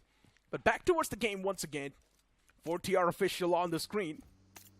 It's one of those teams, honestly, the first 6 games that they played, they were doing really good. And 4TR right now as well, they're definitely doing decent, since they're able to convert a few knockouts for themselves. But Kirsch gets knocked down in return, but still, within a flash, the entirety of the opposing teams just come crashing down, as they're not in the game anymore. What a massive blunder that was. Yep, White Walkers gets completely shut down, and 4TR official now is able to fight back. Great defense coming from them here. A company is coming through, and that's going to be Reckoning Esports looking to make a bounce back themselves. As they had the roster shuffle, and after 9 games, they are looking to be stronger than ever. Salme looking for those angles. Nades doesn't seem to connect. 4TR official already backed off. It seems like Reckoning Esports' third party is not going to be very, very successful. As Salme was just coming over to say hello. But the rest of the teams are going for a different approach as they want to try and get a little bit of spread here from the west side. Reckoning Esports, they've got a bit of their own turf currently. And it's looking pretty good for Reckoning. Well, 4TR is around that vicinity as well. You've also got M4 right there. And even the circle is quite the standard one, right? Quite the centric one, centering on up towards that boot camp vicinity. And it seems like Wobble this time around, though, they're definitely starting to face the brunt in a bit of a problem. Even GSGxFM losing out on a man against Wobble, which is not a good news at all. And since GSGxFM needs those points too, they cannot really afford to let go of this fight as well. GSGxFM knows it's time to go big or go home, straight up. It is going to be a go big or go home for them because as of now, 1 player down. They've got to do 3 versus the world as of yet. Storm sees a couple of angles coming from Quarry, but they need to get out. There's not a lot of room to work with. And Wobble in front of them as well. A team that has kind of surprised us during their previous season in VGIS. Currently shaking, or in this case struggling to make ends meet, to maybe even try and have a shot towards the top 16 though. It all comes down to consistency, but an off-angle flank comes through from the other side, from side of Wobble, but he gets spotted out. Wobble, Aero Sports coming in. As of now, Sporta looking for those nades. GSGxFM going for a double cook as well. They heard the pin. He just heard it as well. Specifically cooks it. And that's going to be a little bit of a nice hack there. Coming from 100. Sporta looking for another one. His second nade comes through. He's going to be almost get taken out. And oh yes, my god. Just enough chip damage. Just enough splash damage as Sporta gets the knock and just sent GSGxFM. They get completely shut out. 2 versus 4. Even Magnus is spotted out. The rush comes through. Where are you looking? The jiggle comes through and he eventually goes down as Wobble successfully takes GSGxFM out of the equation. The way that fight just came to fruition, first of all, that tandem nade from the side of Wobble was perfect. They were able to break through those shackles. But GSGxFM, how do they just get eliminated like that? I do understand, yeah, one man falls apart. You've still got 2 players standing. But the remaining 2 players just completely left out the entire action. And it was a domino effect. The moment the man fell apart, the entirety of GSGxFM just came crashing down. It is very, very unfortunate. But look at the circle. It's going to be shifting onto the south side of bootcamp once more. But at the same time, where will... Wow, look at that huge cluster on the west side. TWOB. We've got 7G. We have God's Given as well. We've got also... No, sorry. We have Golden Gliders on the west side as well. We've got LIKITHA. Everybody's going to be struggling to come in from the southwest corner. Yeah, but Golden Gliders, they're known to survive till the late games. So I just want to see what sort of rotation they're going to be pulling off in this given scenario. Look at the esports around that bridge side. TWOB as well now, once again, looking to pull off a longer route, which is quite interesting. TWOB is backing away all the way towards the blue. You can see Anonymous backing away. Golden Glider Esports at this point in time just want to clear the surroundings first before they make the pounce inside of the zone itself. Wyld Fangs having the high ground advantage, so Wyld Fangs is going to be contested for a long time. But soon enough, they're also going to be the center of attraction, so Wyld Fangs need to be careful. Yeah, they definitely have to as well. TWOB, they've started the game with Rapido being taken out rather early as well, so that's going to be something that they have to consider their difference in approach. So it makes a lot of sense why they're going to be going for a very, very long rotation from the south side, knowing that it is a little bit too crowded here from the southwest corner. Meanwhile, Wobble Gaming, they finished up the fight. Now they've made their way into a very, very decent compound here. And this is a spot that we saw in the previous game. This looks to be a near identical zone from the previous Sanhok game. Wobble. Even they're going for that split. Wanting to push a bit closer towards the players of Wyld Fangs. The rest of the team, though, starting to get pounced by the players of Mysterious 4. And they're not able to get anything on that back. As Golden Glider Esports now make a pounce as well against the players of FS Esports. Turbo in the front. Man tosses out a nade, instantly backs away as well. Golden Glider Esports, they might just have too much on their plate. And what a nade that was. Insidious was somehow able to catch that knock. Insane nade. Yeah, that was a big nade as well of Insidious, but the push comes through, maybe. Stun grenade comes through. Seems like they don't really want to push this as well. Caesar's got a very long distance to actually cover for the cover fire. And that's one of the reasons why Golden FS Esports is not pushing. The reset comes through. Caesar sees a little spot as well. He's got so much angle he needs to check as well. It's so difficult. And FS, this patience coming from them, it's causing Caesar to actually panic his way through. He's just checking every single corner. Yeah, you can't really blame him as well. He needs to do his job, but still, that is some mind games coming from FS. Golden Glider Esports is trying their best to bait out a few peaks from FS, but that's just never really coming. And Golden Glider Esports, at this point in time, wanting to use anything they've got. They do have a few more utilities, and the real question is, the only way Golden Glider Esports can actually move inside of the safety lines as well is by taking a fight against FS Esports. The next zone's going to be extremely important, and it's going to be popping right on top of the players of Wobble. So they found themselves on the lucky side of the spectrum. Even Wyld Fangs can hold down teams like FS Esports, Golden Glider Esports, LIKITHA Esports as well. Well, speaking of the fight itself, seems like Golden Glider Esports, they are in a position where they want to make a mad dash here. But the question here is, do they make a rotation or do they force the fight? Because as of now, they do find an opening here. Crypto gets confirmed by Caesar, and the rush comes through. FS Esports, they have to defend Turbo. The first one in the front lines. No step coming in from them. But Golden Gliders, they're not taking chances. They're going to check every single corner. The nade comes through, baiting some sort of reaction. He's going to go for the nade. Perfect nade coming from Damn You. And that is going to be a knock coming through for FS. No chance for FS as Turbo gets completely cleaned out. Yeah, that's exactly what Golden Glider Esports needed to find that opener against the players of FS Esports, that chink in the armor. And now Insidious as well falls down. Molotov flame spraying out, and also you've got Wyld Fangs constantly taking those shots as well from the far fray. FS starting to crack under that pressure. Slowly and steadily the players are getting dismantled. And Golden Glider Esports also getting their hands on a free vehicle. Exactly. Trey Scott was the one that actually secured that finish on the players from FS. And now Dream's last man standing coming from them to try and pull through. But Golden Glider Esports, they know they've got the opening, they've set the tempo, and they are going to rotate in with those vehicles as they try and rotate through the bridge. Unless they go for this small little tiny hole, they are going to be A-okay. They walk past FS, but they have to push up. Where is going to be good? Starboy scouts this out. Do they take shots? Yes, they do, because the rest of LIKITHA is there. They find Damn Oh, no. And now the journey continues as well, because they run into a separately different team. Senseless Esports going to be there. But looks like they will be forced to go in for the fight as well. Spiritless Esports now forced to fight this. Spiritless, that nade's gonna be on the money. Pro was able to find such a crucial knock. Sukuna gets knocked out. This time around, that consistent spree, I guess, of Golden Glider Esports is probably broken apart. There is still Beast alive in the back lines, but he needs to go through that one man of FS Esports, and FS Esports eventually gets eliminated by Beast. So Golden Glider Esports still somehow barely hanging on a thread. Spiritless Esports, though, the position they have is not the best one. They're playing on the edge, and the next zone is probably going to be shifting around the players of Wyld Fangs.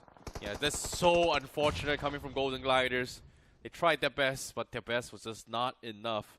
But BO7NS also going to be the next team to actually get taken out in this game. But guess what? Mysterious 4 on screen. They're looking to make a little bit of bounce back themselves, coming from the northeast corner. But they only have 2 players, and that's going to be Jax and as well as Fragger. They have to push it from the northeast corner. But the one that is going to be gatekeeping them here is going to be Universe 7. Or in this case, U7. Going to be having very decent amount of members here. They've got those vehicles, but looks like they are not going to be able to keep them. As Mysterious 4, they will have to have a little bit of sigh of relief, but as soon as I say that, pot shots comes from the other direction. It looks like U7 is going to be looking to gatekeep them instead. Yeah, Mysterious 4, at this moment on, they might just not be able to recover. Universe 7 in the front too. And for M4, what can be done? Outside of the circle, Universe 7 just having that drone view on top of them. And Mysterious 4, every single movement, every single step is being tracked. Also losing out another man in the process while they try to make it out alive. And now it's down to just Jax. What can the man do? He's trapped inside of the compound. He knows the moment he moves out, he will be eliminated. And even the blue is now going to start to do an insane amount of damage. Yeah, there's really nothing much to get done here. He's pretty much stuck as well.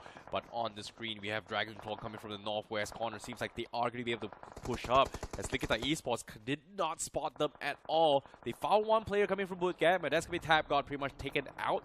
But aside from that, LIKITHA Esports, they don't see the remaining 2 players because they are going to be snaking up the mountains, while Magic slowly snaking his way through track every single corner. They've sent a vehicle trying to go for the bait and switch. And here he comes. Magic finds one. That's going to be one knock. No trade here coming from SKOP. Magic still from the top. Now he needs to push on against the players of 4TR, which is going to be a tough task as well. And look at SKOP. Still, the man is in the grass. Pro, and his position is anonymous.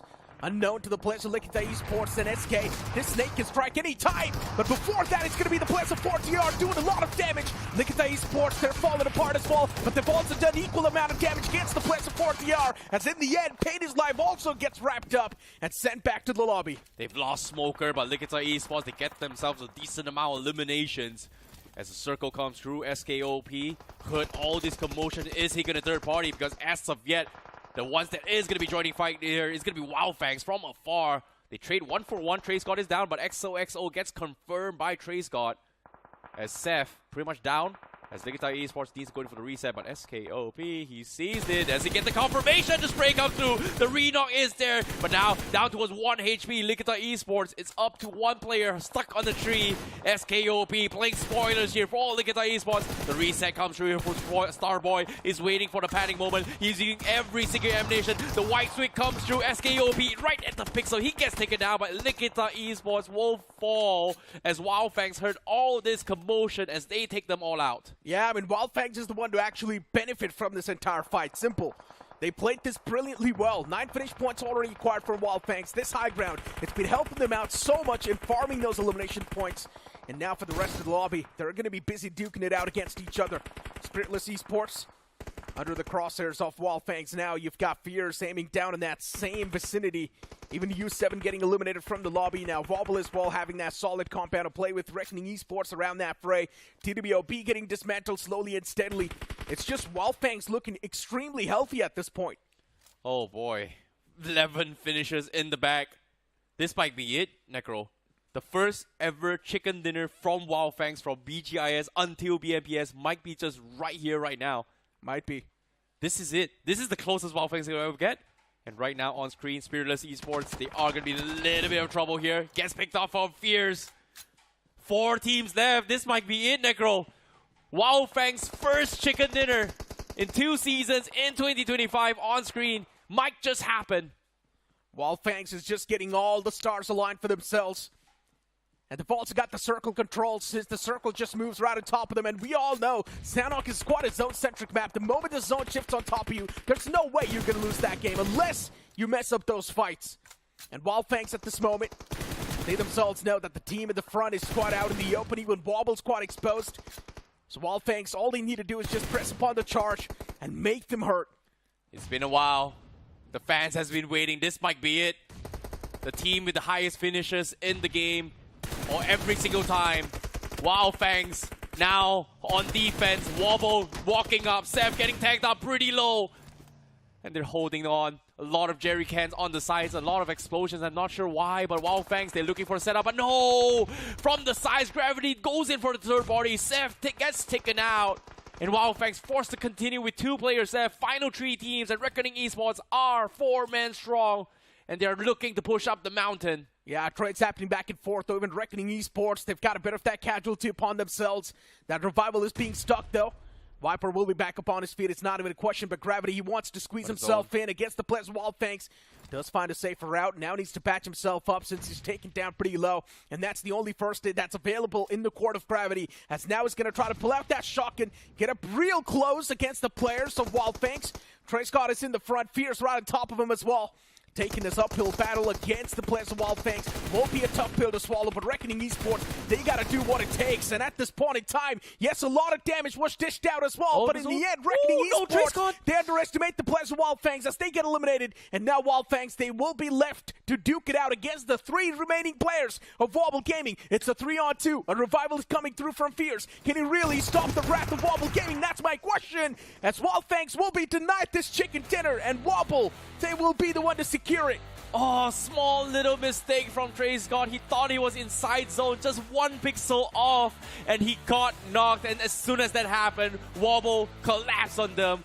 The chicken dinner in the hands of WOBBLExAERO. What a comeback coming from them, but still a huge game for Wyld Fangs, a huge game for Reckoning Esports. What did we just watch? The fans, this is the closest we've seen for Wyld Fangs ever getting a chicken dinner here in 2025. And unfortunately for them, no chicken yet. Yeah. We have to keep hoping. We have to keep hoping. The only thing we can say is that Wyld Fangs, the man who was in the front lines holding down teams like Wobble and Reckoning Esports, should not have been knocked out. But you cannot even blame him, since there was a flank from the sidelines, and Wyld Fangs as a team failed, in my opinion, because there was no one checking his sidelines. And that's why Reckoning Esports was able to wrap in. Well, Reckoning Esports definitely played spoilers here, but nicely done coming from Wobble, because they took advantage of the commotion and pushed up. So, as of yet, congratulations with the chicken dinner here coming from Group B, but nice recovery coming from Wyld Fangs. But with that huge gain coming through, especially for all these 3 teams, including Reckoning Esports, I feel this might be just enough to shake the top 16. Well, let's hope that if it's enough, or if it's still needed a bit more, because at this point, looking at the highlights as well and how the action really kicked off, for VST I just feel bad. Golden Glider Esports as well, just left out because of the zone. And as we all know, since Sanhok is such a zone-oriented map, you cannot even do a lot. Dreams from the side of FS Esports was also doing a lot of that damage. Spiritless Esports finding a free elimination points against the players of Golden Glider Esports. At this point in time, not a lot could have been said. The moment you do not really have the circle on top of you, it's really tough to win a game on Sanhok.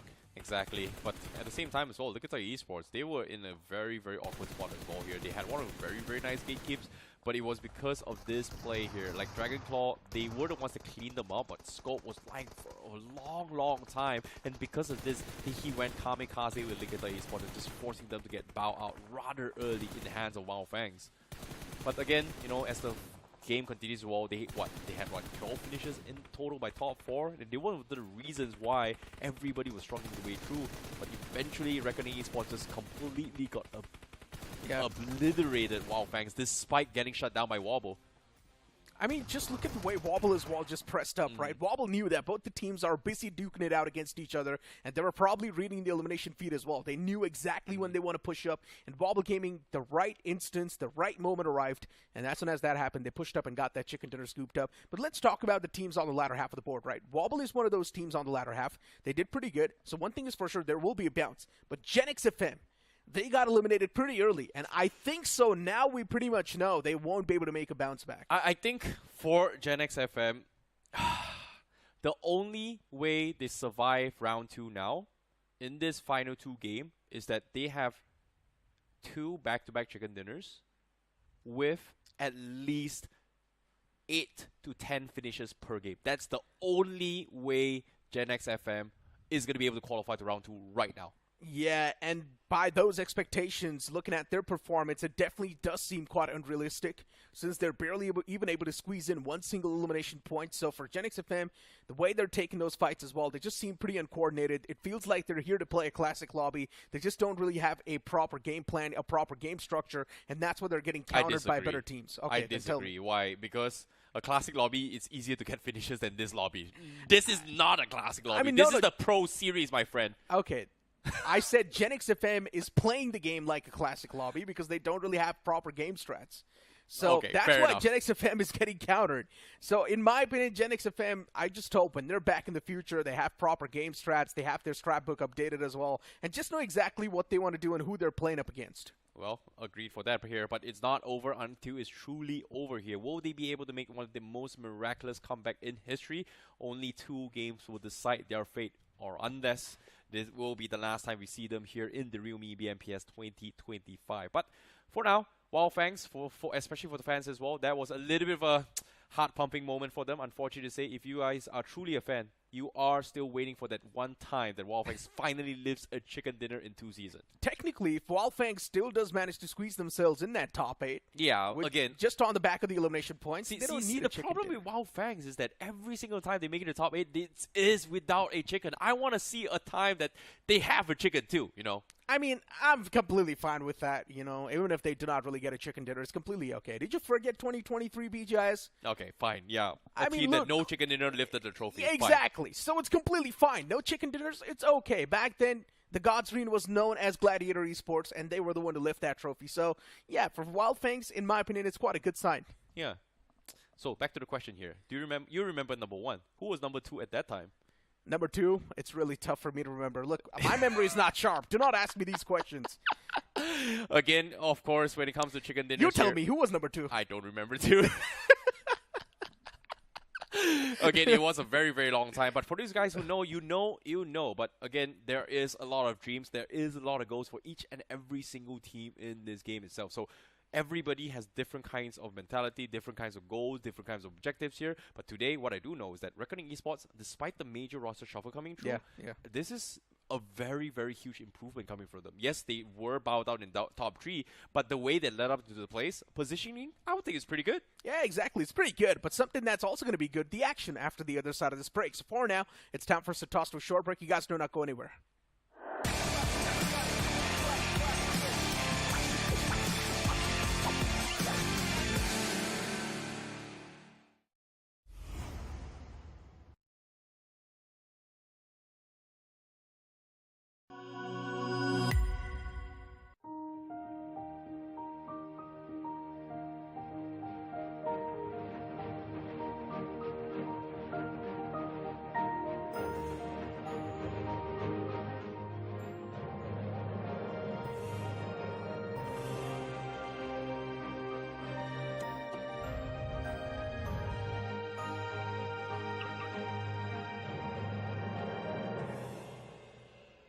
Kia. Movement that inspires.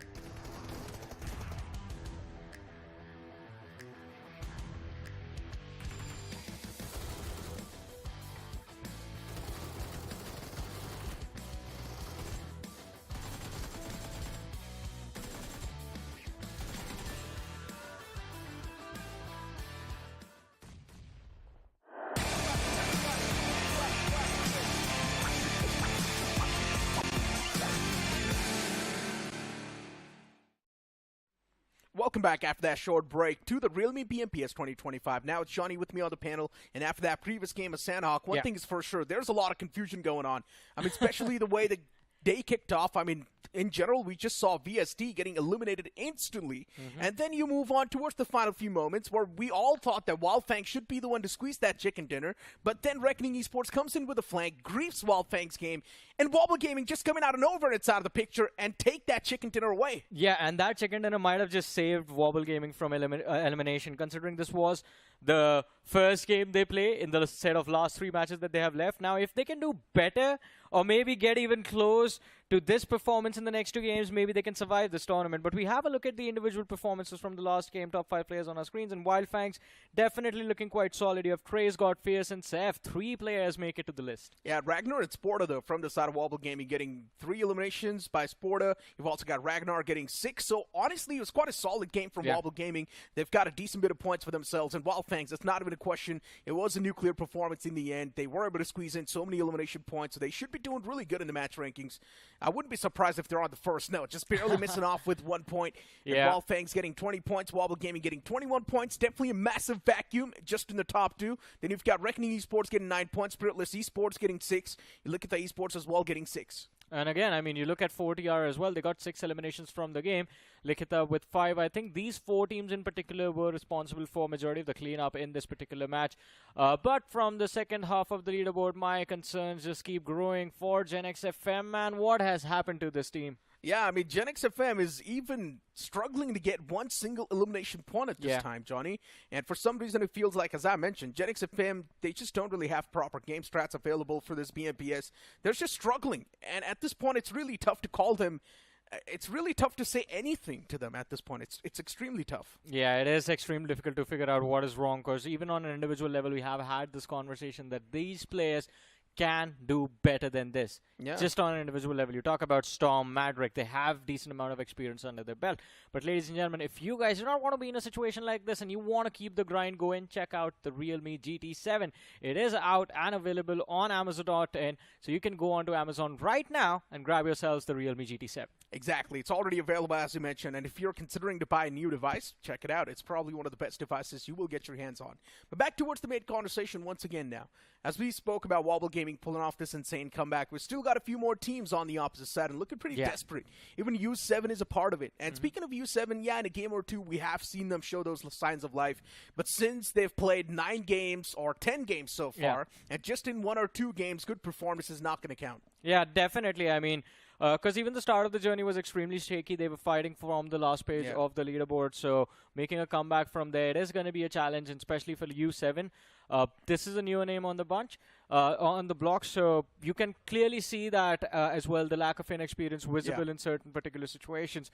But, I mean, let's talk about the top 16 as well, because Wyld Fangs doing well in this game. I think they were in the mid-80s. Now they've definitely crossed the 100-point marker and are going to be in the top 8. Yeah, Wyld Fangs is definitely going to be doing really good in the overall standings. Probably, as you mentioned, around the top 8 as well. They will in be. The top 8, for sure. So Wyld Fangs, if they have definitely cracked in the top 8, the upcoming 2 games, they need to get good performances. True. If they're even just mediocre performance, there's a big chance Wyld Fangs can actually be kicked outside of the top 8. And since all the other teams still have got 3 more games to go, I'm speaking about the groups that are going to play tomorrow and day after tomorrow, there's a massive chance even the top 8, the entirety of that surface, can definitely change. Other than OG and TWB, since they're already doing way too comfy. That's all I was going to add to it. Like OG, there is absolutely no way no one touches OG right now at the top of the leaderboard. And of course, with how they've been playing, we're just going to hope that the performance carries forward to the next round. But before that, ladies and gentlemen, the map of Miramar is going to be on our screen soon. The fight for the teams in Group B, the fight for survival, the fight for moving to the semifinals, and of course to stay alive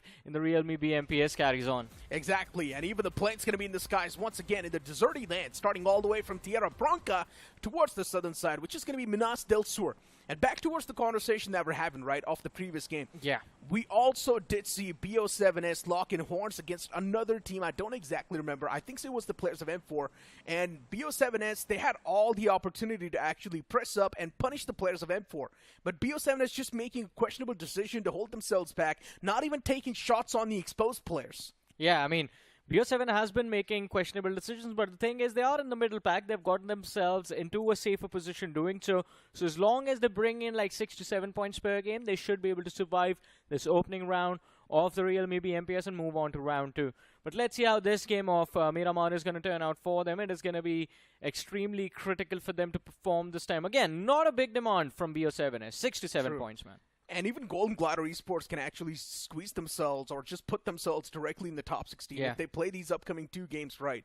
Unfortunately for Golden Glider Esports, the way they started things off on the map of Sanhok, it was completely on the opposite side of the circle as well. So it was really tough to expect them to win any sort of circumstance in that scenario. The same thing can be said for FS Esports too, since they started things off from Druids and the circle was completely on the opposite side of the spectrum. So it's really tough for any of the teams to actually expect to pull off a chicken dinner in that given circumstance.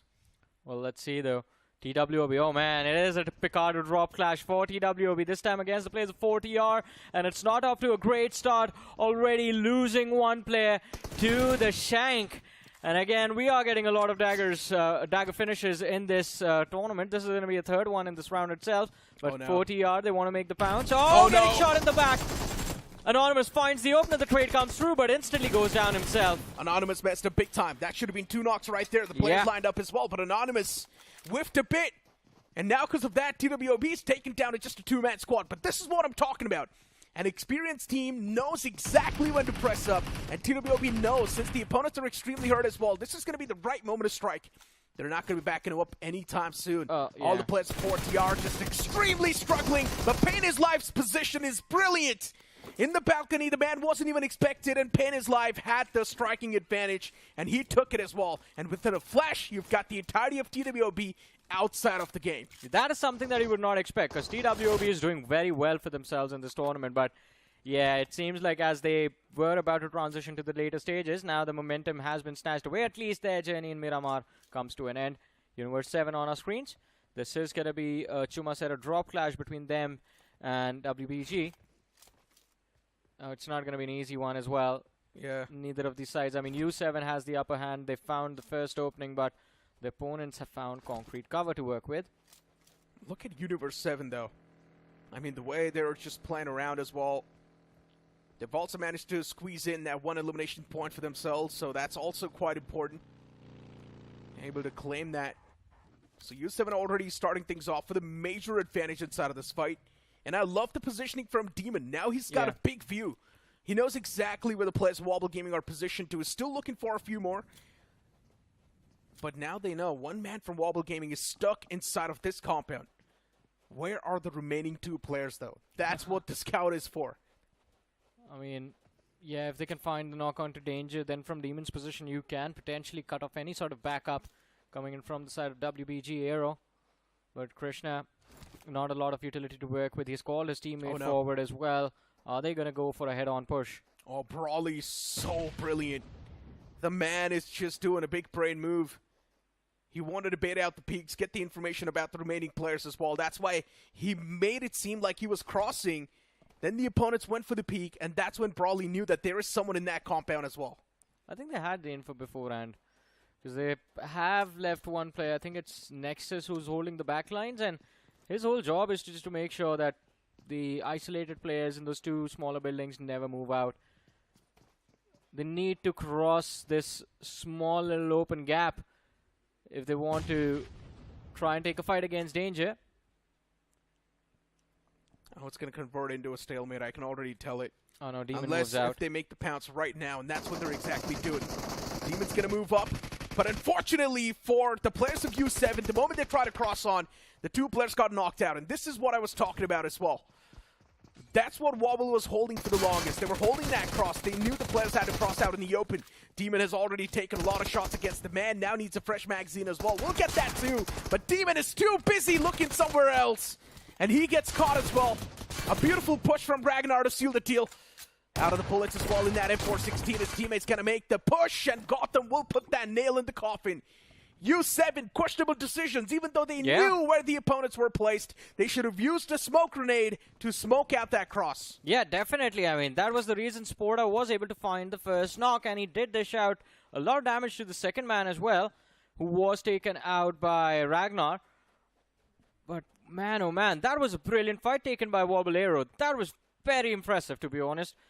3 versus 4. You're at a disadvantage. Your player is getting pushed, and Sporta just went for it and found the opener, equalizing the numbers. Then they gained the upper hand because they found the second knock as well. And I don't know what was that move with the Molotovs, back-to-back molly. You know the player is pressed into a corner. You saw him step into the fire as well. You have the HP advantage. You can just take a gamble and go for the push. That's what I'm saying too, right? And especially when they knew that the cross was being held from the warehouse in the front, they should have just tossed out a smoke around that cross, then crossed over towards that building and go for the isolated duel that was already being offered to you. But instead, they just choked up massively. Did not even take any sort of precautions. They thought that, yeah, they will still be able to cross on, but no. They get punished the moment they step out. LIKITHA Esports, all the 4 players on a move towards that centric part.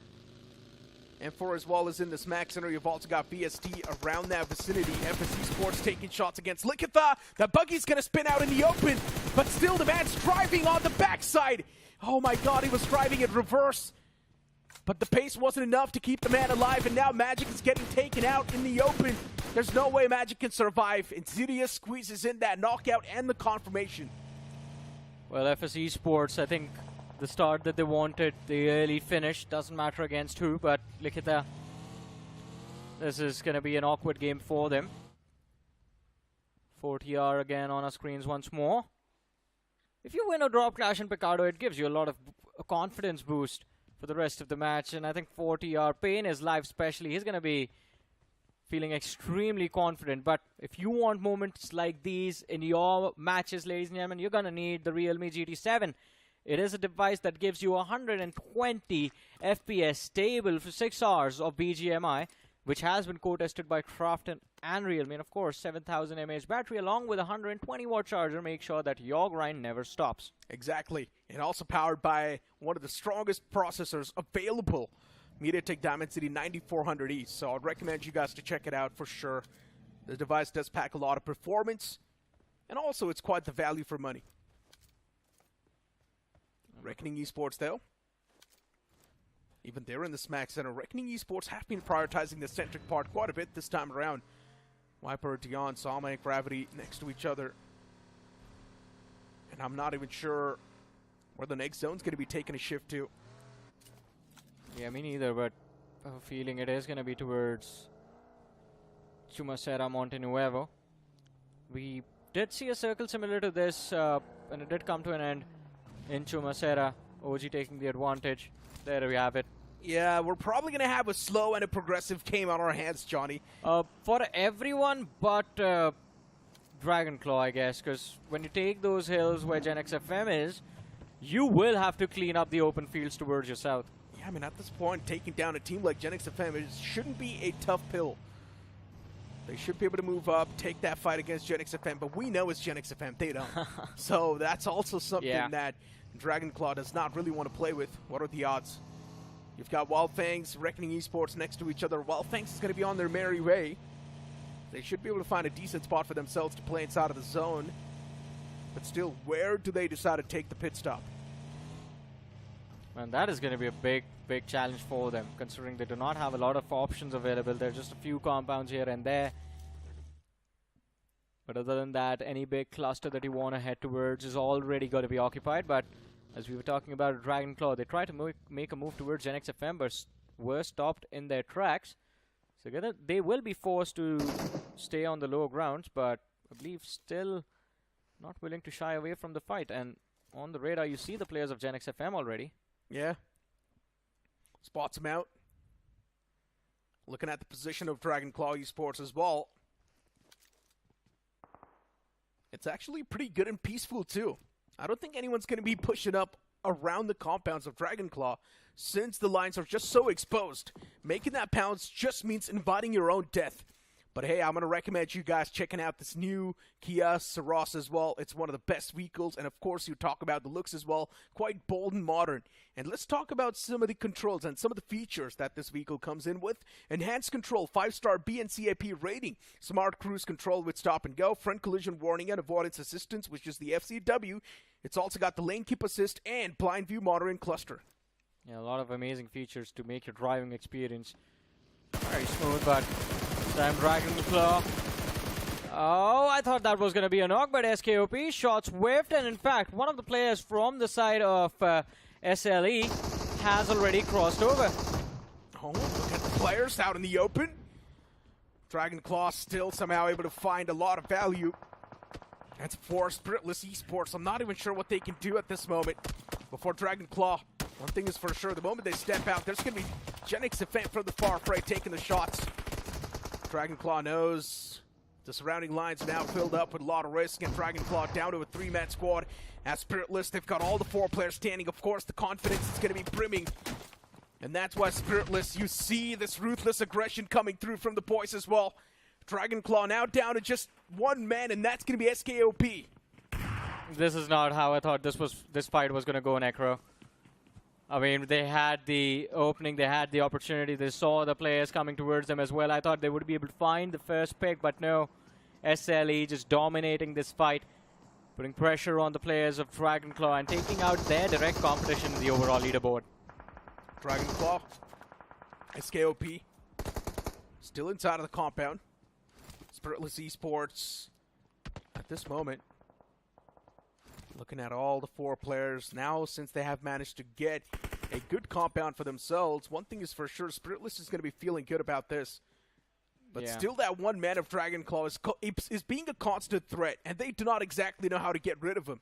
The moment they step in, there's definitely going to be a bit of that fire from the man as well. And now finally a duel's being challenged too, and somehow Rockley is able to win that duel as well. Takes the man down extremely low. But Dragonclaw is still doing a bit of that damage. He was able to squeeze in a knock, but that's all he got. Yeah, they had the numbers to work with. They were always going to pressure him with that. But 4TR, it seems like an awkward conflict against the players of... well, there's Reckoning up front and 7G in the back lines. Yeah, Golden Gliders, they are definitely not going to let 4TR go anywhere from here. All the entry options inside the zone are kind of occupied. Wobble eliminated from this game, Johnny. The winners of the previous game this time getting wrapped up quite early. Unfortunate for Wobble, but they also managed to get 4 elimination points out of this game. So that is an okay shouting, since they just want to keep themselves outside of the bottom 16. Yeah, but they're going to need a big game on the next map of Erangel if they want to survive. Yeah, around 13 to 14 points. For sure, yeah. I was just going to say like 15 points minimum. Yeah. Let's just keep it at that. 15 points just to be safe. Extra point wouldn't hurt. Also round figure, so sounds better. Yeah, easier for us to calculate. Yeah. We're both dumb. Nah, man. When it comes to math. I mean, to be honest, I was pretty decent at maths. Not very bad. Yeah, then tell me how much is 47 plus 88? 47, 88. Yeah. That would be 135. Well, you see, Johnny, no matter what you say, I would have still agreed with you because I just don't know what the answer is to that. If I say 10, would you agree to that? No, of course not. But, I mean, anything is it around 135, though? I don't know. You're asking me, Johnny. Or it's 120 plus 15. Yeah, it is 135. I was right. Oh, okay. But you know what? Wyld Fangs, though. 4TR in the front. And since for 4TR, even they've got a decent bit of spot to go on, they can't stay alive around that vicinity. You've also got Golden Glider Esports. Looking pretty okay, at least for now, at this moment. Once again, it's not the best possible spot to be in, but it is still something. So Golden Glider Esports can't keep themselves pinned around this spot, waiting for the upcoming zone shift. But I'm pretty sure these 2 games, the way Golden Glider Esports have been playing, rotating in a little bit late, it's not been working out well for them. Yeah. I mean, but to be honest, with how they've performed, Golden Gliders have allowed themselves the luxury of having a few bad matches. Yeah, but they can also enter inside of the top 16 if they play well now. Could be. But I think even in this game, the opportunity is completely slipped away. They've lost 2 players already super early. Yeah, just down to 2, man. It's really tough to say anything. Dazzle has one of the most default M4 skins that you can get inside of the game. Hey, stop shaming him for that. I'm not shaming him. I'm just saying it's one of the most default M4 skins that you can get. Doesn't matter. He plays well, Necro. Skins does not equal skills. I mean, it is pretty default, though. It's just orange. Yeah, exactly. Even quite scratched up, so. Hey, fits him perfectly, right? We have seen Dazzle for a long time. Yeah. There's always been, like, he's been one of the consistent players for this team, to be honest. I mean, I love the razzle-dazzle that he puts on display sometimes. Battle scarred. Yep. BO7S though, they've managed to acquire 2 finishes so far. And Johnny, sometimes skins does equal skill because they just make you feel good and confident. That's just you, man. You just keep making excuses to grab yourselves more and more skins. You're a hoarder when it comes to skins. Look, since I've got that X-Suit, for some reason I've got a bit of that boost in my gameplay too. I just feel good. Nah, man. So, if someone is listening, gift me skins. I'm just kidding. Moving on though. BO7S. Oh, man. All right. Yeah, maybe skins equal skills. Dazzle just knocked himself out. But hold on to that thought, though. VST, they've got too much on their plate at this moment. Pratik just trapped inside of the compound. Not a lot to fight for. At the same time, Pratik still does sting back. And that sting was essential. It was desperately needed. Beast still alive inside of the game with looking pretty quite healthy as well. And now Pratik is going to make that pounce as well against the remaining players. And what just happened? Pratik single-handedly strikes down 3 players. And SPIRITLESS Esports, I'm pretty sure in their dreams they never saw this coming. Yeah, moments like these, they are going to make sure that you feel spiritless indeed. Just an absolute wipeout, a thrashing handed by Pratik over there. And man, those DBS shots made my chest hurt. But hey, we're going to come back and break that fight down. So, because right now, it is White Walkers making a push against the players of BO7S. And BO7S, they've just hidden their presence. White Walker on the other side, they just want to push in. Yeah, BO7S. Oh no, spotting out White Walkers as well around that vicinity. BO7S now definitely does seem like they're locked. But still breaking through the deadlock's going to be desperately needed. BO7S. Utility tossed is not going to be doing anything. Dusty as well falls back since he knows an 8 can be easily tossed inside of that house. BO7S at this moment, at least they've found the advantage as well inside of the fight. The second man as well falls apart. White Walkers. Oh no, they're just getting walked on by BO7S at this point. One more man in the front. BO7S, all the players now starting to reunite as they want to make a push in tandem. And you can clearly see the panic as well settling in White Walkers, but a well-placed nade's going to find a return knock. Now the situation's taken down with 3v2. White Walkers left to defend themselves with just a 2-man squad, and BO7S, they've got 3 players to aggress on. Oh, the tandem leap through the windows. They won't take this fight. And the man around the corner is going to be the first one to go down. Oh my god! What did I just watch? Munglu, he was able to shut down 2 players single-handedly, and now White Walkers, they've got the man advantage inside of the fight. Somehow, they just swing themselves back. Harry, he still wants to shut down the last man, and he will do so as well. Tables being flipped once again. Yeah. 2 back-to-back scenarios where the tables and the flips were there. Hey, man, that was just impressive. White Walkers, it was a moment out of a movie, directed by Christopher Nolan himself.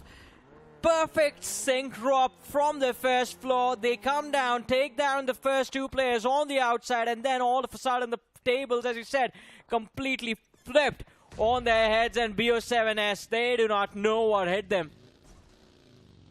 I just hope they figure out what exactly hit them, though, because that's going to help them improve in the future. Hey, man, it's the last game of round 1 at least. A while ago it was Pratik, and now it was White Walkers doing this. Disgusting stuff, and that 2 back-to-back. What are the odds of that? Hey, but let's see. We are going to hope for a few more moments like this in this game of Miramar. LIKITHA Esports taking a fight outside of the zone, in fact. They've sent Starboy in towards the southern edge. And in fact, it seems like they are putting pressure on the players of 4TR. They want these elimination points in their bag. LIKITHA Esports. This high ground they've got, it's actually quite decent as well, playing on the edges. And they just need to clean up and move around that same terrain. That's it. They just need to keep on winning the fights. I know it sounds pretty easy, and it's quite difficult to do. But LIKITHA Esports, they've got no other option either. That is true. Wyld Fangs on the other side. I love that they're finally starting to just pace themselves. They were all about aggression at the start of their journey in the first 3 play days for them, and now on their last play day, Wyld Fangs, they have attained peace.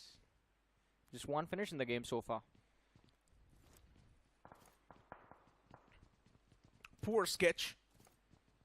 A solo man eliminated from the game. And VST actually is alive with 3 men. And that's a really good thing. All thanks to Pratik. Yeah. Saving the day for his team against the players of Spiritless Esports. And speaking of Spiritless Esports, they looked clueless in that scenario. Did not even know what exactly was hitting them. When Pratik got the first knock, the second man decided to run away instead of facing his demon. Yeah, that is true. I think it's just the fear of the shotgun, man. I mean, at point-blank range, even with the DBS, you are going to be afraid, especially with that rate of fire that the weapon has.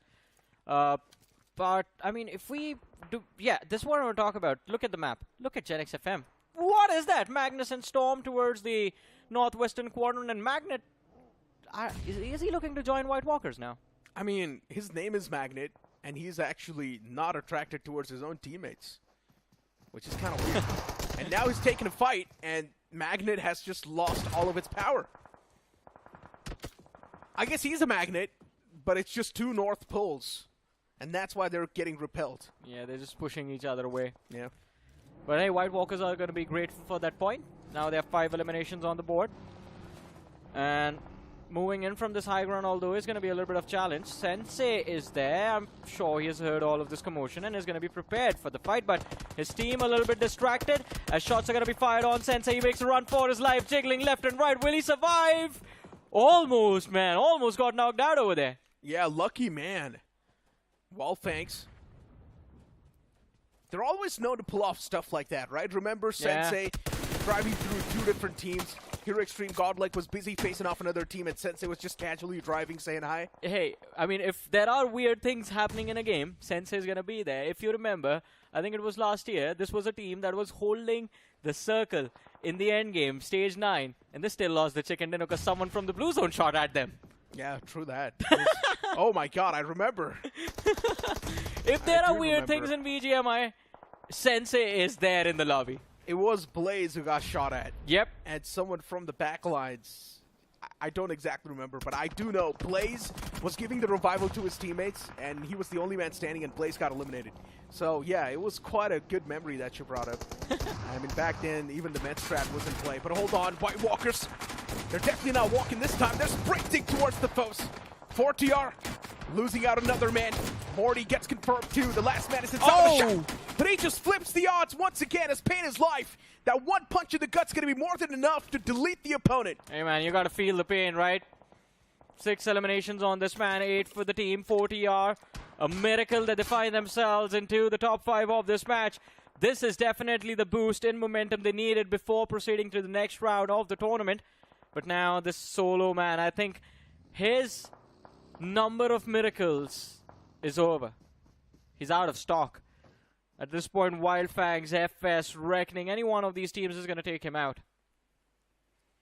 Reckoning Esports looking at their stance as well. Unfortunately for Reckoning, the position they've got is not too good. Yeah. Soon enough, the zone's going to move away from them, and I'm pretty sure even Reckoning Esports are aware of that fact. The main question is, how can Reckoning Esports pull off a rotation when there's teams like VST and FS Esports in your way? Someone needs to die right now if Reckoning Esports want to have a chance to win. I was just going to say, do you think Wyld Fangs is going to move in to get their revenge from the last match? I don't think. Wyld Fangs, they just want to win a game at this point. That's the only thing that's missing, right? And Wyld Fangs is doing pretty good in the overall standings too, so might as well just this time play a bit passive and hold things. We say that, Seth. I think the first step will be to clear out that back line, just one man. If they can finish him off, then they can be comfortable that all the fights from here on out will be up front. And that frontal assault is going to be easy for them to execute. There we go. Okay, I don't think Wyld Fangs is going to win once again because now FS Esports has the advantage. Yeah, but unless Reckoning Esports does take a fight against FS and even VST takes a fight at the same time and Wyld Fangs third parties. So what happens from here is VST try to pick off Reckoning first. Reckoning moves in to take a fight against FS, and Wyld Fangs, they just need to hold on to this southern edge, man. But with how Grace God is moving in, I think if he gets spotted out, gets knocked out, then there's no coming back from this. That was a really good connection on the skull too. Those taps almost finding the knock. Reckoning Esports starting to reposition themselves. They do realize there's a bit of that area available, and they can capitalize on that ridge and play for safety. Now VST moves in to fight Reckoning because they have no other option left. There we go. VST is also taking a lot of damage upon themselves. Precise spray from Fierce. Laser beam. spotting out Dion too in the far lines. This man is an absolute beamer. Just beaming down the squads in the front. Dion now wanting to be a little bit more careful. He is backing away towards his vehicle and now will join the rest of his teammates. VST, they've tossed out a lot of smokes, creating that smoke trail. The real question is, how can VST still survive? Because Reckoning Esports will definitely try to put on halt. Yeah. And VST will need to go for the fight against the players of FS Esports no matter what. So this fight needs to be converted by the players of VST. But since Wyld Fangs, they're overlooking everything. VST is just getting picked off by the players of Wyld Fangs at this point. Yeah, they try to make the pounds. They try to move in on the players of VST. But unfortunately, 2 players lost. Although Pratik was still alive and he found at least 1 knock. Turbo knocked out from the side of FS. That could be the opportunity for Reckoning to strike. Yeah, 11 points out of this game from VST, which is not bad, honestly. Yeah. But since the first game was down the drain, VST needed a bit more. Maybe in the last game, VST can get the recovery. But now it's time for Reckoning Esports to move, Johnny. And the moment Reckoning Esports as well tries to move, FS will definitely take a lot of shots. So at least now Reckoning Esports has some sense of clarity that if they try to approach from the sidelines, Wyld Fangs will shoot at them. So Reckoning Esports directly has to go in, straight up head on. They have no other options. Or just wait it out. Simple. Yeah, I don't think they're going to try and wait it out. It's stage 8, stage 9. You know it's just going to be brutal blue zone damage. But Wyld Fangs, that positioning, I think they're just banking on the fact that maybe Reckoning moves in, takes a fight against FS, and then they chime in, they go for the third party. If the timing works out, it is going to be a chicken dinner for Wyld Fangs finally, but if it doesn't, then yeah, I think the struggles for that chicken dinner, the first chicken dinner of this round 1, it's going to go on, and they're going to might just end the last game as well with a chicken, or maybe just go on to the semifinals or round 3 without a chicken. Yeah, there comes the smoke. Reckoning Esports, all the players now getting inside of the vehicle as they realize even the blues are on the move. And Reckoning's going to try to buy as much time as possible. That's the only game strat I'm pretty sure Reckoning Esports is going to be banking up on. I'm not a big fan of Reckoning Esports' position at this moment since they're too exposed. And they're just prone to taking a lot of damage. They are taking a lot of damage from Praise God, in fact. And there we go. 1 Dreams just tossed out. And that's where 2 picks were able to be found by Dreams. Necro, but Wyld Fangs, this is the time they need to move in. FS is too distracted. Other than that, if Reckoning goes out, then Wyld Fangs, they're going to miss out on the chicken again. And now they finally move in for the finishes. They take the points of the players of Reckoning Esports. And now we're down to the 4v4 between Wyld Fangs and FS. And the nade actually looks good. Dishes out some damage on Crypto and forces him back. Yeah. And the man's actually taken down real low as well. FS Esports kick things off against the players of Reckoning Esports, and now Wyld Fangs is over here to close it off.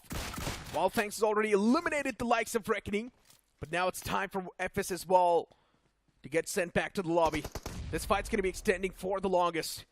Wyld Fangs tossing out the constant barrage of utils, hoping to find at least some sort of an entrance, and Wyld Fangs does have a lot of utilities as well, so that's a plus side. Look at Fierce having 4 more nades in his hands, and he's already tossed out 3. FS Esports, all the 4 players pinned inside of the houses, keeping their position anonymous, but not anonymous enough, as one of the men actually does get caught. Opening and found. all thanks to Seth. Yeah, opening found by Seth. And this is the pressure that Wyld Fangs can build upon, but they're still holding back Seth. He's hoping that the second nade also finds contact, but it's going to be a bit off. They've kept the players of FS from regrouping. Crypto has gotten a revive, but Wyld Fangs, they need to take this fight head on before Crypto heals up. There's the re-knock coming in from Fierce, and FS now realize there's nowhere safe left. Oh my god. And Wyld Fangs will eventually sink their fans into the players of FS and finish them off. The blue zone collapse comes through. The knocks are going to come through as well. The HP bar's depleted. Dreams keeping the dream alive also gets knocked out. Now it's down to the last man, Insidious, and it's a 2v1 situation. FS, do they steal this chicken dinner away, or is Seth going to close things out? That's a big question that you're asking. Seth and Sensei still alive. Now all they need to do is just play together. Even the Blues on the move, so they know. They just need to play defense. That's it. Wait for the man to walk out in the open, and that's what exactly happens. As Wyld Fangs finally confirms a chicken dinner in their account, and this is the first chicken dinner they've had so far inside of the round 1. Yeah, impressive performance from Wyld Fangs, and we knew they were good at taking those fights. The only thing that this team was lacking was a chicken dinner. And hey, Necro, now they have it as well. And a decent one, 21 points in fact. Yeah, solid stuff from Wyld Fangs. Yeah. Damage dished out is going to be 2,671. So Wyld Fangs definitely a chicken dinner that they needed, and now even they have got that to show the fans what they're capable of. Solid stuff from Wyld Fangs, but once again, the conversation goes back towards teams like Reckoning Esports and what better they could have done. I mean, generally speaking, Reckoning Esports did not learn anything from the past at all. They saw the foes get eliminated around that same area, which was VST, and they themselves moved around that same area once again to get eliminated. I don't understand what was going through their mind. I have no idea. I mean, that dip was a... We spoke about it. That is not a comfortable position to be in. And as you mentioned, they knew that VST went there, someone shot at them, they did not who, but they got taken out. And praise God, I mean, the decision-making from Wyld Fangs, and yeah, alright, we'll give the props to Sensei for that call, putting Trace God on an off position from where he could just make sure that they cover the outsides of the compound from the left side as well, because Seth had the right side under his control. But we have the highlights of this game, and 40R Pain is live in particular. Impressive individual performance in this game. Yeah, the man had 6 eliminations all by himself, and 8 in total for his teams. 40R as well, getting quite a consistent game. As we mentioned, 7 to 8 points per game. It's still something that can keep you out of the harm's way. And this was one of the most interesting fights that we saw. BO7 has started things off with a major advantage, and there are only 2 players left alive for White Walkers. But that leap from the window, and then White Walkers just turning the tides completely in their favor, saved the day for White Walkers as well. Just a proper call-out made. There was no gap in communication, and that was one of the main reasons why they won that fight. Yeah, I mean, it was, again, played to perfection, but then again, I mean, this is how we saw White Walkers getting taken out, because we were kind of surprised, how do you lose your entire team in a split second? Turns out there was a fire in their direction from the players of Wyld Fangs as well. It was Seth causing a lot of trouble, and this was VST getting taken out as they try to make the pounce a moment of desperation. They made a desperate move, moving in for the compound, moving in for the dip, and Trace God actually took down 2 players as soon as they reached. Yeah, and all thanks to Pratik, actually, for VST to be alive for such a long time in the game, right? Pulling off that clutch against the players of Spiritless Esports. The man was all by himself, and VST was still somehow able to come through pretty well, which was quite good from the man. And then later on for FS Esports, yeah, things were just not really working out that well. Wyld Fangs had the overall advantage when you talk about the position as well, and FS Esports just crumbled under all of that pressure. Wyld Fangs being the champions, or being the victors of that previous game. They've got 4 finishes, I mean, especially Fierce. Then you've also got Trace God with 3, Sensei getting 1 finish, 1 knock, and then Sev getting 3 finishes, 2 knockouts. Hey man, I mean, they did well for themselves, the players of Wyld Fangs, and as we keep talking about it earlier before this game came through, they were doing very well in terms of being consistent. Yeah. They would get taken out early game, but every single time they would have 8 to 9 eliminations every single time. They were doing well in terms of bringing those points home. And the only thing that was lacking was survival. Started to work on survival today, took 2 matches, got the chicken dinner. I know, right? Sanhok could have also been a chicken dinner, but unfortunately, Reckoning Esports was the one to be a thorn. And this time for Reckoning Esports, it was Wyld Fangs that was a thorn in their way. So I guess now it's even score. Yeah. Now the score is pretty even. But for Wyld Fangs, as you mentioned, this was the only thing that was missing. And they're probably going to be quite comfy in the top 8 as well now. It's going to be tough to steal that spot away from Wyld Fangs. And since they've also got 1 more game to go, if they manage to get around 10 points in that game too, so Wyld Fangs will be looking really good. I think, yeah, they should be able to cross 130 points if they manage to get 10 points in the next upcoming match. Or maybe they have done that already. No, I think they're going to be in the late 120s right now. But MVP of the match on our screens right now, and it is going to be Pain His Life. Definitely well-deserved, considering he was the reason that 40R were able to survive longer than they should have in this match. Yeah, damage dished out is going to be 585, so definitely the man was not a thief. Top 5 players on the screen, too. You've got Fierce with 4 finishes, 6 knockouts. Trace got 4 knockouts, 3 finishes. Pratik right there, 4 out of 4.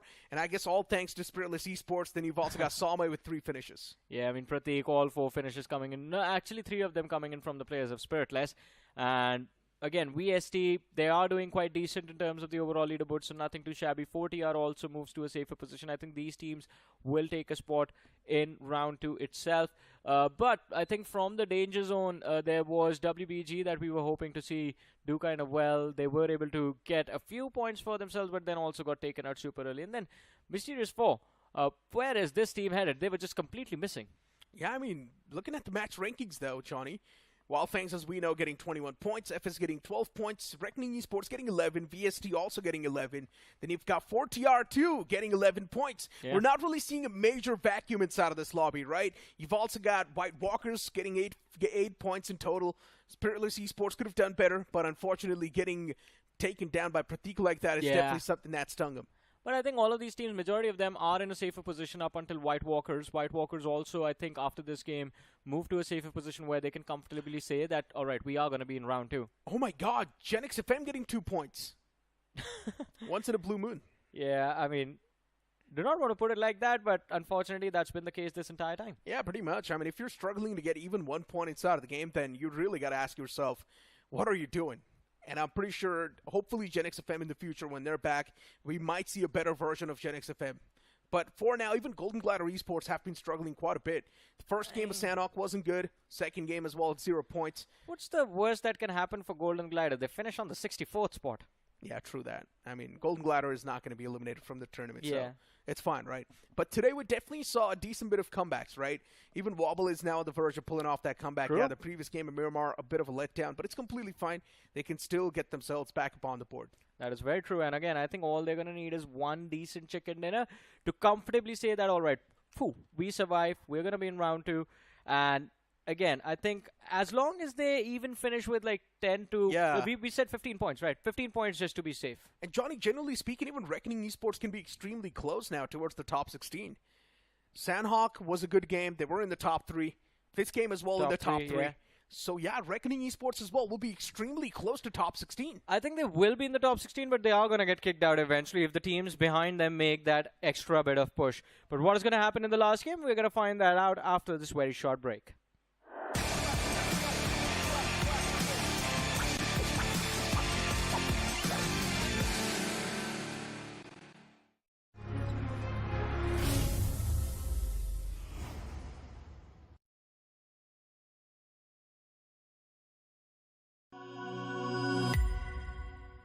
Scout भाई petrol भर दो ना। क्या भाई लोग रोंडो जाना है क्या? तो जानता नहीं मैं कौन हूँ? अबे तू बाहर में भर के तो बता। अबे रोंडो में रुके रोंडो किसको बोला रे? रोंडो बोलता है हाँ? तू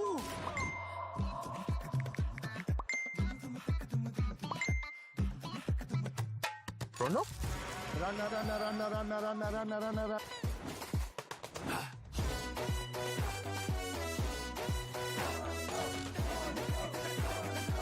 Nation wants to know कहाँ है ये रोंडो? रोंडो अभी बताओ मुझे रोंडो अरे ओ कालिया कितने आदमी थे रोंडो सरकार रोंडो कहाँ है? क्या है ये रोंडो? क्यों बेटा कंफ्यूजन में? आओ कभी रोंडो में। रोंडो आगे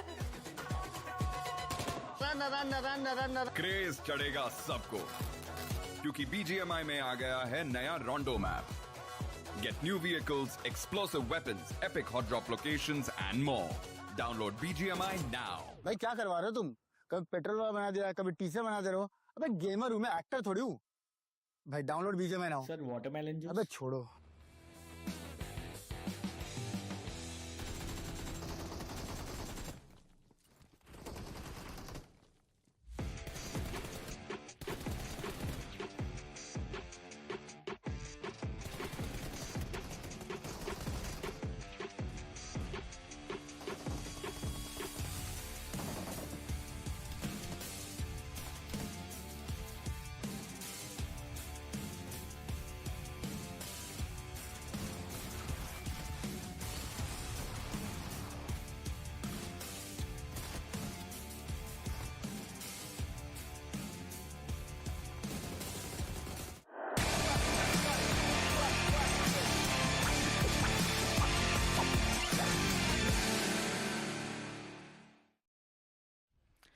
Welcome back after that break, ladies and gentlemen, to the Realme BMPS 2025. And of course, we have concluded the journey for this round 1 for Group A. And now with this last game of the day, we're going to conclude the journey for round 1 for Group B as well. This is Super Johnny, joined by Icy Baby alongside with me. And Icy Baby, you just said something very interesting once you sat down right next to me about Wyld Fangs and the chicken dinner. How much time did it take? Hey man, it took them almost 6 months, you know, just because the start of 2025 is 6 months ago, and now this is their first ever chicken dinner secured in 6 months in 2 different official. Obviously, they've had chicken dinners on their personal game, but that is the first chicken dinner in 2 different tournaments for BGIS and BMPS, but finally, They have got it. They have done it. And if you do not want to struggle in securing chicken dinners for yourselves, check out the Realme GT7, ladies and gentlemen. It is out and available on Amazon.in. So you guys can go on to Amazon and grab yourself one of these amazing devices. Comes with a lot of features, and specifically features designed to make your BGMI experience the best it can possibly be. 120 FPS for 6 hours stable. It's the best performance phone in the segment. Let's do it. Just do it. Only time can tell. Yeah. And to all the Wyld Fang fans, I don't know if they still believe in them or not. Finally, guys, after 6 months, one chicken dinner.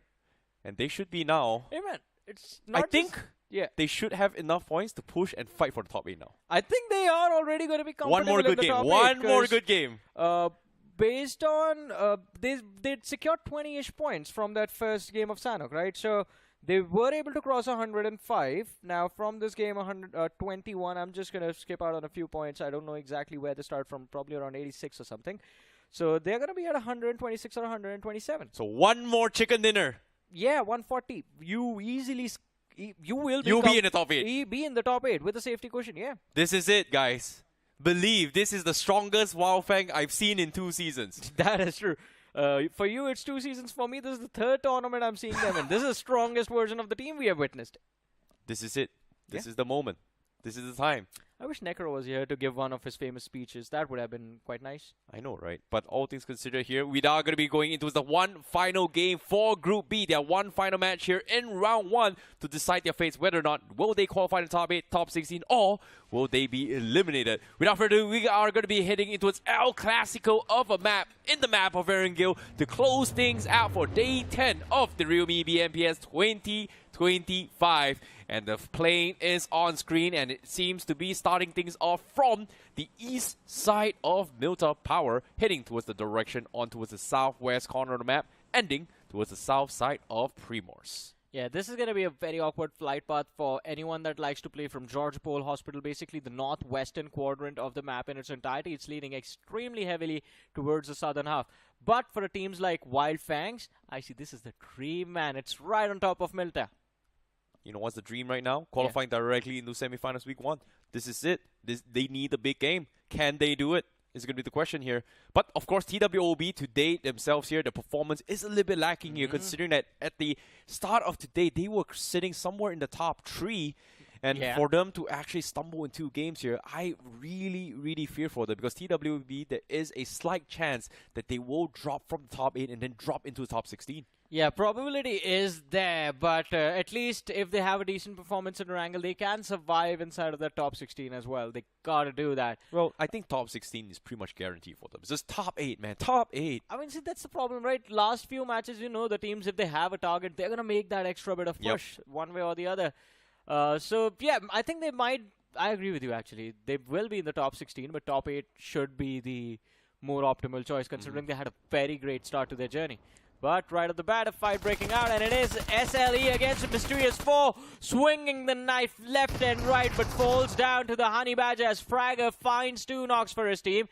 Hero needs to go for the reload. Finally gets the ammunition in, and I think this might be the end for SLE in this game. In the last Erangel, Mysterious 4, they kind of do well. This might be over for them as well from Spiritless Esports, when Mysterious 4, they need a big game themselves to try and qualify in towards round number 2. And seems like they are going to go into with ham here, because they found Fake Pro, and just like that, Spiritless Esports, they've lost 3 and only 1 player remaining. And this Mysterious 4 comes out with a bang in this final game itself.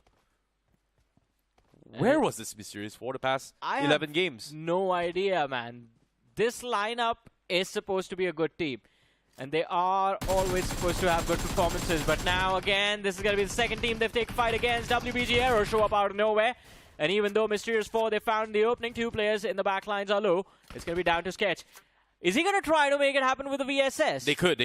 He's got the angle as well. He's got the HP, and he gets the knock. And Mysterious 4, they just might be able to do it. They're coming out swinging in this game. They're keeping the dreams alive of qualifying for the round 2 stages. Mysterious 4 just might be able to do it. And just like that, they actually cleaned them out. 7 finishes right from the get-go in the hands of Fragger, Sketch, and Jax. How? What? How? Where did this mysterious 4 come from? I have no idea, man. I mean, this team was struggling horribly, and all of a sudden, just an all-out war against everyone. Where were they sitting in the current standing in the start of the day? I think they were on the last page. Yeah, this is like, if they get the chicken dinner here, based on this performance, they should be able to stay out of the danger zone. But again, it is still very, very close. It took them 11 matches here for a big game. It's a do or die situation here. I really like this mentality from Mysterious 4. Just, you know what? Just go all out. You know, go out guns blazing even though we are going to lose. Sometimes in life, it's not about winning. Sometimes in life, it's just about pride. Give your best. Do your best. Show that you can be the best too. Even though when the odds are stacked against you. You're starting to talk like Necro right now. Just have that ego, go for the fight. Run into your opponent's face and gun them down. Hey man, it doesn't matter how many times you fail. What matters is how many times you get back up and keep fighting. Yeah, I love Rocky. Anyways, moving on here, the circle is pretty much formed themselves in towards the east side. VST going to be in Yasnaya. M4 going to be making the mad dash into Severny. But this game is going to be starting off with 15 teams, or in this case, 15.5. Well, 14.2 to be specific here, because we do see Spiritless also losing 3 players themselves right from the get-go. 4TR also going to be losing 1, so there is still 15 teams across this game. So that is going to be a little bit of awkward switch, but a big starting coming from Mysterious 4. But look at this action. Oh my goodness, a surprise jump shot. Or in this case, a surprise shot coming in. White Walkers, they lose 1. That was evil though. He just waited, saw through the window with that TPP. You know, saw him leap in, and as soon as he was like, alright, you want to pick some ammunition? Take some ammunition to your face. You know, before the start of the day, yeah, we had like an in-house caster's TDM. You know what Angie said to me? What? He called me camper. And then after that, I never want to fight against him again. Yeah, man, I mean, especially, why were you camping in a TDM? No, I was just holding the angle. I was waiting for my health to get back up. And then just coincidentally, when he came, I just picked out and knocked him. And after that, I never camped, and I never want to fight, so I should have kept camping.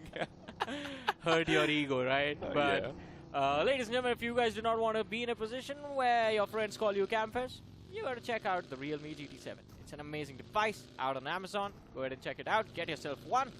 But TWOB, they get themselves one finish.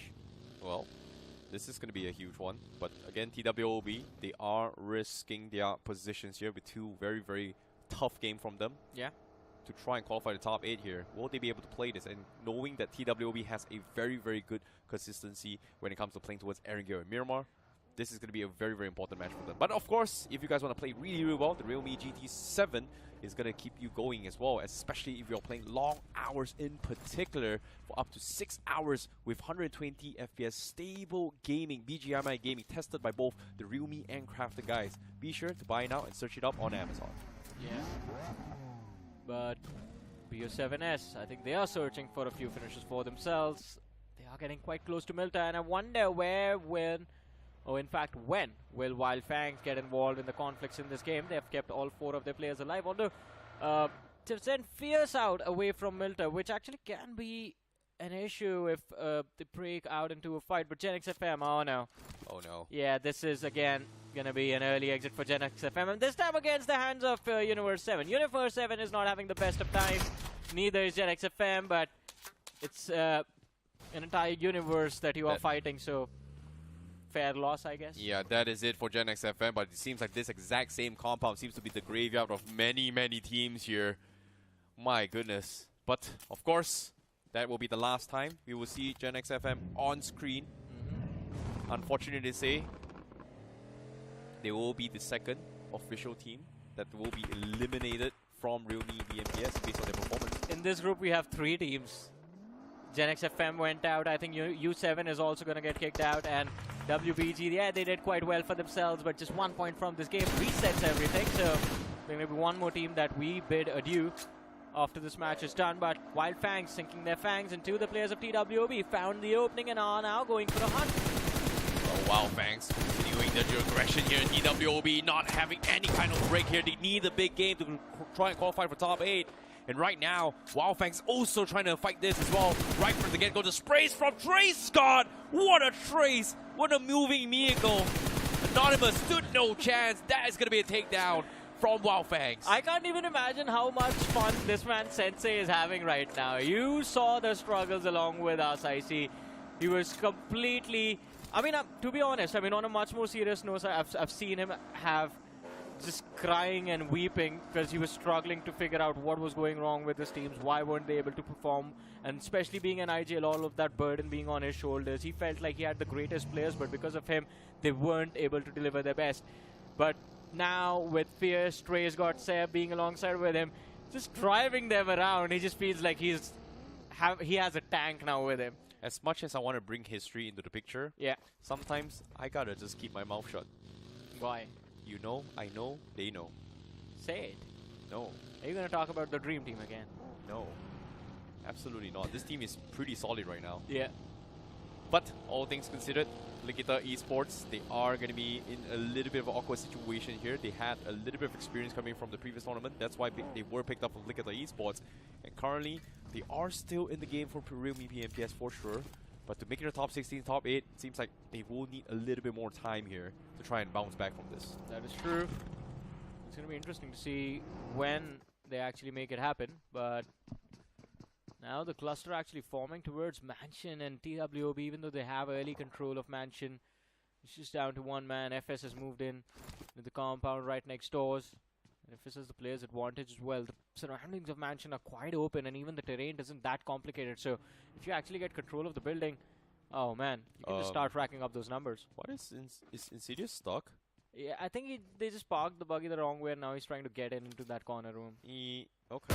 Could have just moved the buggy, but okay. Don't want to give the sound to anyone. Yeah, but after Dreams taking a couple shots here, Wyld Fang definitely heard that. They might look to try and contest this. But seeing how this is happening as well, FS Esports, they're actually pretty split apart. They have a 2-2 split along the dividers of the highway. And this is a very interesting one because it does give the impression there is teams inside those compounds taking away space. But if a team decides to actually go for the hard check, that's going to be a little bit of a gamble for them. But hopefully things are going to be okay here for FS Esports. Wyld Fangs, they put a couple ground shots.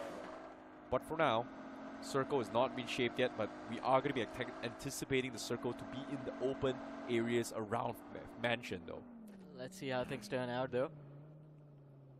As you mentioned, open fields of Mansion where everyone's almost expecting the end game to be, because you see the teams make that rotation. Everyone's trying to take control of the northern side. Wyld Fangs, they stay south. If they can gatekeep the players of BO7, pick off a few bodies there, pick off the few bodies of 4TR, then they're going to have a decent number of eliminations from this game as well. And plus that Prison Hill, it's a good vantage point to work with. Yeah, I want to see how Reckoning Esports plays this as well. It seems like they are anticipating it to be far north as well. There is a couple of decent compounds that they can play from there. It's a great spot to get actually sandwich people, but seeing the shift come through, it is going to shift out of the mansion as they go towards the east side. So the shoreline's pretty much a very decent spot to actually flank people out in the open. That is true. Let's see. Live had a pretty solid moment in that previous game, rescuing his team, getting those clutches, but this time around, again, that spray just giving a little bit of caution to the players of BO7S. Yeah. Lipovka is pretty much in play. Wyld Fangs is decided as well. BO7S is going to be rotating around Lipovka.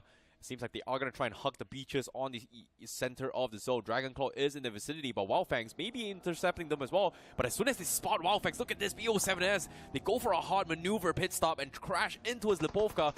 And Trey Scott is going to be able to find first contact as well. But Trey Scott, he gets spotted out. They get traded out. 1-for-1 exchange, and Wyld Fangs have no choice but to fight against them now. Yeah, if they want to save their player, they have to take this fight. It's not going to be an easy one for sure.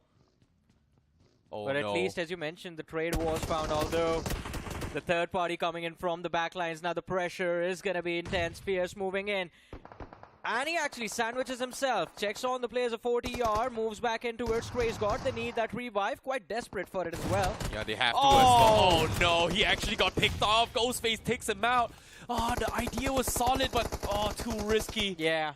Just like that, Wyld Fangs, they've pretty much lost their chances just like that. BO7S has got them completely pinched. Meanwhile, 4TR Seth has to go in for the fight as well, as they themselves get picked off by Seth himself. Wyld Fangs, 4TR in a very, very awkward position, while BO7S is just taking a little bit chill pill.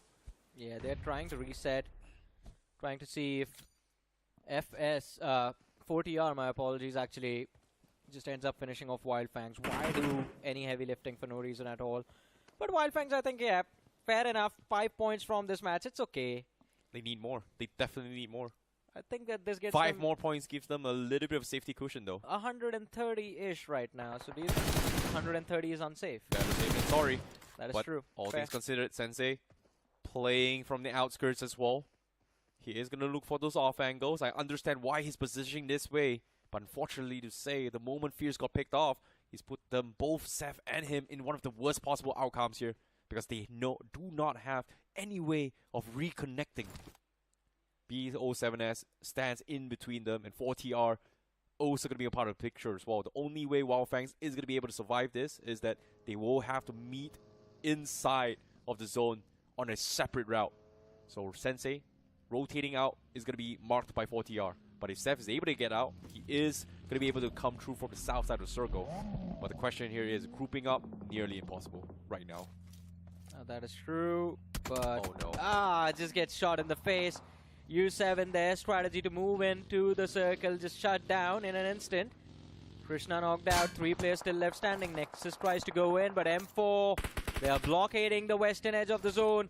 And in fact, it seems like Sketch does not want to give any breathing room to the players of U7. Oh boy, Universe 7, Mysterious 4, what is going on? Mysterious 4, they're going on hamming as well.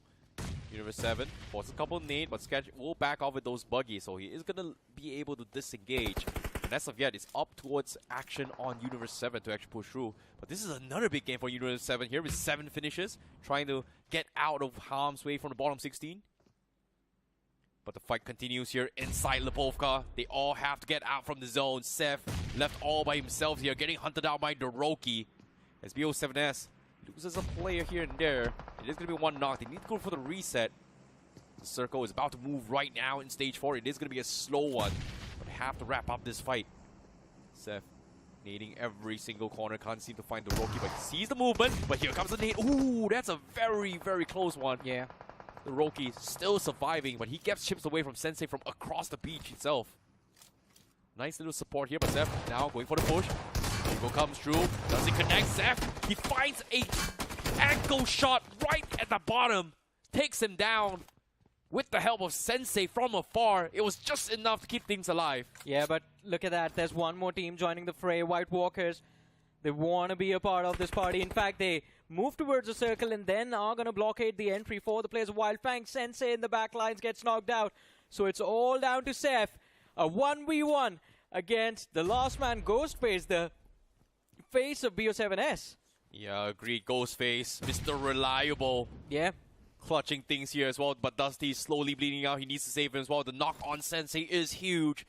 But can he pick up Dusty? But seems like Circle is about to close in. He doesn't want to risk himself out and open as well. He wants to get the confirmed finish, and that's going to be Sensei down. But at the expense of losing Dusty, now Ghostface, last man standing, has to make a mad dash for it. While this is happening as well, White Walkers has been waiting for the right moment in third party.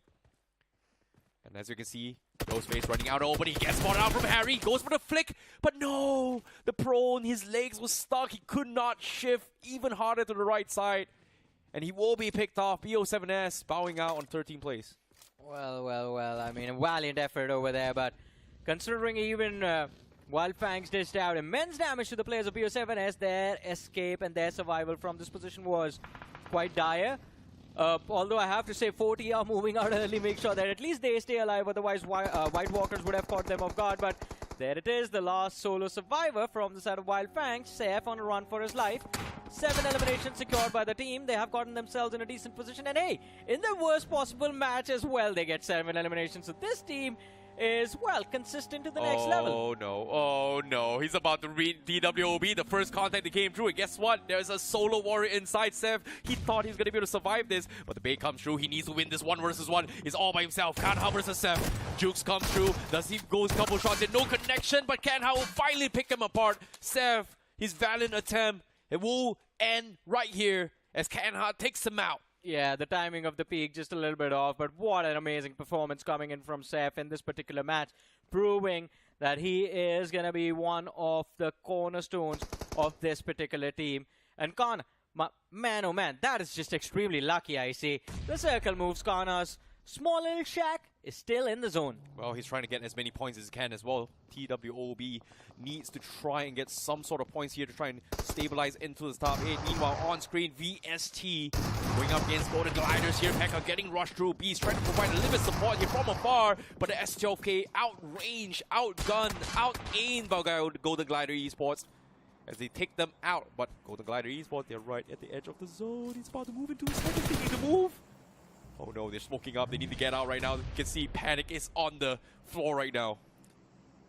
Yeah, Panic on the floor, but Panic for the players of Reckoning and FS as well. They clash against each other again. And this time outside of the zone. Although picks from the side of FS found by Reckoning. They are getting third partied, I believe. Damage dished out to one of the players, Crypto, looking for a trade. In fact, it is U7 Brawly who finds a knock against Reckoning. Crypto's nades find contact as Viper also falls to the floor, but as soon as Crypto tries to make the bounce, he gets taken out by Some. And the trade comes through. Now it's all down to Gravity IGL, but he can't really do much. Just attracts all the attention of the players of FS and gets taken out. So Reckoning is well wiped out early in this match. Well, nice little recovery here coming from Reckoning Esports, but this game a very, very huge flop for them. And FS Esports, they themselves were in the top 8 at the start of the day. So this is also a very decent performance from them. Meanwhile, Kanha, he's getting completely run down. What? The solo warrior Kanha, TWOB, he survives, he fights more, he is still alive, he makes it the top 8. What a recovery from Kanha. And no, he is gonna get rushed as well because here comes another wave. The third wave comes through in the name of FS. Kanha, can he survive? The Molotov doesn't connect, he's still alive. And now FS, they're gonna try to blob a nade over, he's stuck. There's nothing much he can do. This solo warrior, he's tried his best. And now the push-up comes through. He fights one more. He fights the second. Kanha, you're absolutely insane. Can he find a third? No, he cannot. He tried his best. But FS was the one that shuts him down. But TWOB, Kanha, what did I just watch? Man, he just like, you know, it is a name of God as well. And he just channeled all of this power. It seems like he was blessed in that moment. The Molotov was off. He had a corner to work with. There was so much loot right at his feet. Destroyed 3 teams. Was the reason for the elimination of 3 teams in this particular match. Even FS. Yeah, almost. I mean, now, yeah, FS can't do a lot in this match because that man just took out 2 of their best players. Oh my god, Kanha, you're an absolute menace. But, of course, all things considered here, what if moments comes through now finally into its top 6 teams. And guess what, Johnny? Yeah. Mysterious 4 is still alive and they've got 11 finishes in this game. A huge game coming from them. Can I have an unpopular opinion already about this endgame circle? This was my god. The most awkward circles you're going to witness in Erangel, the eastern shoreline. It's quite open. We've seen a game in realme BGIS that ended close to that shack, but this time 4TR. This high ground advantage actually swings the game in their favor. The only team that can challenge them is going to be Dragon Claw, because they have numbers to work with. Agreed, but Mysterious 4 with 3-man only from the start to the end. Now with 11 finishes in the back. U7 going to be backed against the wall. They need to push through them. But both teams not exactly safe inside the zone right now, as Dragon Claw has one of the best positions possible inside the zone, but they do not have those finishes. What a recovery from Mysterious 4 in this game. But the question here is, only a chicken dinner is enough for Mysterious 4 to maybe, just maybe, qualify out of the bottom 16. Yeah, I mean, but this is going to be 80 fights too. The spray just perfect. The trades of the spray even better. And U7 down to their last man. Mysterious 4 looking to have a big game for themselves. 13 eliminations already secured.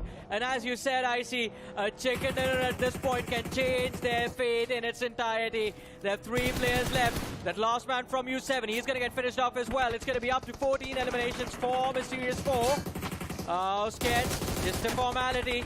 There it is, 14 eliminations, but unfortunately, Jax gets knocked out. Oh no, they might confirm this wall. They have to continue with Fragger and Sketch. This is the Fragger we know them of. As Circle slowly edges to the shorelines as well, down towards the final 5 teams actually. It's 4TR, 2-man, FS, 2-man. Senseboy, what? How? How are you still alive? I have no idea. I don't even remember when SLE was down to last player. Spiritless Esports was the last, like they were the first one that got completely shut down by Mysterious 4 right from the start, leaving him as the solo warrior from the start to the end, and now he's making it to the top 5. What? I mean, this is impressive, and of course, desperate times call for desperate measure, because Spiritless, with where they were on that leaderboard, they definitely need these survival points to stay alive in the tournament. Oh boy, a day of comebacks. When it comes to the final 3 games, desperation kicks in and everybody's playing out of their minds. Mysterious 4, is this going to be enough? 2-man for them, 2 for FS, 2 for 4TR, solo for Senseboy.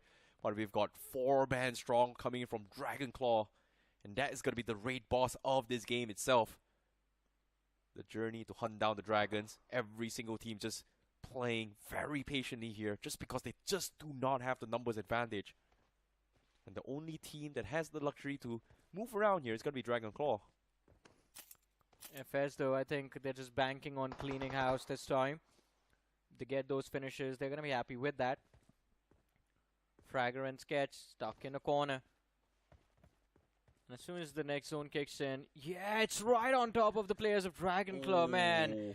Now, this is hunting season for Dragonclaw. If there was ever a game that you need to secure a chicken dinner in, and especially get those finishes, all of them, this is it.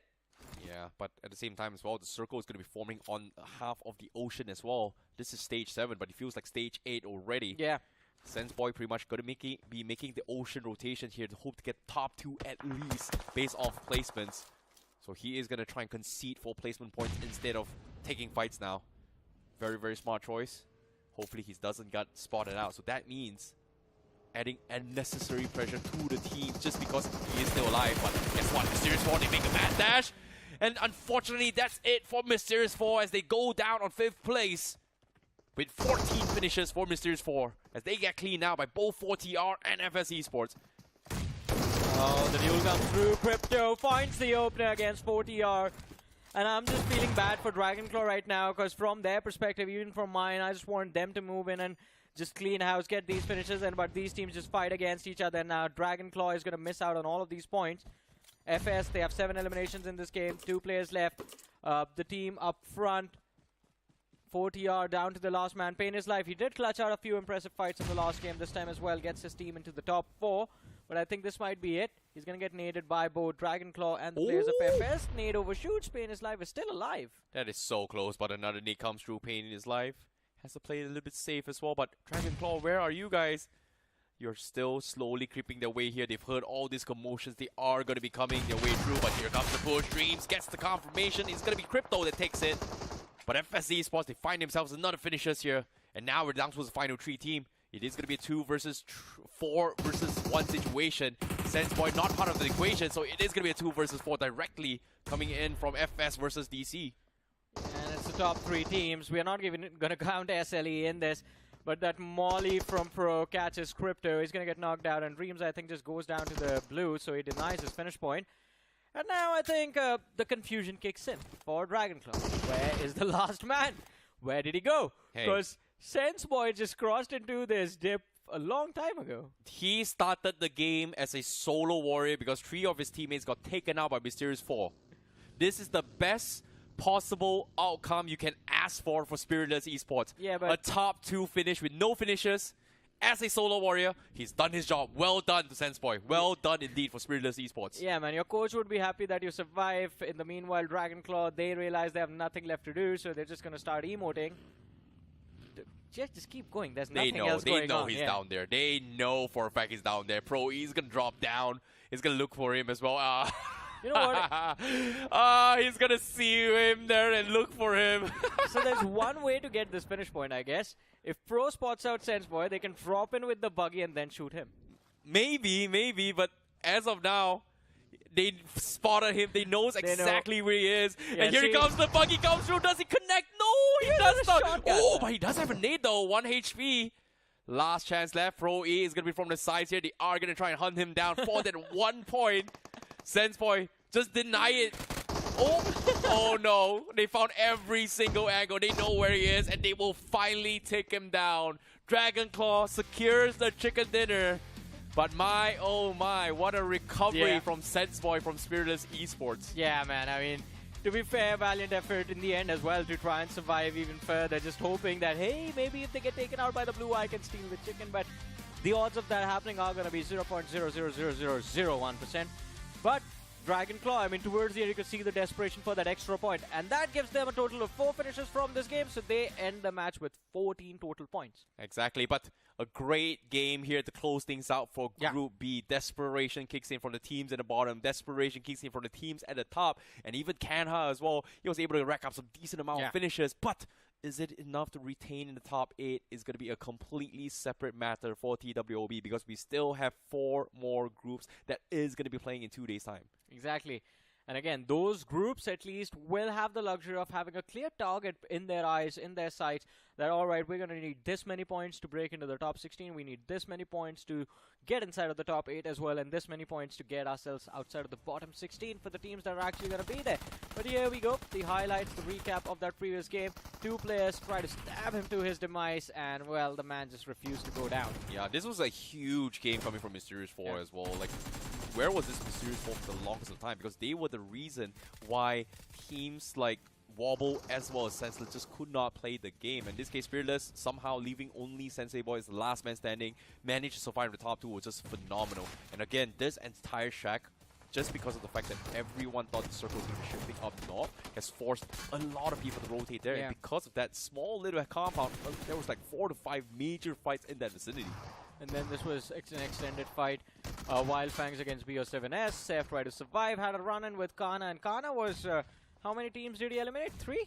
Almost 3, actually. Yeah. It was just insane. He was able to shut down 1. The third one from FS Esports was a little bit unfortunate here. We have to go down towards the minor details because of the fact that FS Esports, they've lost 2 players. But whether or not the points go to him or not is going to be a completely separate matter as well. And prior to this, this was the moment Kanha had to bow out. Like, he actually got the confirmation, so the points actually go towards him. He knew he was going to get done for. He knew there was too much to handle, and he was like, alright, before I go out, I'm going to take these points with me. Ruined the day for FS over there. But FS as well, I think even after losing those 2 players, they actually did quite well for themselves, finishing in the top 3. Yeah, FS Esports is also a very strong contender for the top 8, right? They have been holding it for quite some time now, the past few days. And with this final game, did they do their best? Yes, I would say. Did they get enough points? It's going to be a completely separate matter. And this final moment, obviously, props to a Senseboy, the solo warrior, best outcome ever, making the top 2. I'll say it's a win. It's a win. But of course, congratulations to Dragon Claw Esports. They get themselves the chicken dinner, but with only 4 finishes because the zone, well, not really the zone. They were just all the way in the north side with just not much contact because every single team was struggling to push in from the south side. Exactly. South side and the western side of the circle. As soon as the circle moved towards the shoreline, again, I think Dragonclaw, they had to, if they wanted the finishes, they had to make the move early.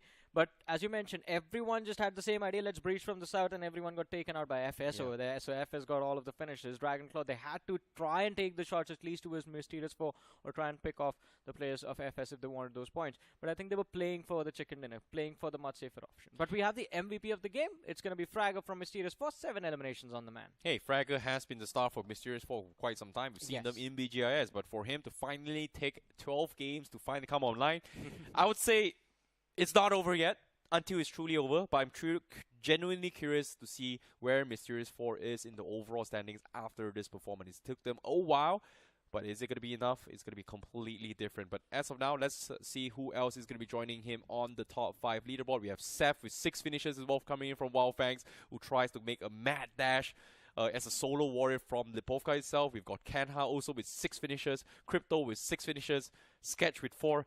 what is this game? This top 5 players, we've got a lot of amazing stories from this game of these 5 players in general. Yeah, I mean, all of them giving us highlights of their own. You talk about Kana, you talk about Seth, Fragger, Crypto in those final few moments, and Sketch from the side of Mysterious4 as well.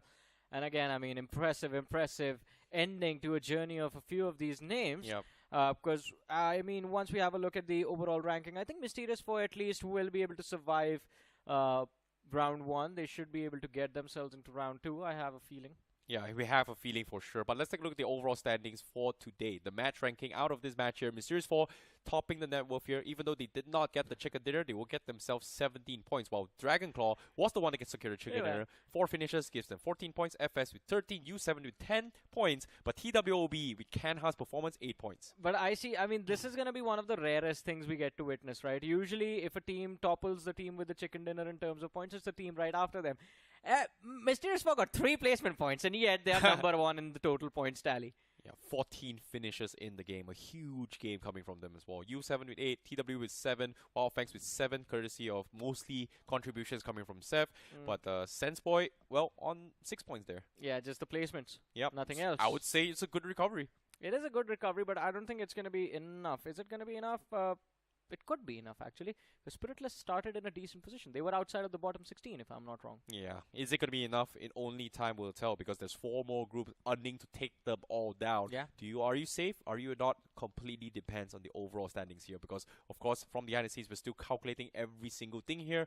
But my genuine question here is going to be divided into 3 segments towards the overall standings. The top 8, the top 16, and the bottom 16. Okay? Everyone in the middle pack, if they don't make it to the top 16, they're pretty much going to be playing round 2, 100%. Exactly. So we will see them a little bit more when the round 2 stages actually happen, which is going to be happening in like 4 or 5 days' time. But when it comes to the top 8, top 16, I feel like TWOB and FS Esports, they are in that situation where they should be there. TWOB still on number 2. I would say it's still a win for them with 138 points. FS Esports still on number 6 here with 111 points, kicking God's Ray down. And unfortunately, for Moneymakers, they are going to be on 10th position. Yeah, and again, I think Moneymakers, they're going to be watching the next few matches with their fingers crossed, because look at the difference between them and Seoul. It's just 10 points. Those 10 points, very easy to achieve in 3 games. So there is a possibility that Moneymakers will get kicked out. But before that happens, I think NON is definitely going to slip out. Wyld Fangs, 128 points. Yeah, it should keep them in play. What a comeback, though. It is a good comeback. They are in the top 3, but I think I agree with you. They are going to slip out of the top 8. They just might as well. But Reckoning Esports, this was their final game here. Unfortunately, could not get enough points towards the top 16. So we will see you guys in round 2 from Reckoning. 4 TRX as well. A little bit of a close call, but it is going to be very, very risky for them. Golden Gliders actually going to be on 22 place here. That is going to be the end of the journey. They will not be able to break past in towards the top 16. WINDGOD also not going to be able to break past the top 16. But these are pretty much 4 teams guaranteed. We will be seeing them in round 2 itself. Yeah, but as we move on to the next page again over here, I think today we expected a lot from Rising Inferno. They did kind of deliver, but based on how their journey started in this tournament, I think this is still a little bit of a letdown, because we wanted to keep hold on to that momentum. White Walkers actually had a brilliant run, just 9 placement points, but 50 eliminations show how strong this team is when it comes to just going into those 4v4s. But biggest recovery has to be Genesis, man, finishing in the top 35. I think Genesis and Wobble Gaming is 2 of the biggest recovery just for today itself to make it towards the middle of the pack. So right now they are pretty safe in a spot where they are not going to be eliminated for sure, just because there is still a lot of teams down below that may be eliminated as well. But now, as we go down into the scoreboard itself, I'm curious to see who's going to be the bottom 16, because now the next page, this is going to be almost close towards the danger spot. There's 2 more pages after this towards the danger spot, even for Likitha, even for Spiritless Esports. They are in this page. Technically, they should be safe. Mysterious4, wow, he's right here. 49 points. That's a big recovery. I think they're safe. It is a big recovery, but we'll have to see, because do you see how many tiebreaker situations we are getting ourselves into? Yeah, there is actually a lot. From 51 to Mysterious for 55. There's 5 teams with the same amount of points. Then there's one God's Given with 48, 1 team with 47. Then there are 3 more teams with 46. So there are a lot of tiebreakers happening, and that is one thing that I hope they avoid. But 31 to 50, there's a big gap. So AKROBOTZ is definitely getting kicked out tomorrow. Halo might get kicked out tomorrow. Same goes for God's, the side of God's Omen. Omen. U7, Dragon Esports. Yeah, that's the borderline, man. Yeah, that's the danger spot right now. Yeah. Dragon, U7, God's Omen, even for AKROBOTZ, all these teams, they are in one of the worst possible positions to be in, even for Halo as well, because the teams at the bottom are going to be gunning for them here. But as of now, I want to see who is going to be on the bottom 16 that is going to be confirmed to be eliminated here. Right in the bottom here, we have 2 teams officially out of the tournament, and that is going to be GenXFM as well as Mysterious. Yeah, an unfortunate series of events, especially for the side of GenXFM. We expected a lot more from them, to be honest. This used to be an impressive name. This used to be an impressive set of players. But I guess the Realme GT7 2025, BMPS 2025 was just not their tournament. This is, I think, even on an individual level, this might be just the worst performance we've seen from these players. And that is for a fact because we've seen these players in the past, and they are very talented. We have at least seen them move up to quarterfinals of officials consistently. Agreed, but 2 confirmed teams out right now. That means 14 slots remaining for, well, 14, no, not 14 slots, 14 teams needs to be kicked out after round 1. And also forget, I think Mysterious 4 definitely made a very, very huge comeback. Is there any other team in the bottom going to be making a comeback here? Only this next 2 days will decide their fates. I don't know, but for a second there, you just made the elimination bracket sound very lucrative, my man. Wait, thank 14 you very slots much. remaining to go back home. Dude, playing competition is very stressful. Sometimes I want to relax and take on a vacation, man. But all things considered, at the start of the day of the group predictions here, these are the predictions for all of us here. Reckoning did pretty okay. Unfortunately, could not make it to the top 16. For Necro, he went for God's Given. Golden Gliders, they did pretty okay. You went for Wyld Fangs. I would say that's a big recovery from you, from Johnny. Meanwhile, on the left side, Wyld Fangs, Reckoning, 4TRX, and Wyld Fangs. A lot of Wyld Fang fans, and yeah, they all did pretty well. I think we give it to Maisie as well. 4TR, I think, was a very awkward pick, but they ended up doing quite consistent in the last 3 matches. And we have the summary for the day as well, ladies and gentlemen. The teams getting the chicken dinner for themselves. And I think Group A was extremely sweaty today, man. Yeah. That was a stacked group. And of course, when you look at the rosters, the teams in Group A, these were who we thought were going to walk away with the chicken dinners. Exactly, but God's Train was able to get like a lot of insane rounds here, especially the first 2 matches. They just rushed everybody and got a huge amount of pickoffs as well. So in terms of overall performance, God's Train definitely stepped up, managed to push themselves to the top 8. Yeah. But as the game progresses, they might just drop down to top 16. So I would say it is a big win coming from God's Train. OG doing OG things, very consistent. They're definitely going to be in top 8. TWOB, they are currently in the top 8, the top 2 position. But again, they might be just at the borderline of top 8 as well. Yeah, I think 7th or 8th position by the end of it all. Unless the other teams just end up taking each other out. We see a lot of amazing comebacks because if the points are vacuumed from the bottom of the leaderboard, then the top is going to suffocate and vice versa. But still, man, what this end of the beginning or the beginning of the end has proven, at least for the round 1, has showcased us is, man, these last few matches are going to be extremely sweaty. Everyone is trying their level best to make it a comeback, to hold on to their spot in this Realme BMPS. Yeah, it is going to be very, very interesting to see who is going to be making a bounce back here, especially for Group C and D, because it is going to be happening tomorrow, same time, same place, a different set of groups here, a different set of storylines, everybody for fighting a different journey here in the Realme BMPS 2025. But again, my name is ICBaby12, his name is iSuperJohnny. We are going to be closing the show for today, and we'll see you guys tomorrow, again, same time, same place.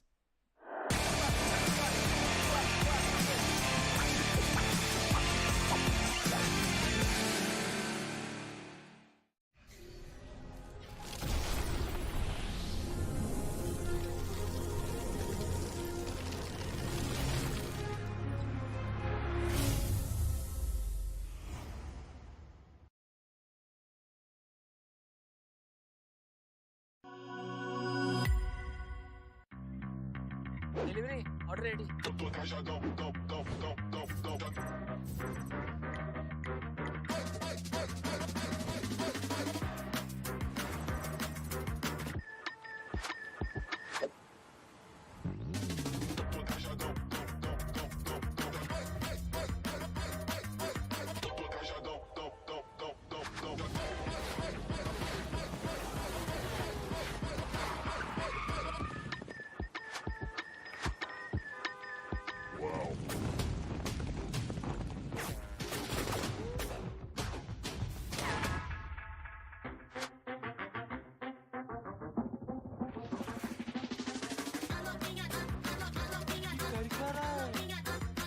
क्या भाई? अपना भाई वाव mode में है।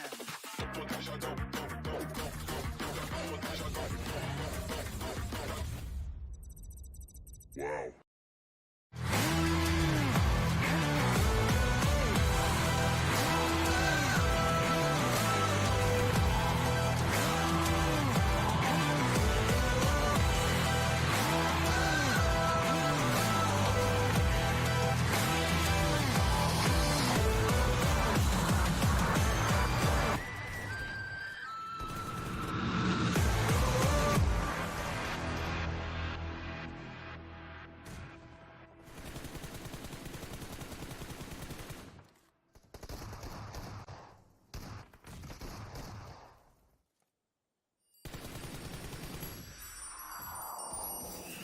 Head underwater, but you say it'll be fine in the end. So I'm holding my breath, skipping rocks on my skin until then. Lost to see you were the one to push me in. But the water's warm, now I'm bathing in karma and sin. You can see the pain in my eyes, and I can see you standing by. Getting ready to pounce, but it's over. Now you have your fun, but mine's just begun. Going insane, so I drink my pain. Now the smoke is clear, I have no fear. You gave me a war, but now you'll get yours. But now you'll get yours. But now you'll get yours.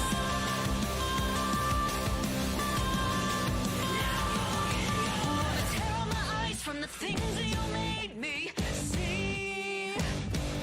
Confusion, rage, and regret consuming me. Sun's going down and I feel it getting cold. I step outside, but the chill is from your soul. You can see the pain in my eyes, and I can see you standing by. Getting ready to pounce, but it's over. Now you have your fun, but mine's just begun. Going insane, so I drink my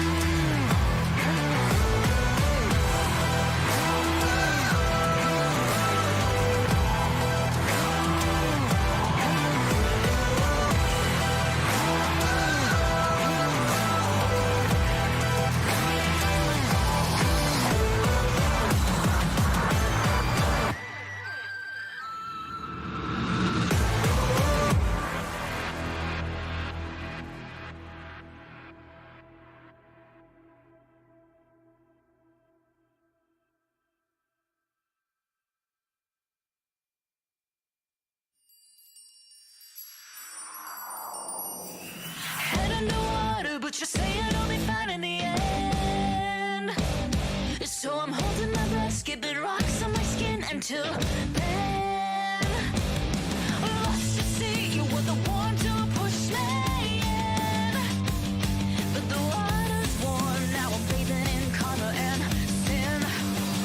You can see the pain in my eyes, and I can see you standing by, getting ready to pounce, but it's over now. You have your fun, but mine's just begun. Going insane, so I drink my pain. Now the smoke is clear, I have no fear. You gave me a war, but now you'll get yours. Now you'll get yours. Now you'll get yours.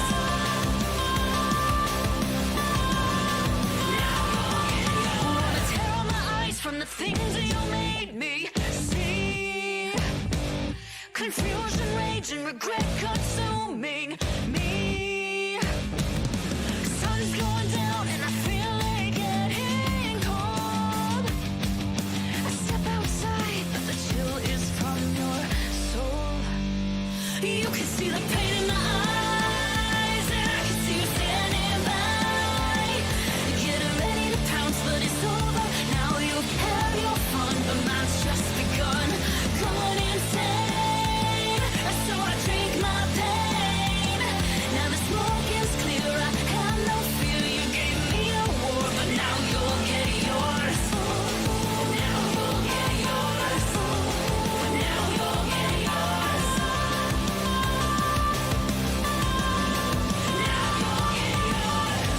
You're at my worst and at my best. I'm a mess inside, but so well dressed. You sing to me so sweetly.